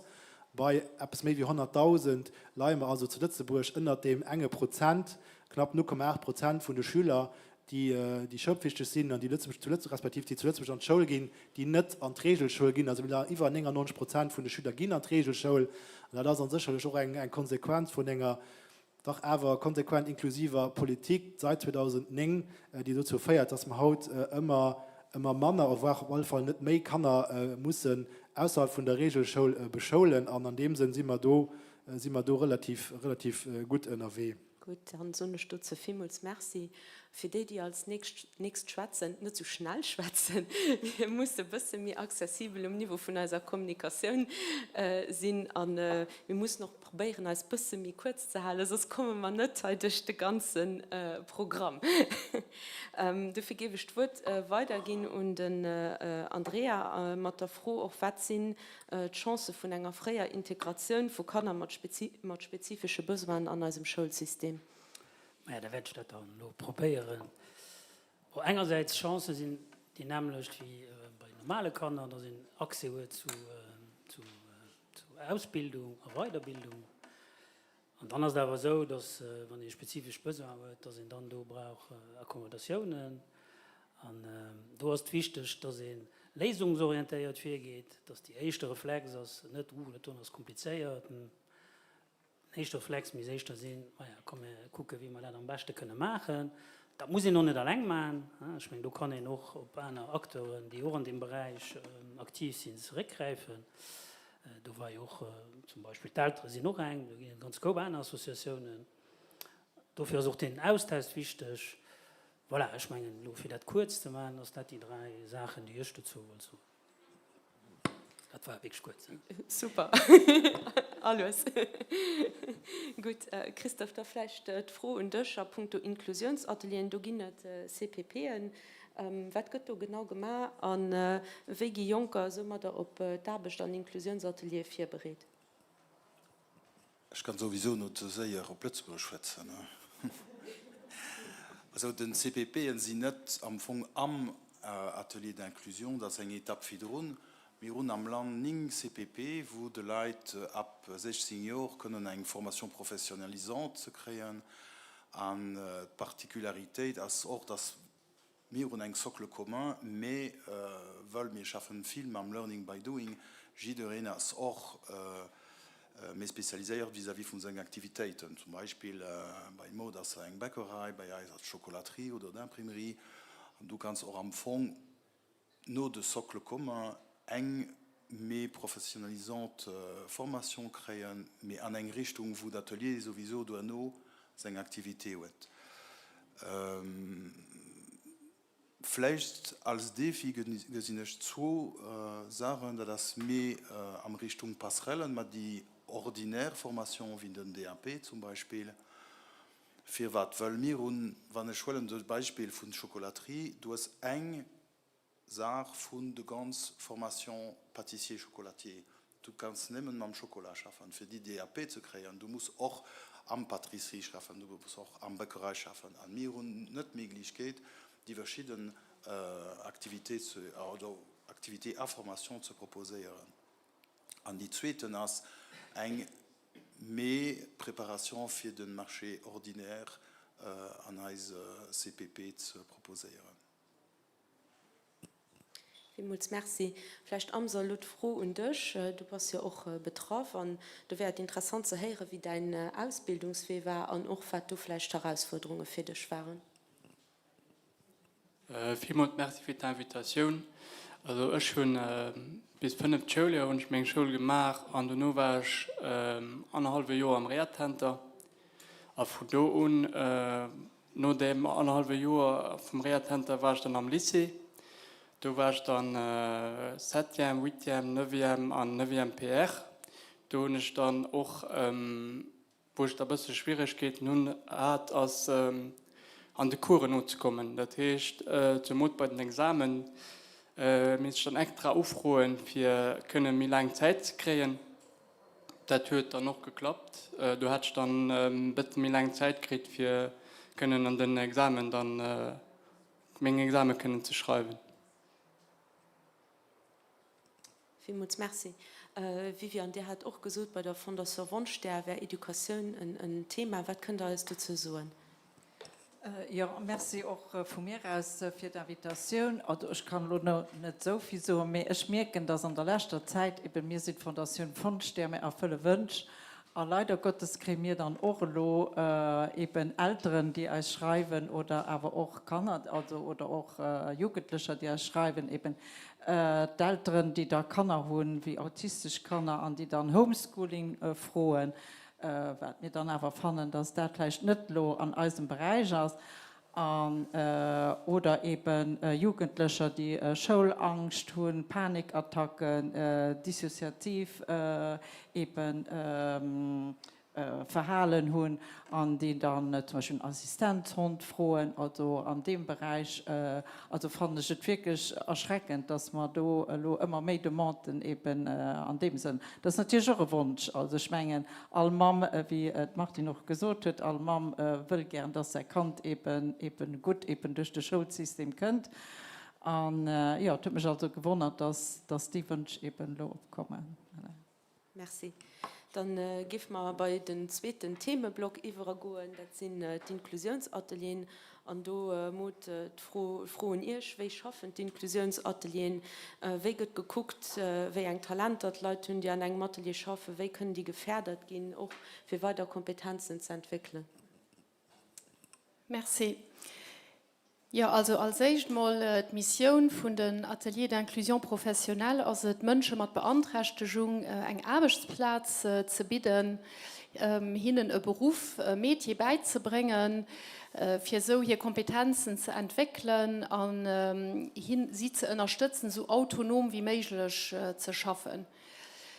Ich gesehen, ja, wie entdeckt ein Talenter, wie fördert die Kompetenzen? Ich gesehen da 2 Elemente. Das erste ist, dass es ganz wichtig ist, herauszufinden, was will der Mensch mit Beeinträchtigung schaffen. Was begeistert ihn, was sind seine Interessen, das ist wie bei uns. Wir noch irgendwann entschieden, auf welche Richtung wir gehen wollen, was wir gerne machen, was wir auf keinen Fall wollen machen. Also so ist das auch bei Menschen, die eine Beeinträchtigung haben. Und dafür ist es ganz wichtig, herauszufinden, schafft ihr gerne draußen, will ihr sich physisch betätigen, muss ihr in einem ruhigen Umfeld schaffen, schafft ihr gerne am Sitzen, dass ihr mehr Feinmotoren schafft, also ihr gerne im Kontakt mit dem Klient. All die Fragen ja, muss ihr sich stellen, wenn ihr auf der Sicht noch eine Arbeit ist, also ist es nicht ernst, dass mit Menschen mit Beeinträchtigung, das ist mal wolle. Das zweite ist, wenn ihr da bei euch schafft, wenn ihr am Atelier ist, wir haben 8 verschiedene Ateliers mit ganz unterschiedlichen Aktivitäten. Wir haben über 10 Mädchen, die man denen 8 Ateliers anbieten. Aber bei allem, was wir machen, haben wir eine ganz klare Definition von den Prozessen. Wir produzieren zum Beispiel Seef. Für Flüssigseef zu machen, ist ganz klar definiert, von A bis Z, wie machen wir das? Wir brechen da drauf an ganz einfach Schritt, an einfach Taschen. Und da gibt es Leute, die das schaffen, individuell geguckt, wo stehen ich mit meinen Kompetenzen? Was kann ich Status heute an dem Prozess, was kann ich machen? Und dann geht eben von da aus geschafft, für die Kompetenzen weiterzuentwickeln. Sich, also doch egal, ob eine Person Schritt kann oder 10 von 10 Schritt, wichtig ist am Endeffekt, dass sie ein Teil von dem Ganzen, also dass sie zum Endprodukt beiträgt. Und das feiert eben dazu, dass wir können Leute mit ganz unterschiedlichen Fähigkeiten und Kompetenzen erstellen und dass sie all ihre Beitrag leisten zur Arbeit. Das ist halt ganz wichtig an unserer Arbeit an den Atelieren, für Kompetenzen aufzubauen, mehr aber auch für, dass sie Selbstvertrauen gewonnen, an dem Sinn dann auch mehr autonom gehen. Ich gehe immer gerne das Beispiel von unserer Bäckerei. Wenn die Leute bei uns anfangen als Salarien mit Beantragung, da kennen sie nichts vom Bäckerberuf. Sie kommen da hin, also sie kriegen Schritt für Schritt alles gewiesen. Und noch entdecken wir dann auch Talente. Noch kristallisiert sich raus, wie gern den Deeg mischt für das Brot, wen gern an den Uwe raschießt, wen lieber an der Patisserie schafft, er vielleicht ganz filigran kann etwas dressieren, an eine Kuchschein dekorieren. Also ist das doch ein Teil von unserer Mission, ja auch ein bisschen auf die Sicht zu gehen, nur den Talenten, wo vielleicht am ersten Moment gesagt wird, ja, was kann die Person dann eigentlich? Und ja, da haben wir eigentlich ganz flott volle Storys. Vielmals merci. Jessica, vielleicht doch aus Ihrer Sicht von der Adam beim Übergang von einem Inklusionsatelier auf den ersten Arbeitsmarkt. Wie können die Leute geholfen gehen, den Atelier geholfen gehen, aber auch den Patron, wie können die unterstützt gehen? Merci. Also ich probiere loszuschwatzen, das nicht mich stärkt. Das ist so, dass eine von den Hauptmissionen vom Atelier d'Inclusion ist, die Leute an einem Marché ordinär zu bringen. Die Sache ist, wenn die Person bis am Atelier d'Inclusion am CDI ist, sind sie nicht mehr an unseren Datenbanken, weil sie ja ein CDI haben. Das ist aber so, dass wir ganz gerne unterstützen bei Patronen oder auch bei Atelier d'Inclusion, falls sie Fragen haben. Wir können auch gerne Kontakt mit den Patronen abholen, für ihnen zu erklären, was für Hilfen da sind. Also wir sind immer offen für den Austausch. Und den Austausch ist in dem Sinn ganz wichtig, für dass wir mal wissen, dass eine Person eben die Passerelle da hat, für dass wir können intervenieren, für die Patronen auch die verschiedenen Hilfestellungen zu erklären. Das ist auch so, dass den Assistant à l'Inclusion auch aufgemacht ist, für den Atelier als Assistant können zu haben. Es war ja so, dass den Assistant à l'Inclusion nicht Einzelleute waren. Also es ist ja so, dass den Assistant à l'Inclusion auch kann als Atelier intervenieren und das ging eben auch erlauben, die Passerelle auch besser zu unterstützen und das auch eben den Patronen zu verkaufen. Vielmals merci. Michel, du hast noch nichts gesagt, lass den dir. Erzähl uns vielleicht ein bisschen über das Projekt Wildstuff und auch, wie eine Erfahrung mit den Talenten aus den verschiedenen Inklusionsateliers gemacht hast. Also das Projekt Wildstuff, ich probiere ganz klein wenig auszuholen. Ich bin eigentlich Konsultant der Kommunikation und der Marketing. Und an dem Kader ist dann die Fondation Kreuzbirch, eine Stars auf mich durchgekommen und gesagt, wir brauchen Hilfe für alles das, was bei uns gemacht wird, als Talente eigentlich besser durchzustellen an der Kommunikation. Und ich habe gedacht, okay, was für ein geniales Projekt, ich habe selten an der Kommunikation, dass ich wirklich Projekte mit Sinn hat. Wo ich das Gefühl habe, dass nicht nur, dass ich ein neues Logo möchte, mit möchte ich wirklich etwas, wo ich etwas bewirken kann. Und da sind ich wirklich schon immens viel Zeit verbracht, weil für dich natürlich wollte alle Atelier kennenlernen, gesehen, was da gemacht wird. Und ich habe einfach die genialste Sache gesehen. Ich habe Handarbeit gesehen, die so näher ans mir gemacht gehen, wo auch kein Geduld dafür hat, wo ich niemals am Leben Geduld dafür hat, Sachen, die ich einfach selber nicht kennt. Und eine immense Panoplie, eine Bandbreite, für eine riesige Begeisterung für das, was gemacht ist. an eigentlich aus dann aufgrund davon, also mir so die Idee geredet, ich will gucken, dass ich eine Boutique an der Stadt kreieren, wer auch immer ich machen, das teuer an der Stadt, wir wissen da die schwierige Challenge, etwas zu finden, wo eine Pied herholt, und dann war die Idee eigentlich mit all den Talenten, die ich gesehen habe, in Kreuzbierg, dann auch mit Jolland gehabt, mit dem Atelier Bäckerei, für allem, weil ich einfach gerne hier bin. Und ich gedacht habe, was gibt es Besseres in einer Boutique, wie etwas mit Genuss zu dienen hat. Und das Konzept von dem Boutique, den ich dann als Pop-up gemacht habe, während, ich meine, vor etwa ein Jahr, den hat er ja angefangen, als er leicht auf einen Park ging, wo er sein Camion raus verkauft ging, wo dann eine Entreprise, eine Bauentreprise mir eine Flasche zur Verfügung gestellt hat, wo ich konnte verkaufen. Und das Konzept hat daran bestanden, dass heute Gamm produzieren, also Schokolade produzieren, kombiniert gehen mit Produkten, die man zusammen mit Atelier d'Inclusion professionell konzipieren. Und das war wirklich, die Hauptsache von der Arbeit war für mich wirklich so, mit den Leuten, die du backen, die du basteln, Keramik machen, Blumen rundzüchten, zu gucken, was ist das Konzept, also ihnen wirklich zu erklären, hey, das ging ich gerne machen, war das Ding, Idee dazu, wirklich für nicht einfach zu sagen, ich habe gerne da, ich bin der Klient, aber was tun sie Lust drauf, war das hier ein Beitrag dazu, und dann natürlich auch Impulse zu gehen, zu sagen, komm, wir probieren, wenn zum Beispiel, was die Mann Success hat, war von Jolland Kopp ein klein Rieslingspastätchen, die haben wir Gusti genannt, und wir haben dann vom Abidur Wein gekriegt, und wir haben dann die Jelly gemacht mit einem puren Abidur Wein. Und das war ein mega Success, weil das hat natürlich kein Mensch an der Stadt.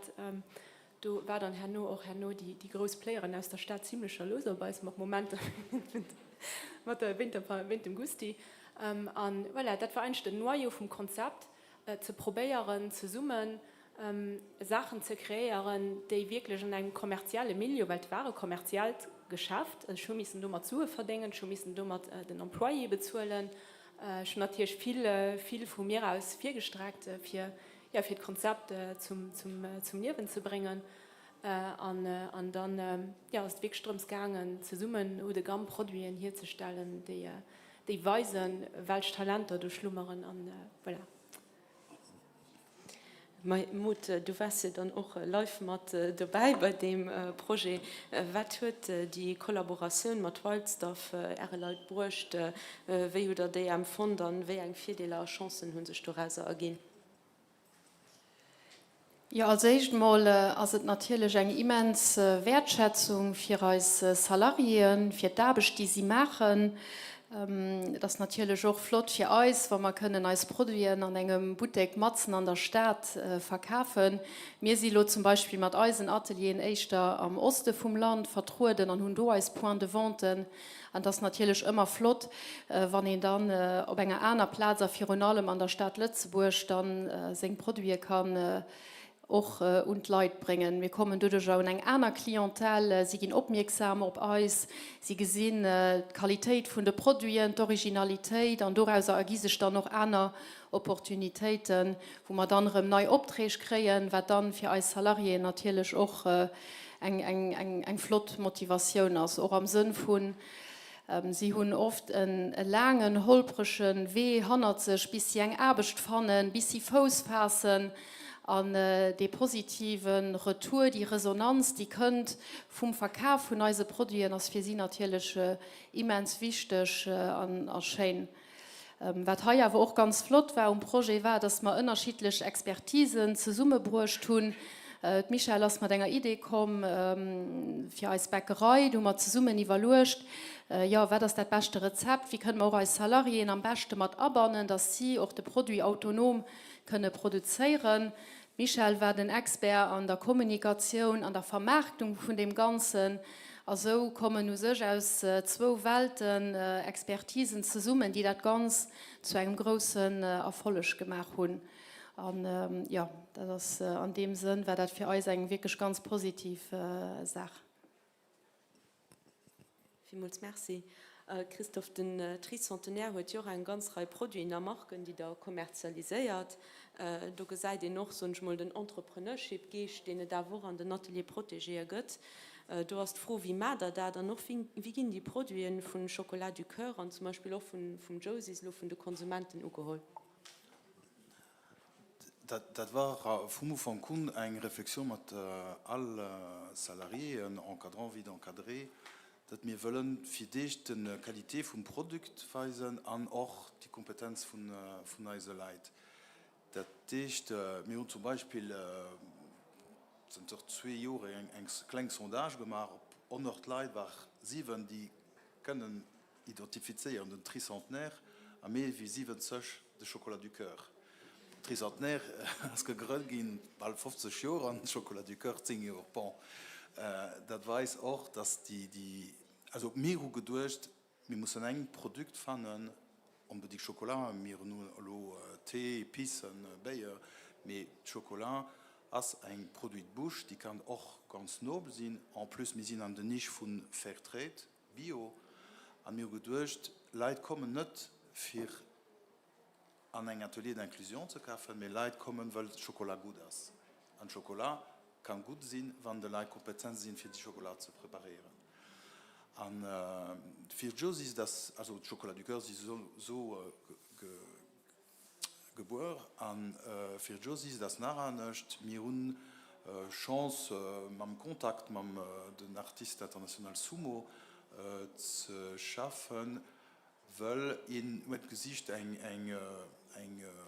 neues Produkt für seine Art zu valorisieren. Und wir waren auch ganz froh, also wir als Chocolatier, dass im Moment 5 Chocolatiers mit 23 Salariés en Situation de Handicap, die am Chocolaterie schaffen.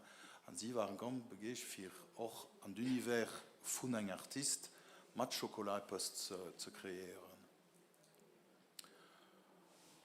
Voilà, wie als die Produkte bei Leid kommen, ich meine auch, dass ja, ich will auch so am Tricentenaire oder Atelier du Tricentenaire durch dir nicht ab wie zum Beispiel Chocolat du Coeur. Wir sind seit 6 Jahren repertoriert an die Goemio als die 30 beste Chocolatier belgo-luxembourgeois. Das heißt, du gehst nicht da mit einem Atelier d'Inklusion, aber du gehst da mit einer Marke.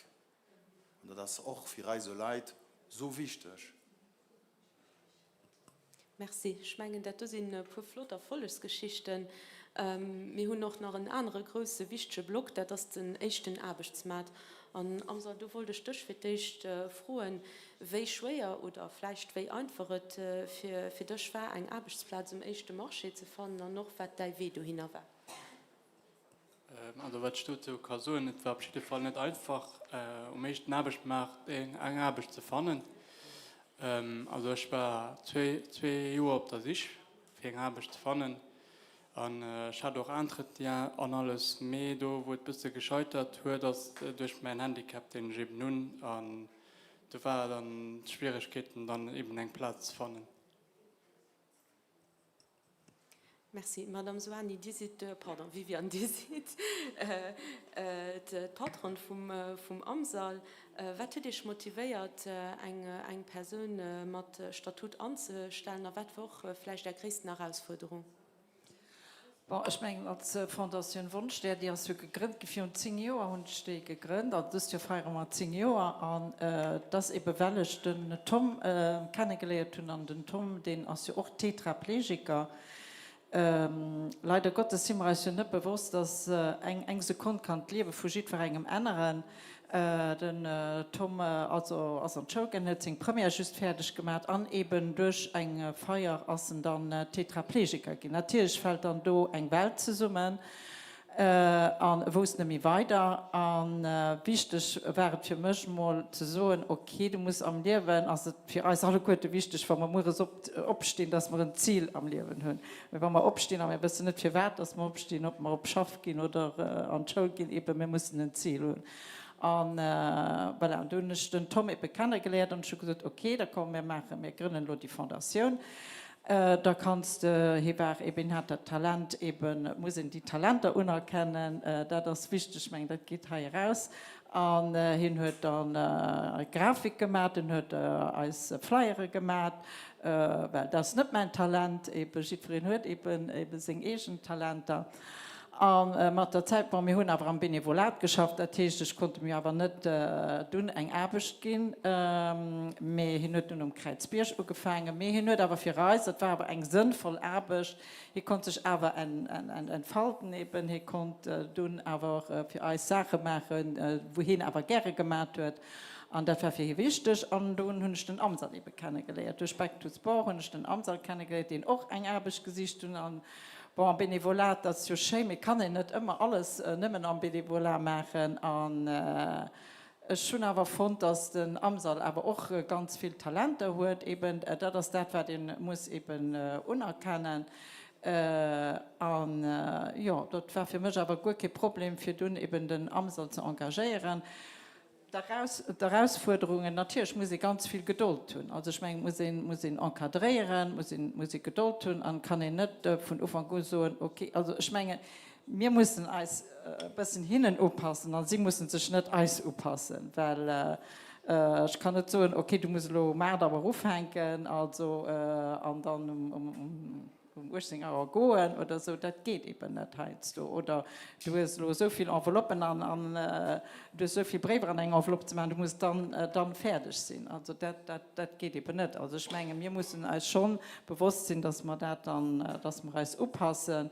Aber schon das ganz gerne gemacht, weil das war für mich aber gut kein Problem. Ja, das scheint zu hören. Jessica, vielleicht von Seiten von der Adam aus, wie eine Hilfestellung bei dir den Salarien, aber auch den Patron im ersten Arbeitsmarkt? Ja, wir bieten auch Hilfestellungen, justement, weil muss also an Urstellen, dass die Leute Beantragungen haben, und die sollen auch merken, und dafür gehen auch Hilfestellungen von der Seite von der Adam, für dass Patronen die Chance aber auch nutzen, an denen Leute auch die Chance geben. Wir haben zum Beispiel die Stage de Professionalisation, das ist ein Stage von 6 Wochen, wo der Kandidat seine Kompetenzen kann weisen und der Patron auch die Kompetenzen gesehen kann. Und eben auch der Posten vielleicht adaptieren kann während den 6 Wochen für einen Kontrakt können anzubieten. Natürlich, die Hilfen sollen wirklich auch eine Perspektive d'Embauche dahinter ziehen. Da haben wir auch den Contrat de Réinsertion Emploi. Das ist ein Kontrakt von 12 Monaten, wo der Patron just 55% vom Lohn bezahlt während einem Jahr. Dann geht es, wenn sie bis am CDD und am CDI sind, eine Partizipation aux frais de salaire können aufrufen. Die Partizipation, wenn die Person den Statut vom Salarié handicapé hat, vom Minimum von 30% aus. Die kann natürlich bis 100% gehen. Da wird wirklich eine Etude sur place gemacht, für perte Rendement par rapport zum Posten können sie gesehen. Weil die Hilfestellung ist justement für die können die Perte de Rendement können zu couvrieren. Es besteht auch die Möglichkeit, eine Adaptation von der Arbeitsplatz zu freuen. Das heißt, wenn Material gebraucht wird für bestimmten Handicap, kann das auch bei der Adam angefragt gehen. Gesetzlich gesehen hat die Person mit dem Statut Salarié handicapé 6 Tage Congé mehr zu gut Jahr. Und da kann der Patron auch das Remboursement aufrufen. Seit kurzem gibt es auch den Assistant à l'Inclusion. Du hast, wenn der Kontrakt besteht, sie wird ein CDD von Minimum einem Jahr oder CDI oder die Mesure von der Adam SR oder CIE sind auch möglich. Wir können den Assistant à l'Inclusion unzufreuen. Den Assistant à l'Inclusion soll da sein, für den Maintien de l'Emploi zu garantieren, wann soll ein Problem auftreten. Da kann der Assistant à l'Inclusion dann bis 300 Stunden aktiv sein. Wir können einen Plan op besetzen, für dass der Kandidat seine Chancen hat, einen Arbeitsplatz zu behalten. Wir haben auch Mesuren wie den Duo Day für den Handicap, ob den Handicap zu sensibilisieren. Während dem Duo Day kann der Patron in Schnupperdach einem Kandidat proposieren und das erlaubt ein bisschen die Barrieren zum Handicap ein bisschen rauszuholen. Den ist das Jahr den 21. November. Und dann werden wir auch ein Job Day Handicap Klassement machen, wie das letzte Jahr ein großes Succès hat. Dafür wollen wir den machen. Und die wird den 8. Oktober stattfinden. Vielmals merci. Andrea, deine Erfahrung noch, die größten Herausforderungen vielleicht mit einer Beantragung an noch den Patron 1. Arbeitsmarkt, was sind die? Ich gebe von den Leuten schwätzen, die schaffen, und dann komme ich auf die Leute zurück, die Arbeit sichern. Also mehr feststellen, wenn Leute uns kontaktieren, weil Leute merken, ich packe nicht mehr meine Arbeit. Die erste Frage, die sich oft stellen, ist, wie soll ich das mit dem Patron? Weil am Betrieb ist nicht unbedingt so eine Kultur, wo das gefordert wird, wo darüber geschwärzt wird. Das ist die erste Frage. Da hängt oft die Angst zusammen, ja, dem nur wenn ich zu, da riskieren ich vielleicht meine Arbeit zu finden. Das hat doch viel mit Angst zu tun. Der andere ist die, wenn es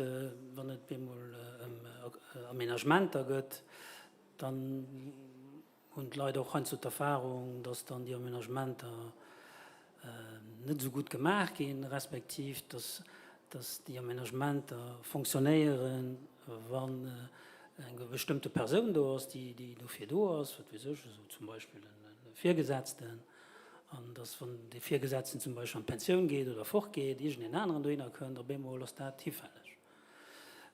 Und dann ist auch die Geschichte von der Akzeptanz, da muss ich noch, das wird mehr auch feststellen, mit Leuten so, das ist wichtig, dass der Betrieb das intern sieht, dass er erstens auf den Weg will gehen, zweitens, dass er kein Vierdeler ist, dass er Rang nimmt, ein Aménagement, das für das Leute so gut wie möglich können machen. Und drittens, auch den Motto habe ich da, sie darüber präparieren und sie darüber informieren. Aber wenn das nicht geschieht, da kommen die klassischen Dynamiken wie Mobbing, Rätselei los. Das sind die Realitäten, die bestehen. Die Leute, die nicht schaffen gehen, da stellen wir fest, dass oft die Leute ein bisschen verloren sind, weil sie nicht so richtig wissen, wie verkaufen ich mich. Ja? Streng geholt müssen sie nicht nicht machen, wie Leute, die keine Behinderung haben, sie müssen einerseits so, was können sie? Ja? Was sind ihre Kompetenzen, was sind ihre Fähigkeiten? Das Einzige, was sie dann unterscheidet, ist, dass sie dafür gewisse Aménagements brauchen, und das sollen sie klar so. Ne? Ob sie dann mehr eine flexible Arbeitszeit brauchen, ob sie mehr Teletravail brauchen, ob sie mehr einen Platz brauchen, wo sie mehr Ruhe schaffen, voilà, ob sie mehr mit Tele können schaffen. Voilà, dann muss ich noch gucken, dass die Plätze überhaupt dafür gemacht gehen. Und dann kurz wissen, dass die Hilfe gibt, die Tadam zur Verfügung stellt, für das zu kompensieren. Und dann soll der Patron, dann, wenn du will mir genau wissen, da soll der Patron in dem machst mal, wie zu gucken, wie sie das machen oder nicht. Voilà, das ist ein bisschen das, was wir feststellen. Mir wichtig, und dazu mir die Leute immer, als wie gesagt, wissen, wie ich was kann ich, und wissen, was brauche ich. Und dann wichtig ist auch, dass der Patron sich mit dem Thema muss auseinandersetzen. Ideal wird besser für drohen, das ist prinzipiell, ich sehe, okay. Und das machen, fangen nun große Firmen zu machen. Das ist, von der 3 Leute schaffen, das ist eine andere Geschichte, wie von der 3000 Leute schaffen. Von der 3000 Leute schaffen, rein statistisch, eine Person von 6 werden sich im Leben mit einem Handicap betroffen gehen oder Durchschränkungen. Bei 3000 Leuten kann der raschen, das sind da viele, die merken das. Aber die sich mit dem oder setzen und gucken, ja, wie habe ich sie bei uns, wie aménagierbar, sind die vier bereit. Und sie haben dann eine Prozedur, und dann hängt das nicht von einer Person auf, das hängt von einer Prozedur auf. Und da klappt das doch. Natürlich bei kleinen Firmen, du musst effektiv eine Hilfe von außen sehen, die dann dabei unterstützt. Voilà. Jessica, ich gebe noch kurz ein bisschen zurückgehen. Wie macht ihr das Matching auch zwischen den Salarien und den Patron? Geht du utieren, aber wie assuriert doch, dass beide Seiten gut vorbereitet sind?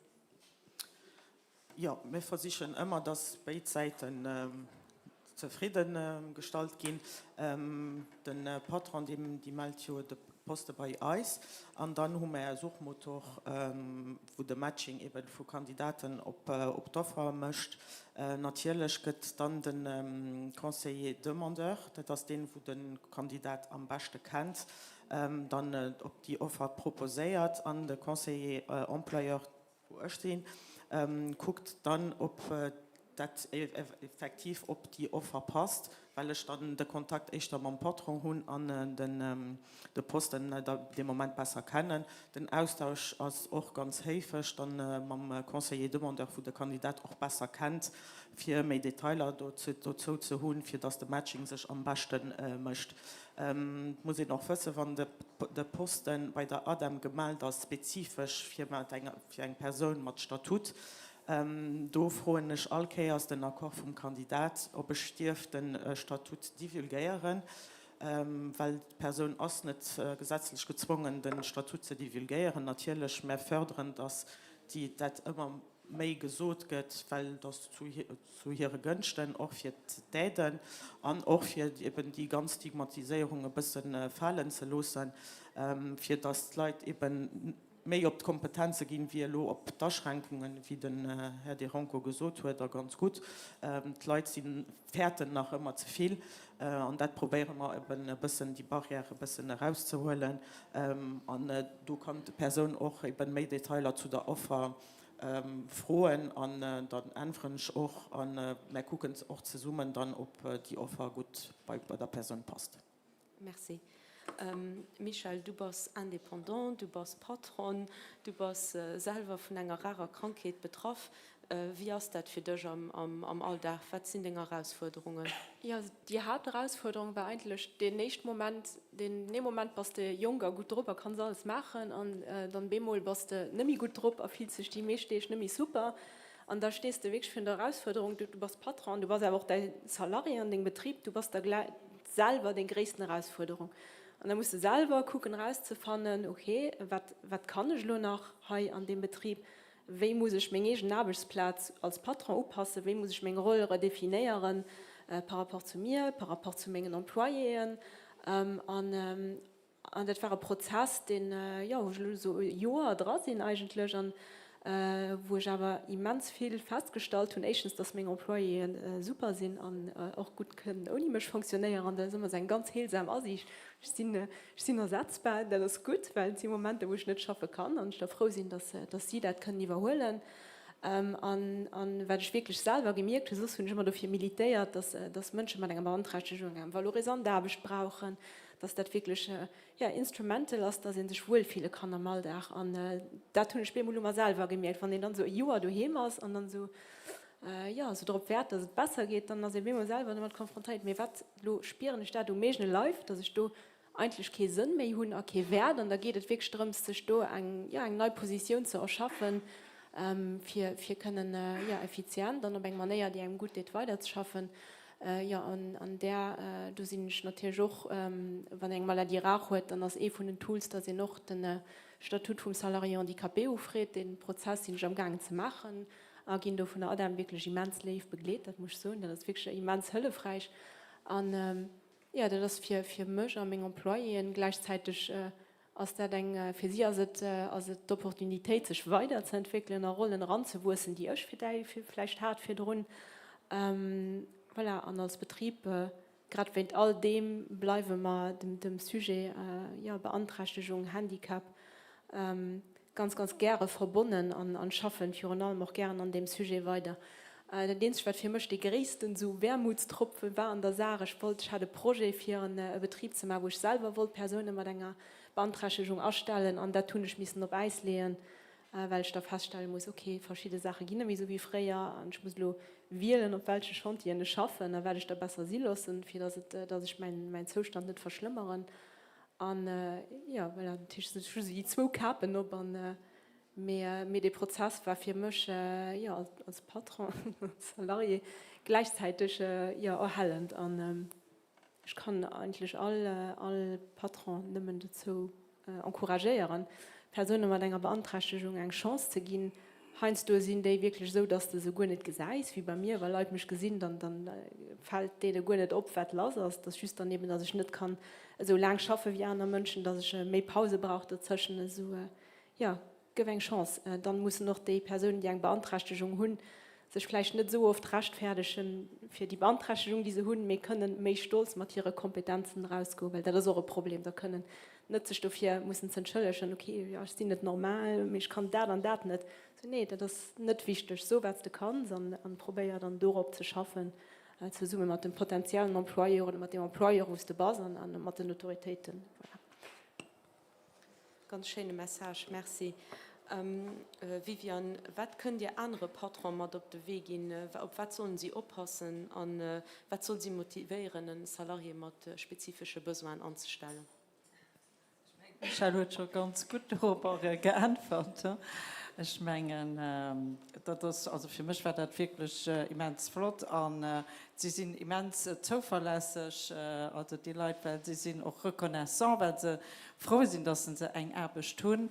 Und können sie wirklich auf sie zählen. Und das ist wichtig. Muss ich just eben Geduld tun. Was mich motiviert, natürlich, wirklich, dass wir eine kleine Fondation haben, war auch den Deal, dass wir von der Adam natürlich, wir haben eine Kreation der Post gemacht, haben wir natürlich die 10% gekriegt und dann auch die 40%. Aber es geht nicht darum. Also es geht, wie Michael gesagt hat, also dass ihnen die Anerkennung gibt, die ihnen zusteht. Und ich fand das mehr wie wichtig und ich kann auch anderen Patronen eben die Message gehen, dass sie das machen. Mit Michael wird das ja selber so gut beschrieben. Merci. Jessica und Andrea, vielleicht eine Frage für ganz kurz darüber anzugehen, welche Chancen und Risiken bietet vielleicht auch Digitalisation für Leute mit einer Beantragung im Arbeitsmarkt zu helfen? Also da will ganz klar auf die Richtung von der Digitalisierung gehen. Natürlich sind wir uns bewusst, dass wir eine partivulnerable Population haben. Nicht nur die mit einer Beeinträchtigung, aber auch Leute, die nicht so gut mit der Digitalisierung gehen. Natürlich werden wir auch dazu stehen, für sie zu unterstützen und dabei an der Digitalisierung zu guidieren. Die Idee ist auch, dann ein Service ans Leben zu rufen, wo die nicht digitalisierte Leute dann unterstützt, im Moment und auch formiert, für, dass sie da besser können gehen. Natürlich, es wird auch am Niveau von der Intelligenz artificielle gehen, für das Profiling zu helfen. Es soll natürlich nicht mehr eine Hilfe sein, und nicht den Mensch ersetzen, weil das wollen wir nicht. Es soll just dadurch vereinfachen, an eine Hilfestellung sind, für das dann eben die Conseillers sich mehr können disponibel halten, für auf Person zu gehen und eben besser können zu helfen in dem Moment. Voilà, ich wollte darauf mit einer Studie, die vom European Disability Forum gemacht ist, eine europaweite Studie über die Thematik, die heißt European Research on Digital Skills, Accommodation and Technological Assistance for Employment. Klingt kompliziert, aber sind nicht. Die sowohl Employerinnen wie Employer gefragt, sie haben festgestellt, dass es effektiv Patronen Fehler von digitalen Fertigkeiten bemängeln, nicht nur bei Leuten, die eine Behinderung haben, auch allgemein. Viele Patronen haben effektiv auch nicht gekannt, dass es digitale Hilfsmittel gibt, für Handicapten zu unterstützen. Und auch, dass viele Betriebe auch keine richtig Vorgehensweise haben, für, wenn sie Leute ausstellen, wie sie das machen. Voilà. Und es sind auch Rekommendationen gehen, kann da gucken, da gehen Konklusionen, aber dann nicht in die ganzen Studien zu gucken. Voilà, sie haben festgestellt, dass die meisten Patronen so eine Vorgehensweise haben, wie gehen wir vor, wenn wir Leute nachstellen mit einem Handicap oder mit Einschränkungen, und auf dem Niveau von der Ressourcen humaine war nie richtig sich das nie gesagt gehen. sind auch festgestellt, dass die artificielle Intelligenz kann helfen, eben Leute zu unterstützen, für eine Arbeit zu sichern. Die soll natürlich Voraussetzung dafür ist, dass auch so entwickelt wird, dass Besoin von Leuten mit Einschränkungen reagieren. Idealerweise natürlich auch mit den Leuten zusammen ausgeschafft wird. Wichtig ist auch die Schule, dass auch die Schule die Kompetenzen vermittelt und auch die Möglichkeit besteht, dass sie noch über Weiterbildung sich die Kompetenzen unächt. Da sind wir bei der Accessibilität von der Education. Voilà, das ist grosso modo ein bisschen die Geschichte. Und das auch politisch eine Herausforderung, das zu fordern. Also Politik soll da Moyen zur Verfügung stellen, dass die Kompetenzen da, wie nennen die das, fällt das Wort nicht, dass gefördert wird. Gut, vielmals merci. So, wenn wir da alle Gute schaffen, egal wo, ob an einem Inklusionsatelier oder am ersten Arbeitsmarkt, dann sollen wir uns auch weiterbilden, für uns Talente und Kompetenzen weiterzuentwickeln. Dort frohen und erst 2 Monate Christoph, wie fördert ihr die Leute an den Atelier, für allem auch, wenn sie Chancen auf den ersten Arbeitsmarkt haben? Ja, also das Vierdro schon erwähnt gehen, wenn die Leute bei uns schaffen, also Ziel, dass sie irgendwann auf den ersten Arbeitsmarkt orientiert gehen, dass sie Fuß fassen bei einem Patron am ersten Arbeitsmarkt. Das ist auch an ihrem Kontrakt, steht das auch dran. Ich bin aber bewusst, vielleicht auch ein bisschen provokativ, dass das in einer idealen Welt der Fall wäre. Bei mir aber gesehen, wir haben Leute an unseren Atelieren, die haben sich gut entwickelt, die arbeiten ganz autonom. Dann unterstützen wir das an erster Stelle mal am Atelier selber, an dem es der Person ein bisschen mehr Responsabilität geben, sie vielleicht mehr lang arbeiten lassen, sie vielleicht abbauen an Aufgaben, die erst dem Encadrant zufallen. Eventuell lassen wir sie auch mit Mitarbeiter zusammen schaffen, die vielleicht mehr Unterstützung brauchen, wo sie ein bisschen eine Leitungsrolle können überholen. Wir begleiten sie aber auch an dem Prozess, wenn sie dann Interesse hat. Und da gibt es eine Möglichkeit, sich auf einer Platz am ersten Arbeitsmarkt zu melden. Unterstützen wir sie, indem wir hier helfen, den CV zu schreiben, dass wir konkret gucken, was ist die Arbeit, wie ging ihn da schaffen, was sind die Aufgaben, auch für zu sensibilisieren, noch über den Sprung vom Atelier auf den ersten Arbeitsmarkt, weil das aber ein großes Changement ist, für sie da am Positiven zu begleiten. Wir machen noch ganz viel, wir haben noch Leute, die kommen bei uns an den Atelieren und die sagen, ich spüre mich bereit, ich will auf den ersten Arbeitsmarkt. Wir machen da auch die Marschen mit unserem Jobcoach, den wir intern haben, für auch Arbeitsplätze zu finden, für Patronen umzuschwätzen. Wir haben da eine ziemlich flott Success Story vom Anfang von diesem Jahr, wo wir einen Mitarbeiter aus unserer Wäscherei, den du über 10 Jahre geschafft hat und du autonom wirklich die Sache geschmissen hat. Hier kommt am Januar einen Festplatz an der Wäscherei vom CGDIS. Sie haben aktiv eine Person gesicht. Und je hat die Möglichkeit, als erste über den Stage bei ihnen die Arbeit kennenzulernen und kriegt dann am Januar einen Kontrakt am ersten Arbeitsmarkt. Also wir haben auch regelmäßig so Situationen und wir fördern das natürlich, wir unterstützen das. Gleichzeitig bleiben wir aber auch realistisch und vermitteln auch unseren Mitarbeiter, unsere Salarien, was doch heißt, wenn man vom Atelier auf den ersten Arbeitsmarkt geht. Merci, Maud. Ja, ich will für dich vielleicht auch denken, ob die Leute, die keine Möglichkeit haben, Arbeit zu tun, weil wir noch zum Beispiel zu bieten, Teil schon von unseren Leuten 60 auf 120 Leute, die sowieso keine Orientation am Marché ordinär oder am Marché von Inklusion. Das ist Ziel an ein Leben, das auch nicht wie die Konvention vom ONU immer sieht, jeder allein an seinem Wohnen, jeder auf dem Marché ordinär. Das ist zu weit von Realität. Am Dispositiv steht auch ein Platz für das Atelier d'Inclusion, für die Leute, die kapabel sind, aber autrement kapabel. Und ich meine, das ist auch ganz wichtig, das zu rappelieren. Wir haben auch, wie der Jolande, einen internen Jobcoach. Das war für letztes Jahr zum Beispiel 2 Fälle, wo die Leute einen Platz am Milieu ordinaire non seulement gefunden haben, aber auch ein Accompagnement an unser Jobcoach als auch Assistant à l'Inclusion selber. Das ist Part-Time bei uns intern an auch als eine Privatzeit Atelier Assistant à l'Inclusion.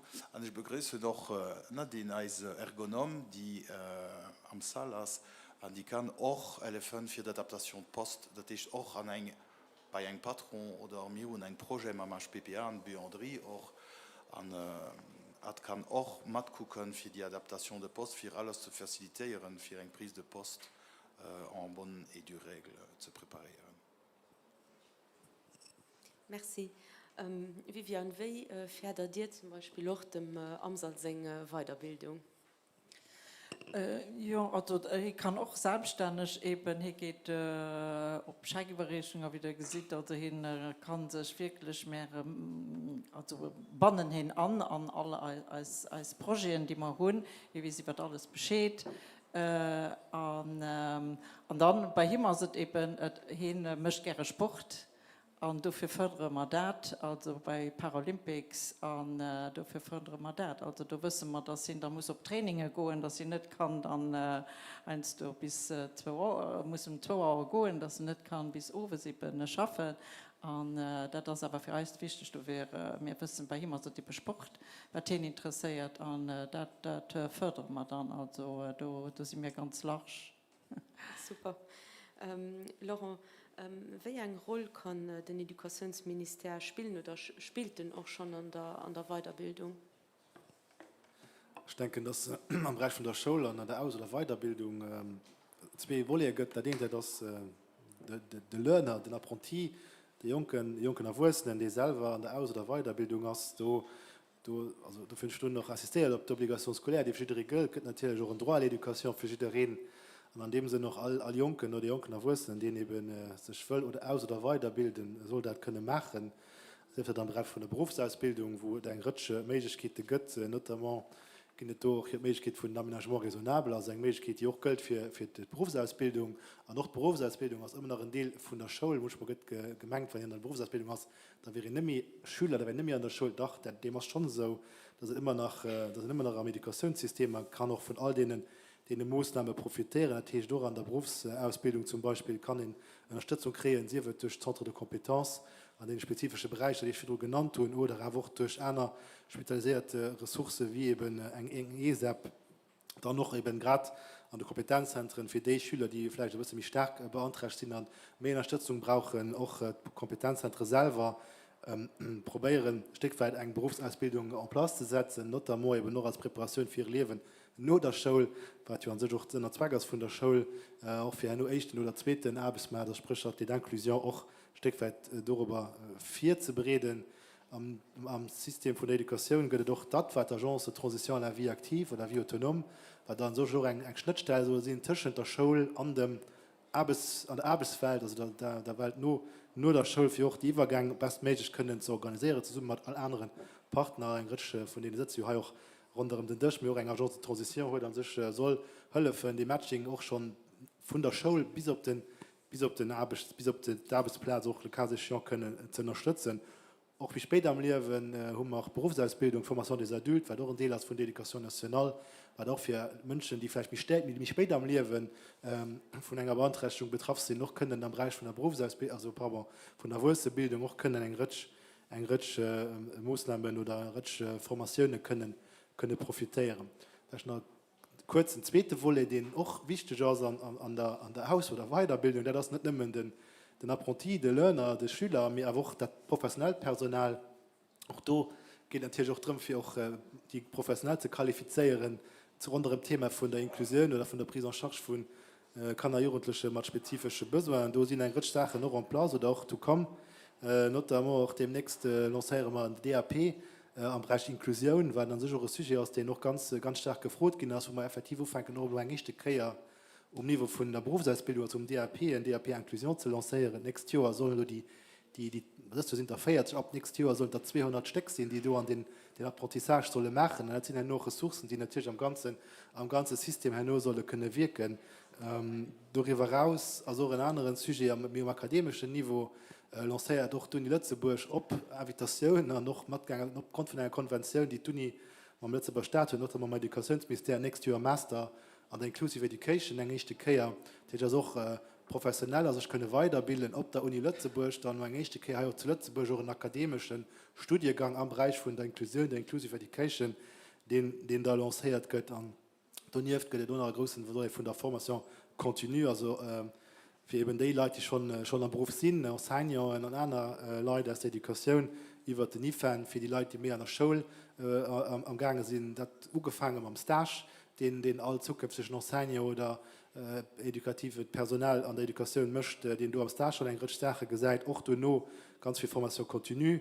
Dasselbe gilt auch für den nonformalen Sektor, also sprich alles, was wir so relayen, der Sean, Krechen, wir so relayen, Jugendhäuser, auch das Edukativpersonal da, also auch die Inklusion ein Schwerpunkt, weil, wie gesagt, dass die Jungen oder die betroffenen Menschen selber, wie auch dass die Leute, die mit den Personen nur sollen schaffen, dass man die auch konsequent weiter an weiterbilden und noch entsprechend Angebote dann noch en Platz setzen. Gut, vielmals merci. Michael hat für Druck zugeschwart, nicht alle Beantragungen gesimmer. Es gibt noch eine ganz paar Herausforderungen für Beantragungen, voilà, die man eben nicht gesehen. Dafür macht ihn vielleicht froh und ihr. Was sind ja Erfahrungen, was geht von Ihren Membern und Ihren Rückgedrohenen Punkte Herausforderungen an der Schule? Ja, invisibel ein Handicap, du gibt viele Sachen, das ist schon mal stumm, darf, intellektuelle Störung. Diesen ganz große Problematik, mit auch Autismus, Trouble du Comportement, alles das fällt da drin. Du hast natürlich einer Meinung nur nach ganz viel Luft nach oben, was du kann gemacht gehen, weil die Sache, die ist noch nicht, dass die Person die Humor am Griff. Bon, du hast einen Punkt, wo wir denken, das ist mal auch die Formation von den Professionellen. Natürlich, wie den Herr Dürer auch sieht, du hast den Master an der Education inklusiv, das ist schon mal ein ganz großer Schritt in die richtige Richtung. Aber ich denke, du müsst man noch andere Masteren kreieren. Und muss man auch bedenken, bis mal die Leute an den Master haben, da vergeht aber nach einer ganz langen Zeit. Und da sind das Leute, die kommen von der Uni, also haben sondern nicht direkt vielleicht die Experienz. Und das dauert eben. Ein anderer Punkt ist die Ausbildung von den Edukateuren. Und das scheint mir auch ganz wichtig, weil am Moment ist das doch so, dass du am Anfang lauter Generalisten aus der Schule rauskommen und auch nicht eine richtige Spezialisation. Und ich denke, und dazu auch schon pro Jahr, vielleicht ist es aber wichtig, dass du schon irgendwie eine Spezialisation hat, wo zum Beispiel ihr seht, okay, ich will lieber mit alle Leute arbeiten. Ich will lieber mit Kindern arbeiten, aber ich will mit Leuten mit einem Handicap arbeiten. Und da sind du schon eine bessere Präparation, dann auch gut für den Not Terra können zu gehen. Ich denke, mir muss ich mehr angepasst gehen. Gebärdensprache, adaptiert Kommunikation, adaptiert Formate von Texten. Und da sind wir am Punkt, der schon angeschaut hat, durch Aménagement raisonnable. Also wir haben ganz, ganz viele Planten von Familien, wo das nicht richtig klappt, wo immer noch Sachen nicht angepasst sind oder wo die Kinder nicht mehr Zeit kriegen oder wenn sie dann an einen anderen Saal müssten gehen, für ruhig zu sein, für eine Prüfung zu schreiben, geschieht das auch nicht. Wir haben Fall, wo den Jungen an einem Lycée gesagt hat, ja, der Lycée gibt das nicht machen, da soll der Junge an einen anderen Lycée gehen. Wir haben noch ganz andere Problematiken. Das ist der Junge, den ist auf der Uni, den hat eine Sorte Schlafkrankheit. Und die kann eben nicht an den Kuren Heinz zu 7 ist, weil das einfach nicht geht. Und bon, da war absolut auf der Uni zu Lützeburg keine Adaptation, kein Aménagement möglich, dass den Lo an das Ausland gegangen ist, für sein Jahr fertig zu machen. Zum Beispiel so Situationen, das geht einfach nicht. Ich denke, du musst mal wirklich gucken, dass das mit den Aménagementen klappt, dass die Leute ihren Text können lesen und dass die Leute die Aufgabe können machen, dass sie auch können kommen. Dann ein anderer Punkt ist, dass wir unbedingt zu Lützeburg brauchen wir mehr Spezialisten an der wissenschaftlich evidenzbasierte Methoden, wie zum Beispiel eine Methode Denver, was für Petite Enfance ist, wo direkt Kleinkanner direkt können abgefangen sind, eine gute Prise en Charge können kriegen, oder Methode ABA, Applied Behavior Analysis, die sind an Europa, gehen die Methoden nur gewandt, just bei uns nicht, und da stellen wir uns vor, für was das so ist. Und ich denke, wir hatten noch schon immer mit dem Minister, du weint Kontakt, wir sind noch nach weiterer Kontakt, wir hoffen noch, dass wir da eine Entrevue kriegen. Aber du hast Personal, eine direkte Unterstützung, Personal hat eine Analyse, ein Plan de Navigation, de Kommunikation an eurem Programm für die Kant. Und das gibt dann auch eine regelmäßige Nachstellung, zum Beispiel im Mond, wo das dann immer geguckt wird, wo steht kann, dass das das funktioniert, ist das okay oder noch nicht. Und du gibt es dann eben permanent adaptiert und Kant und die Evolution und Besoin vom Kant. Was für die zwei Seiten wird das wirklich eine Win-Win-Situation. Ich hoffe, dass wir da weiterkommen und eventuell, dass das dann noch am Plan d'Action steht, am dritten Plan d'Action. Das hoffen wir wirklich. Ich denke, wir haben Beispiele, Länder, wo die Sachen funktionieren, zum Beispiel Italien, Rumänien, nordische Länder, Portugal, Spanien. Also Italien schafft als erste Methode zum Beispiel mit der ABA, Fear und Teach. An Italien will ich auch nicht erinnern, 77 sind dort speziell Schulen zugemacht gehen. Da gibt also keine Spezialschule mehr. Und ich denke, die Methode, die wir am Moment haben, das eine schließt das andere nicht aus. Also ich kann die Sachen ganz gut kombinieren und das ist wirklich komplementär. Aber am Moment haben wir hier wie ein Puzzle und das Puzzle fehlen als Stecker. Und ich denke, das müsste unbedingt komplettiert gehen, für das wir endlich ganz tun und dass wir wirklich Prise en Charge wirklich für alle Kant so können gestalten, dass es für Gipferi wirklich funktionieren kann. Gut, merci. Andrea, vielleicht auch noch ein kurz. Wir gehen auch oft bei Info-Handicap, wenn es Herausforderungen von nicht visiblen Beeinträchtigungen kontaktiert, was hören wir da am meisten? Ja, was wir auch feststellen, dass das Leute, die einen unsichtbaren Handicap haben, die wirklich am schwersten, weil die konfrontieren mit einer Realität, wo sie nicht akzeptieren. Das Problem beim unsichtbaren Handicap ist auch die, dass die Aménagementen echter dann organisatorischer Natur sind. Und das setzt eine Organisation auf, respektive setzt voraus, dass in die EU passt. Das ist immer das einfach, das ist immer das technische Aménagement. Meistens gesagt, die auch die Handys haben. Das ist nicht einfach. Da macht ein Keier, und das ist eine technische Lösung und fertig. Hier ist der dann ein organisatorisch, und dann ist da etwas, was den nicht nachvollziehen kann, wenn ihr seht, hier ist eine chronische Krankheit und ich muss mich auf Pause nehmen. Dann ist das so. Das ist auch nicht zu diskutieren, respektive auch die ganze Spektrum vom Autismus, dass die Leute aber speziell ein Umfeld brauchen für Arbeit zu machen. Sie wird mehr allein schaffen, mehr Teletravail, man auf Stimuli ausgesetzt gehen. Das dann geduft dann, wenn das nicht präpariert ist, wenn darüber nicht sensibilisiert ist, an Rum wird schwer gesagt, und wenn der Partner nicht so steht. Da geht das als Vierdeel und gesehen, da geht das gerne zu Mobbing, Autismus, und dann, wenn an der Dynamik dran ist, da gibt es keine 100 Möglichkeiten, da rauszukommen. Ich meine, das ist leider auch eine Realität. Aber wichtig ist, das sind nicht Sachen, die zu diskutieren sind. Ich meine, wenn ich das nicht verstehe, dann ist das so, ich muss das akzeptieren. Das ist effektiv eine Realität, wo auch noch viel zu machen ist. Und dafür ist es doch gut, werde ich auch viel Druck gesagt, dass wenn ich als Firma um 34 Uhr das ansetzt, also nicht nur den Handicap gesagt, ich muss eine technische, das zieht man sich das rein, eine technische Adaptation muss man, mir auch organisatorisch so, okay, welche Tasche kann ich wie organisatorisch organisieren. Ich meine, beim Teletravail haben wir gesehen, dass das möglich ist. Und auch mit vielleicht mit Delay schaffen. Voilà. Das ist die Realität, die wir gesehen. Und dann ist natürlich immer eine schlechte Erfahrung für die Leute, wenn sie so aufgestoßen gehen, gemobbt gehen. Da geht irgendwo fort, da gibt keine anderen Möglichkeiten. Ne? Und das bleibt natürlich hängen. Ne? Und dann das sind da Resistenzen, die da sind, für da weiterzukommen.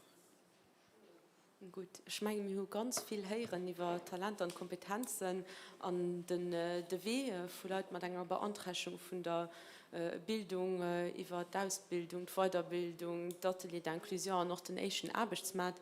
Immer unter Befragung von ihr Schule wollte ich aber jeder nach einer Gelegenheit gehen, wirklich ganz kurz und knackig an einer Minute, das was viel gab, als zu sagen, was man könnte noch mehr machen, für Leute mit Beantragung zu fördern und noch für ihre Talente und Kompetenzen mehr sichtbar zu machen. Wie wir nicht bei ihr aufhängen und dann haben wir hier am Saal ab. Also, ich gebe so, ich meine ganz kurz, vielleicht wäre es eine Idee, vielleicht bei der Bildung anzufangen, bei den Kindern anzufangen, weil ich fand, wir haben hier ein Punktesystem, wo von 4 ran den immer nicht mehr bestraft, wenn den etwas nicht kann, anstatt dass sie so vielleicht belohnen, die Sachen, die er kann. Und das geht auch dann am späteren Leben, denen kann eben, dass sie wissen, okay, es sind aber auch noch Sachen, die ich kann, und das sind sie positiv gesehen. Weil hier geht es eben, fängt immer zu tun, und dann geht bestraft für alles, was ich nicht kann, anstatt dass ich von nun aufhängt und da vielleicht sieht, okay, wenn ich Start mache, wenn ich meine Hausaufgabe mache, dann kriege ich Punkte, wenn ich pünktlich bin, kriege ich Punkte, wenn ich Matschafte kriege ich Punkte. Weil das sind aber wichtige Sachen, die am Leben auch wichtig sind, dass sie fleißig ist, dass sie pünktlich ist, Respekt hat. Und ich meine, vielleicht aus der Idee, dass sie vielleicht dummer da aufhängt, und da sind die dann Talente eben schon bei den Klängen aufhängt zu fördern. Also ich profitiere von den schönen Wörtern dafür zu sagen, dass wir auch immer mehr an der Richtung von Kompetenzen an Alkeas, wenn ich bei Patronen gehe, probieren, Staat am Vordergrund zu machen, dass in erster auf die Kompetenzen von der Leute soll gucken, wie ob eine bestimmte Posten anzugucken, ob die Person zu 100% auf dem Posten passt, soll in eine Umdenkung ein bisschen haben, an erster Person, wie das mit seinen Kompetenzen gucken und vielleicht einen Posten adaptieren und nicht bestimmte Posten, wo sie schon am Kopf haben, für eine bestimmte Person zu finden, weil das macht die Sache mich schwer, aber wenn das Umdenken ein bisschen könnt, dann ich können wir besser mit dem Patron schaffen und dafür haben wir Evenementer wie den Duo Day, ein Job Day, handicapbare Klassement, was wir gemerkt haben, den letzten Job Day, dass eine Prise de Conscience ein bisschen bei den Patronen gekommen ist, weil die Leute die Barriere schon vom Handicap nicht aufbrechen zu sagen, soll ich sagen, ob ich ein Handicap habe oder nicht. Die Barriere war schon, waren nicht mehr Leute mit dem Statut oder mit dem Reklassement, das heißt mit Einschränkungen, da und die Patronen waren auch offen dafür. Das heißt, die Barriere war schon ein bisschen nicht mehr da. Und das hat dazu gebracht, dass verschiedene Patronen mehr als Retour gehen haben. Ich meine, das hat bei uns bewirkt, dass eine Umdenkung soll kommen und dass wir als Posten anders gucken, für können Leute mit einer Einschränkung können anzubieten. Wir werden auch ein neues Projekt lancieren bei der Adam, the Fit for Inclusion, wo der Paradigmenwechsel ganz klar will fördern für den Kontakt mit den Patronen. Es wird Coaching sein für Leute, also es werden 80 Leute, also Demandeur d'Emploi mit Handicap oder Klassement, da mitmachen. Und da soll ich wirklich auf die Kompetenzen gucken und an die Richtung immer mehr gehen. Ich profitiere immer von den verschiedenen Events, wo ich gehe oder wenn ich Kontakt mit Patronen habe, für das ein bisschen mehr, immer mehr am Vordergrund zu machen, für dass die Mentalität einfach geändert wird. Ich meine, ein kleiner Appell auf die Minute. Also, was ich kann machen für die Talente und die Kompetenzen zu fördern, ich meine, das werde den Oventeil mitkriegen, da gehen zu Shopisten. Es sind der Meinung, und ich stelle fest, dass das Problem nicht unbedingt den ist. Ich stelle fest, über meine Arbeit, dass das Problem echt den ist von den Anpassungen. Ich meine, der kann so viel Kompetenzen nur wie der Welt, wenn der irgendwo hinkommt und dann heißt es, okay, der braucht Adaptationen, der braucht Anpassungen und das klappt nicht, dann helfen die Kompetenzen erst nicht. Und meiner Meinung nach, also meine Konklusion durch 13 Jahre habe ich bei Infohandicap, dass da dann ein Problem ist. Das ist nicht, dass das dann nicht wichtig ist. Für mich ist das Wichtigste Kommunikation. Drüber schwätzen. Und gerade auch für Ateliers, die eine geniale Arbeit machen, immer drüber schwätzen, erweisen. Und das war beim Projekt Wildstuff das Allerwichtigste. Wenn all Produkte Menschen präsentiert, die das gemacht haben, und ihre Kompetenzen an den Vordergrund gestellt, für einfach zu weisen, hey, das geht nicht, weil sonst kann ja kein Gewinn gehen. Viele sind auch ganz oft eine Frage von Durchstellungen, sich trauen, das dann zu sagen. An ja, Marketing und Kommunikation. Das nicht, weil ich daran schaffen, das so. Aber das ist wirklich am Rum von dem Konzept Wildstuff aufgefallen, wie viel in der bewirken kann, wie die Leute sensibel darauf reagieren und ja, wie viel in etwas nur draußen drüber kann. Merci. Ich denke, dass das Sachen wie der heute wesentlich sind, also die so Veranstaltungen wie die Haut, auch dazu beitragen, dass man vielleicht schon in Zukunft Sachen nach weiterentwickeln, einfach die Vernetzung entsteht zwischen eben notamment der Bildung, der Schule und noch der Welt nur der Schule, in welcher Hinsicht noch immer natürlich an so Veranstaltungen wie der heute Netzwerk arbeitet, zusammen arbeitet, und auch der nächste Commitment von all den Leuten, die aber, ich denke, hier an dieser Rand, und noch besonders um Rechaussee, dass sie leider überzechten oder hauptsächlich, weil das wären so auch nicht teuer gegeben sind, dem Sektor schaffen, da wichtig ist, dass man die Aspekte dabei nicht kriegen, eben die mal hier zum Beispiel auch rumfahren, spannenderweise haben wir auch zum Beispiel alle Kompetenzzentrum, den Haut hier oder dieser auch hier vertrauen, also auch das Service National, die Education inklusive, was hier vertrauen, also an das alles mit all den anderen Partnern, dass man ein größtes Netzwerk können für Transitionen hinzukriegen und eine gute Zusammenarbeit. Meine Meinung ist, es kein, der nicht kann, und dafür fand ich auch spannend, Frau geht weil von der selbstverständlich. Es gibt kein Mensch, der nicht kann, in dem Sinn hat jeder Potenzial, und das soll er bestmöglich entwickeln. Aber ein partizipativer Demarche, auch das bei Show legt auch dazu großen Wert drauf. Wir haben ein freiwilligen System, es geht an dem Sinn alles, was die spezifischen Adaptationen sind basiert auf einer Freiwilligkeit. Und dafür ist auch wesentlich auch die Betroffenen, sowohl der betroffene Mensch selber wie sein Entourage, seine Familie, auch an die Prozesse mit anzubauen. Und dann hoffentlich, dass wir mal über den Weg von einer inklusiver oder mehr inklusiver Show auch dann vielleicht ein Stück weit können beitragen zu einer mehr inklusiver Gesellschaft. Ja, ich denke noch, also Kommunikation ist ein ganz, ganz wichtiger Punkt. Ohne Kommunikation kriegen wir keine Zufriedenheit weder bei den Akteuren an der Schule, noch bei den Eltern, noch bei den Kindern. Wir müssen die Stärken von den Kindern, von den Jungen unbedingt an den Fokus setzen. Aber dadurch nur im Rhythmus von allen Personen, da wünscht dem Andrea auch ganz recht. Und da brauchen wir eine bessere Unterstützung. Auch, wir brauchen Spezialisten hier zu Lützeburg. Wir müssen da eine Änderung kreieren. Wir müssen für den Handicap auch mehr visibel zu machen, braucht man wirklich auch Sensibilisation. Und ich weiß ein bisschen aus Erfahrung, weil von der CEFI organisieren wir viel so Sachen, noch entre an Schulen oder Jugendhäuser, wo wir so Workshops machen. Und das war am Anfang immer nur eine Theorie. Und dann haben wir aber gemerkt, das geht nicht durch, weil ganz viele Junker überhaupt gar nicht vom Handicap wissen und die kennen noch mal kein Handicap, außer in den einem Rollstuhl oder in die Blanners.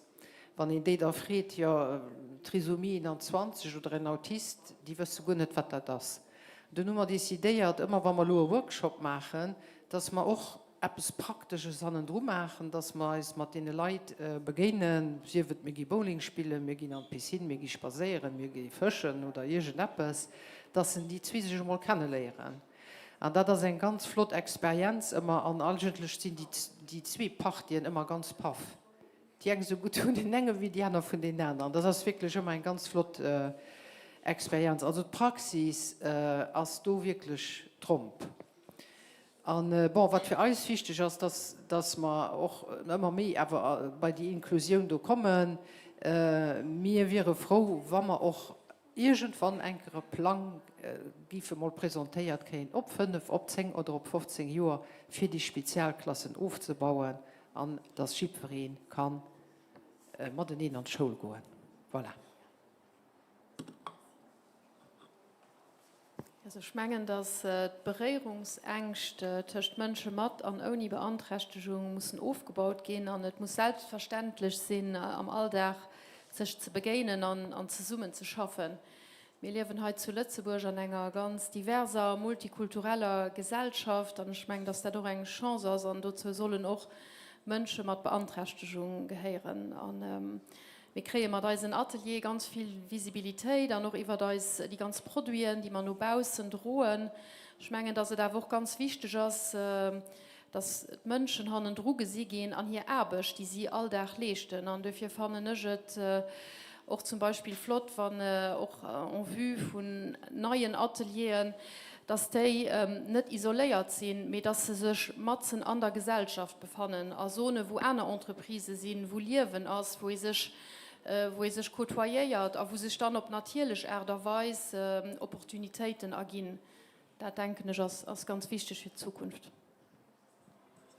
Ja, ich gehe noch an dieselbe Richtung wie Maud. Wir haben Erfahrung mit Besuch an einem Atelier, sowie den Spielschule bis Lyceen oder letzte Woche nach der Amikal von der Stadt Roth. Das ist, wenn Leute kommen bei uns, also Produkt an Kompetenz von die Mitarbeiter, die da schaffen, sie kann nie mehr dieselbe Regard haben vis-à-vis von Handicap.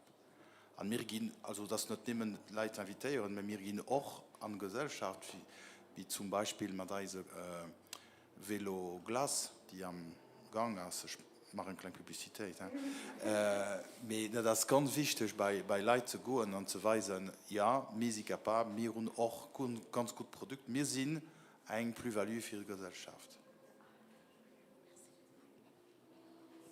Also ich kann sagen, das ist wichtig, dass Leute mit einer Behinderung sich trauen, eine Arbeit zu sichern, weil jeder hat eine Valeur und die soll auch unerkannt gehen, auch Leute, die eine Einschränkung haben. So, ich schon mal als allererst merci für die schönen Schlusswörter und dann dürfen dir aber auch noch die ein oder andere Frage stellen, falls Lorena nicht den Riesenpanel beantwortet. Mein Name ist Shirley Feidan. Vielmals merci für die wunderbar variierte Präsentationen. Ich habe so viele Fragen für jeden Verein. Ich beschränke mich auf 2 Fragen, die vielleicht Jessica und Andrea könnten beantworten. Die erste Frage ist, dass wir das Jahr ein bisschen Statistiken haben, dass wir wissen ungefähr, wie viele Menschen mit Behinderung zu Lützeburg leben. Ich bin mir nicht mehr sicher. Wir haben aber auch Statistiken, wie viele Menschen das Statut de Travailleur Handicapé haben, gell? Das sind wie viel? Weil dann schließe ich nach einer Frage drauf. Es geht hier um Handicap, Reklassement an, Ja. die, die beide Statuten haben. Also, es kann ihn rechnen, die, die den Statut nehmen haben, sind an die 1000 Leute. Ja. Ja, Demandeur d'emploi, pardon. Demandeur, ja. Ja, weil es kann ja den Statut haben, als bei einem Patron arbeiten. Ja, weil okay, von den 94.000 Personen sind natürlich eher Leute, die nicht mehr müssen arbeiten, junge Leute. Trotzdem hast du eine große Diskrepanz. Und wenn ich richtig verstanden habe, hat das Arbeitsministerium auch eine Studie lanciert, für besser herauszufinden, wie viele Leute sind in der WM am Statut Travailleur Handicapé, was in dem Bereich zu schaffen. Und was in an dem Bereich kann machen. Und da komme ich rum auf die Frage, wo vielleicht aber auch Micha kennt antworten, dass ja aber immer noch ein Hemmschwelle für den Demand zu machen, für Travailleur Handicapé. Und ich bin auch in der Situation, ich bin ganz ehrlich, ich bin noch nicht gefragt. Ja, les pour et les contre. Als du eine Möglichkeit für das noch mehr zu visualisieren, die Vorteile von den Travailleurs Handicapés, weil es rumäuren immer so Mythen immer noch, wo die Leute vielleicht geniert sind, für die Etappe zu machen. Also die hat das Teil so ganz rekonfortant erklärt hier im Saal, aber an der Wirklichkeit ist das nicht immer so einfach für gute Informationen zu erhalten. Also das denkt.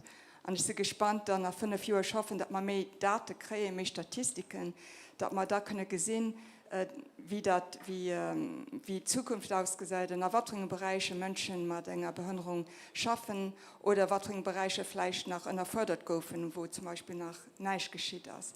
Merci, Jessica, das war ein Kurzfrage. Und dann, Andrea, du hast geschwärzt vom Arbeitsmarché, von den kleinen Betrieben, von den Mittelbetrieben, von den großen Betrieben. Wenn es der Mittelbetrieb ist oder der große Betrieb, dann hast du ja im Moment sowieso dann noch eine Personaldelegation. Und in Deutschland zum Beispiel haben Betriebe, wo mehr wie 5 Menschen mit Statut de Travailleur handicapé sind, die haben dann auch an ihrer Delegation einen schwerfälligen Begriff Schwerstbehindertenberater, das ist kein schöner Name, gell?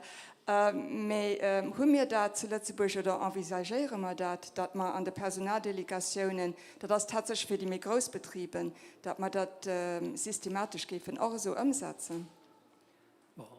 Rein legal, wie es mir ja nicht die dynamische Legislation wie der schon mal nicht. Ja, ne, ich weiß. Natürlich, vom Prinzip hier, eine Personaldelegation ist ja da, für die Interessen von ihrer Belegschaft zu vertreten, vis-à-vis vom Patron. Wenn Sie natürlich auch Leute haben mit spezifischen Besoinen, dann sollen sie auch, da müssen sie auch denen die Interessen, in Deutschland ist es eben so, ich schwätze vom Prinzipiellen, in der Personaldelegation ist dafür da. Das heißt, du sagst, müssen sie sich auch da, also nee, das geht bestimmt, ich meine, du musst nicht Gewerkschaften fragen, weil die Personaldelegationen, die gehen formiert. Natürlich wird der Betrieb mehr groß ist, wie ich vorher schon gesagt habe, und wahrscheinlich geht viel mehr groß ist, dass sie ganz gut Leute schaffen, die entweder durch Statut oder klassiert sind. Aber effektiv ist das eine Möglichkeit, am Betrieb über eine Thematik zu schwätzen.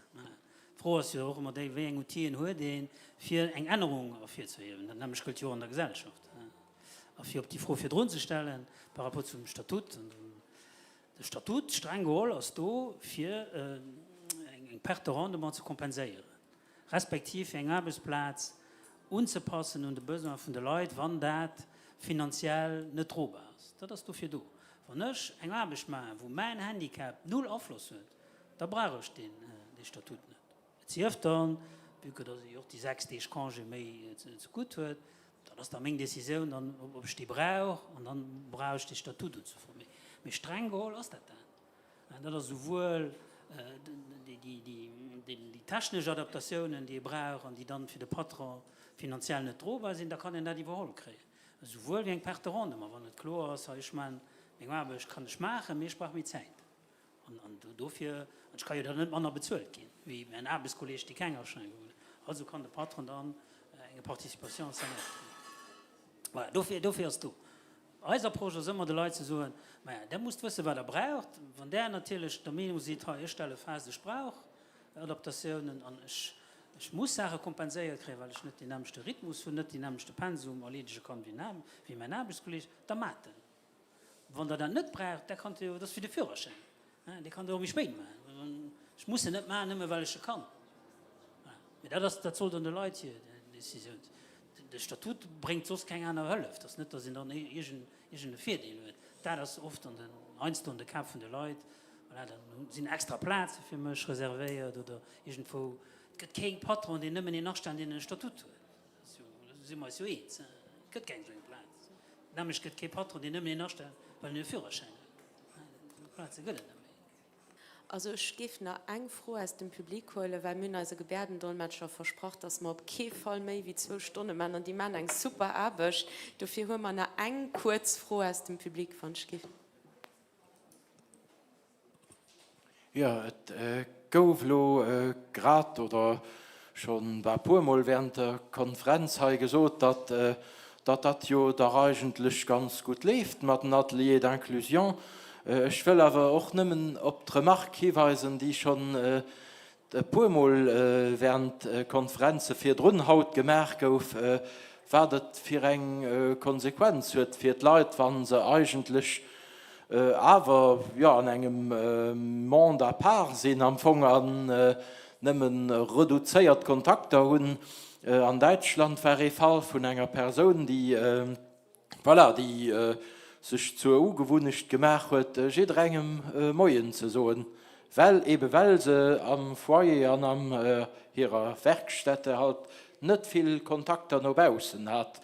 Und ja, die soll dann eben an den normalen Arbeitsmilieu rankommen. Und du gouf am Anfang geguckt, was kann ich aus dem Zustand am Anfang Positives zeigen, dass die Person, die dränge Mäue sieht, die ist dann an den Accueil von einem Supermarché gesagt, voilà, der Markt vom Supermarché quasi eben voilà, etwas bräucht hat, dann weil sind die Person weniger, weil möchte auch andere Sachen.